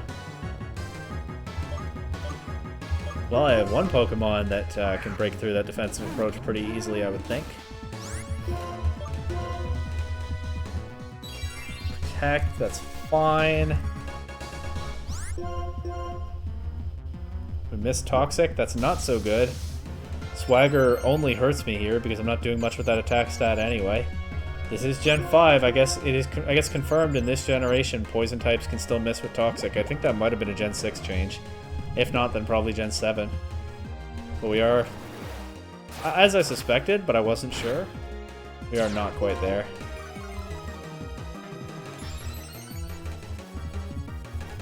Alright, good job, York. I'm gonna switch you out now. Let's go... Scarborough.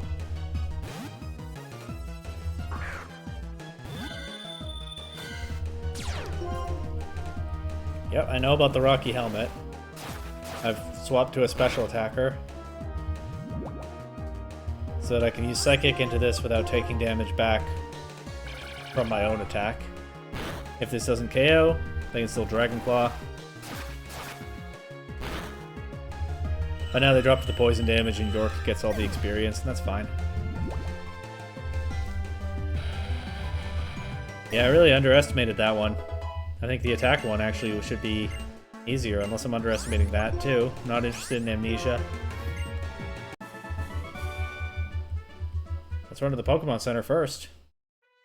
I didn't think I'd be doing that after just 2 gym trainers. The trainers that wait above have different fighting styles. The one on the right fights only triple battles. The one on the left fights only rotation battles. Choose a style of battle you're better at. Remember, they won't even battle you if you don't have 3 or more Pokemon with you. Well, that's for later.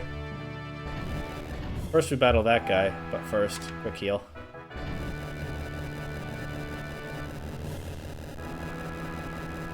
The inside of this gym is massive. Look at that seemingly bottomless pit underneath, too. But okay, that's dug into the ground. Where does he get all the height? This building... I guess the scale of buildings looks kind of weird in the overworld in this game. These are a bunch of 2-story buildings. It works, actually, with the player character sprite. But even so, the buildings look so scaled down from outside, but then the inside of that gym is definitely massive. I guess a lot of gyms are that way in this game. I mean, Clay's gym was huge, Berg's gym was huge. Charon's and Roxy's are not. Well, Charon's gym is outdoors, really. Roxy's gym is not that huge, but of course it has a whole different aesthetic to it.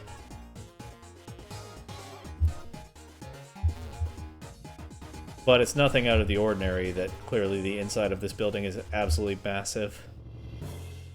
Let's see if we can get somewhat higher this time. It's also a nice touch that this dragon statue is holding a Pokeball. Well, I think it's a nice touch.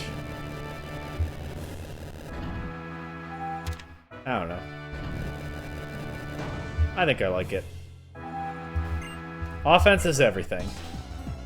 That's funny, I think I'd get a different story on the Dragon's other foot. Is this also Fracture and Druddigan, but like their sets are different? I think so.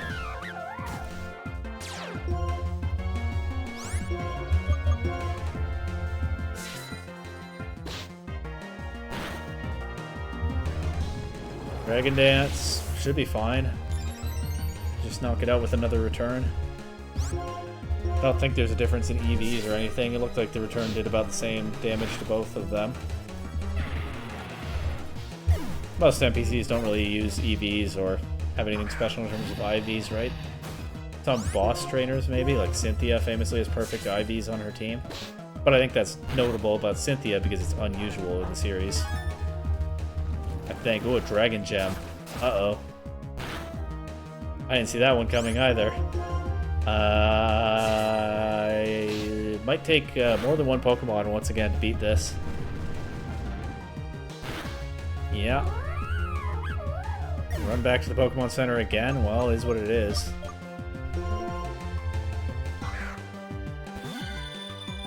I don't know why I didn't go York to close this out, but hey, let's try to get Scarborough to level 45, and we outspeed, so easily done. But that lucky egg on Etobicoke only does so much good if Etobicoke keeps fainting. Telekinesis is definitely not of any interest. That's fine, I'm good with the attacks I have on this.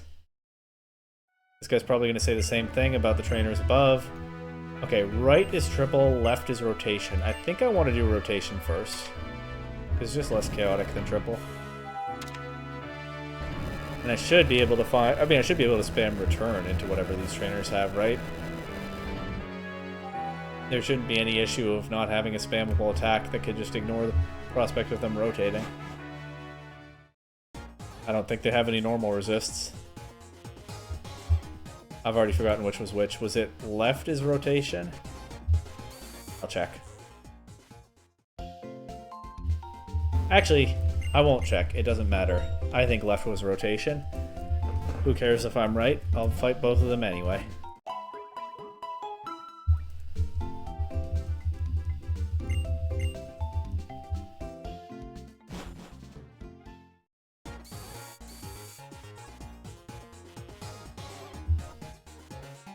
Here we go. At least one more time. There are only 2 gym trainers left, so maybe I'll heal before Drayden, but hopefully this is no worse than the second last time I step into this gym. But we'll see. There could be one more heal for each trainer I face.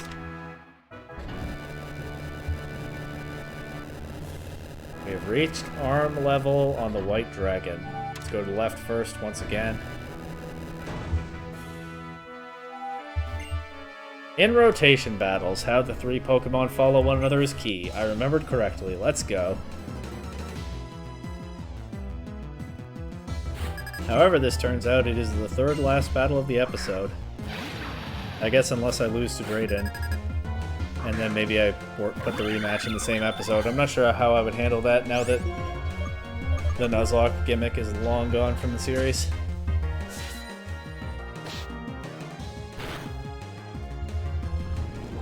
But yeah, I think if I'd lost to Clay, which was close to happening, I would have just done some grinding off recording and then included the rematch in the same episode, so probably I would do the same thing here. But let's hope we don't have to find out. Rough skin. Ah! Revenge! Oh no. Okay. We are going to the Pokemon Center after every battle at this point, huh? Oh, maybe not. You know what? Psychic is perfectly spammable here too. And it doesn't care about rough skin or revenge. It cares about Night Slash though, that's rough. How do they know?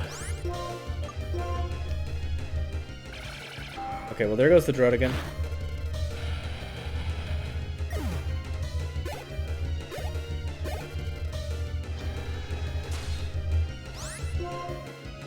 I think I'm safe to spam return again now. Only question is, does it one-shot the Axew? It does not. But Axew just goes for Dragon Dance. We even probably still outspeed, I would think. So we should be fine now.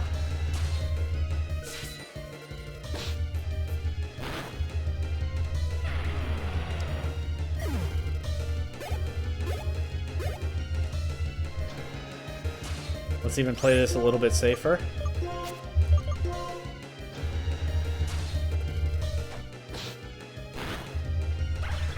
And I'm not healing before the triple battle. Etobicoke can either clutch up or faint and give the experience to someone else. It's kind of a waste of the lucky egg, but if it happens, it happens. A battle between you and Mayor Drayden must be stirring. You must desire victory more than anything. Now go! Well, not just yet. I'm not trying to skip gym trainers. I need all the training I can get. Let's go. Triple battle time. Triple battles. It's a combination that raises 3 Pokemon's destructive power.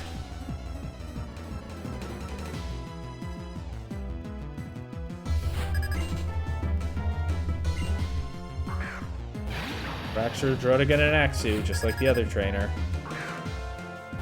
But all of them at once now. I'm going straight for a quick attack and return into Axew. I can at least snipe that KO before Etobicoke gets knocked out. And I guess I'll go for Psychic into Druddigon. Druddigon's pretty threatening. It's got all this coverage. Assuming it has similar moves to the last one. We do snipe the Axew KO. There's at least a bit of experience for Etobicoke. Nice special defense drop on the Druddigon. Fractured Dragon Pulse into Etobicoke. I guess Dragon Pulse is one of the moves that can hit the furthest target. I guess that makes sense. I think a number of those pulse-type moves can. Okay, crit there for good measure. Let's go York. Toronto is kind of getting cut out of some experience and honestly is falling behind the rest of the team.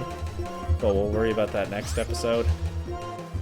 For now, let's Sludge Bomb and fly into Druddigon. Or Sludge Bomb and Psychic into Druddigon, fly into Fracture. Fracture will get to move here, but if it's using Dragon Pulse, don't think I mind that. We'll get the poison. There was probably no need to double into Druddigan, but I figured I wanted it gone. It was pretty threatening. Yeah, Toronto is a few levels behind everyone else now. I'll have to work on that next time. Although, going into the water gym, Scarborough is probably my best bet just for having grass coverage. I'll just click Toxic with York, because York's move doesn't matter. I don't think there's anything that can hit the Fracture. And just leaving this to her teammates is absolutely fine. GG.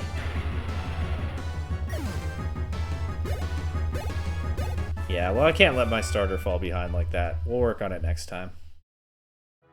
You are strong enough to challenge Mayor Drayden. You have the full power. You have the power to unleash the full force of your deep desire to win. But for now, there is. I really hope just one more battle in this episode. I will go heal first. I'll also, right now, before I forget, swap York to the front of the party, so that I can go for Toxic Spikes. Wait, does he have the Flygon in this game? I think it's, like, whatever his lead is, it might be like Druddigan or something. By the way, not a single is Phyllis, so Jump Kick was never useful in here. I think it's his lead, maybe like a Druddigan or a Fracture or something. And then Flygon and then Haxorus, so Toxic Spikes will only work on the Haxorus. But that is his ace, so maybe it's worth it anyway. When I don't have any other particular advantage to press against that Pokemon, so I guess I will still go for the setup, but unless he hard switches the Flygon in to work the type advantage over my Garbodor. In that case, I could get to poison his other two Pokemon. But whatever. I think poisoning the Haxorus is still nice. We'll still go for this. And you know what? I'm actually, for this battle, going to move the experience share to Toronto. Because I probably sack York early. And like I said, I don't want to let my poor Samurott fall too far behind. We'll get a slightly early start on working on that.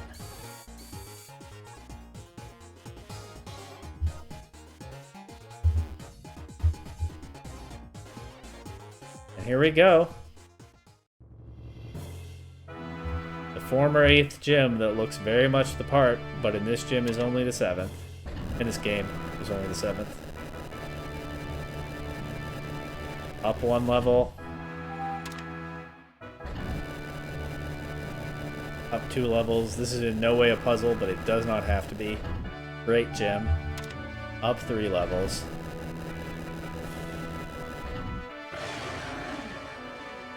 The dragons roar. They clash. Black and white dragons, just like in the legend and the real life event of 2 years ago. And here's the man himself. If you played white, this would be your only time battling him. He is the gym leader in black and in both sequels, but not in white. So yes, white too, but it's Iris and white.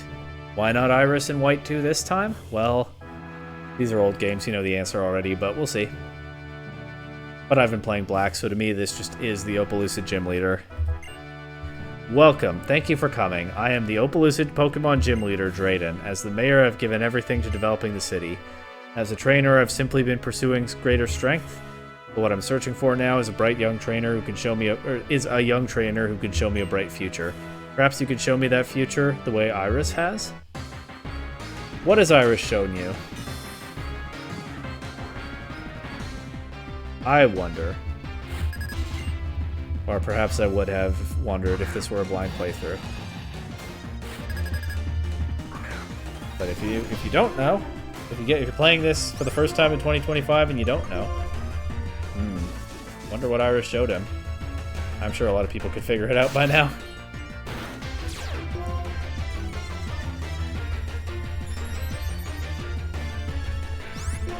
Just get our Toxic Spikes.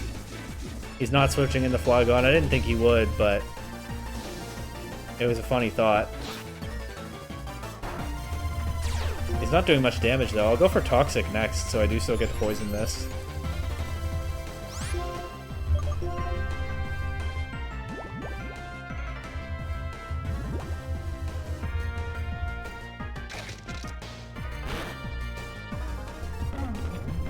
as he knocks out York.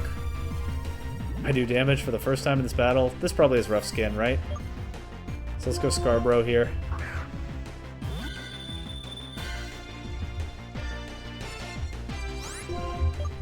And just go for a Psychic. Strong neutral damage plus poisoning. That's what I've got here. Actually, if I'm remembering correctly, and is a Flygon, I can use Surf on that. But maybe I just leave Toronto in the back with the experience share for this one. And let the other Pokemon handle it. I think that's a fine choice. This will get knocked out by the poisoning now.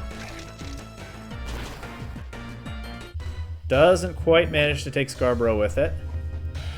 Wouldn't be the worst thing if it did, because Toronto would get all that experience. Toronto still grows to level 42. Here's the Flygon. This will not be poisoned by the Toxic Spikes because it has Levitate. Can I land a Psychic? Nope, it's faster.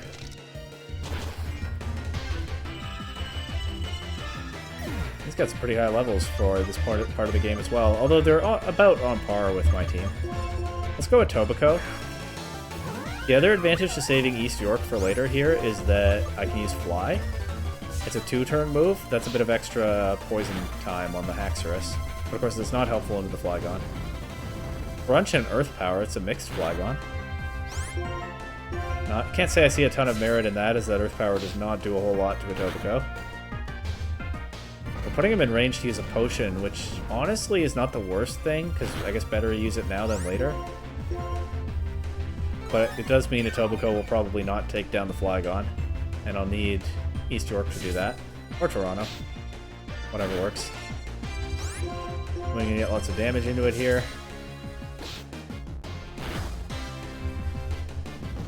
But another Earth Power I think will take out a Tobacco. He probably has another Hyper Potion, doesn't he? But I'll go East York. I think East York can beat the Flygon either way.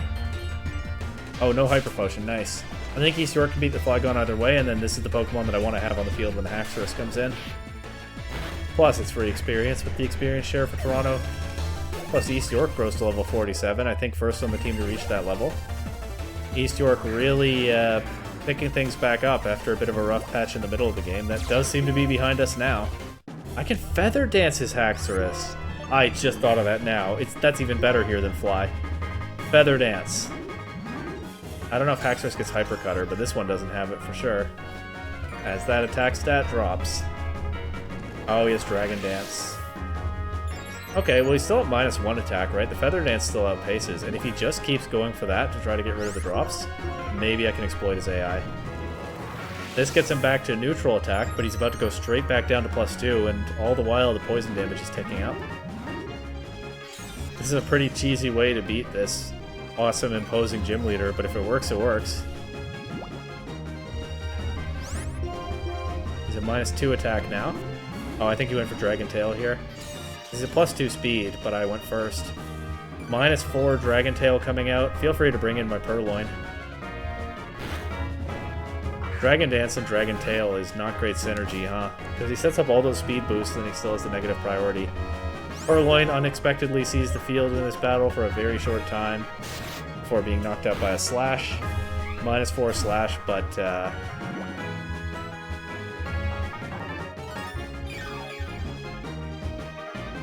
-4 Slash, but level 2 Purloin. No mystery as to what was going to happen there.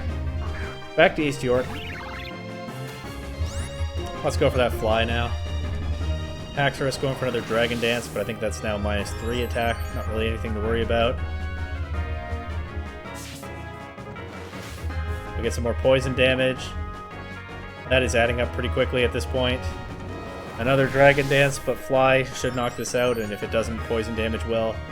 And yeah, apologies to Unpheasant. I wasn't familiar with your game. You might be the most broken Pokemon around. Drayden's Haxorus looked like a chump next to my Unpheasant. Toxic Spikes admittedly helped quite a bit. But even without the Toxic Spikes, the Feather Dance was dropping its attack so quickly. I probably could have chipped it down with Quick Attack as long as I made sure to keep dropping here and there. But also, Drayden's whole Dragon Dance plus Dragon Tail strat doesn't make a whole lot of sense in the first place. Maybe I'm giving this guy more credit than his due. But if it helps me gas up my Unpheasant, I'm all for that. East York, most broken Pokemon around, ready to take down Team Plasma. Drayden says, wonderful. I'm grateful that we had a chance to meet in battle. It reminded me that Pokemon battles are about working with others to meet our challenges together. There's the legend badge.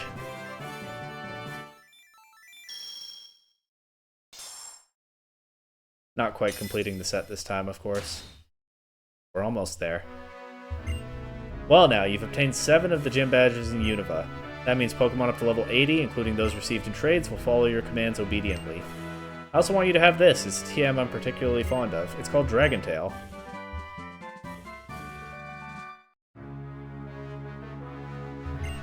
I don't think I'll be using that. Dragon Tail is a move that returns a damaged Pokemon to its Pokeball. I doubt that any of my team can even learn it, but I'm not interested in that negative priority either way. Sorry, Drayden.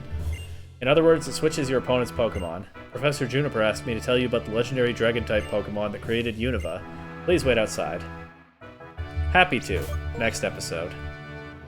For now, we swap Toronto to the front. We'll work on his training some more next episode. Swap some items around.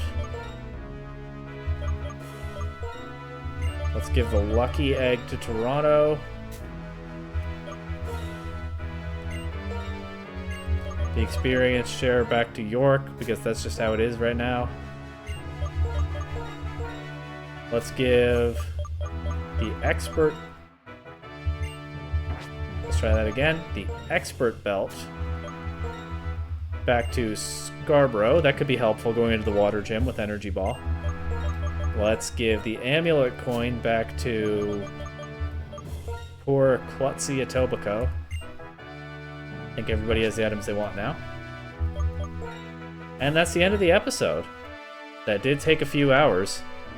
Not sure if it comes out shorter than the last one. I think maybe a little bit, but it was not quite the marathon I thought it would be. We are moving along through this game now. And I'm having a lot of fun with it, so we'll be right back next time for a gym that we certainly didn't see, and a city that we certainly didn't see in Black 1, and everything that comes along with that.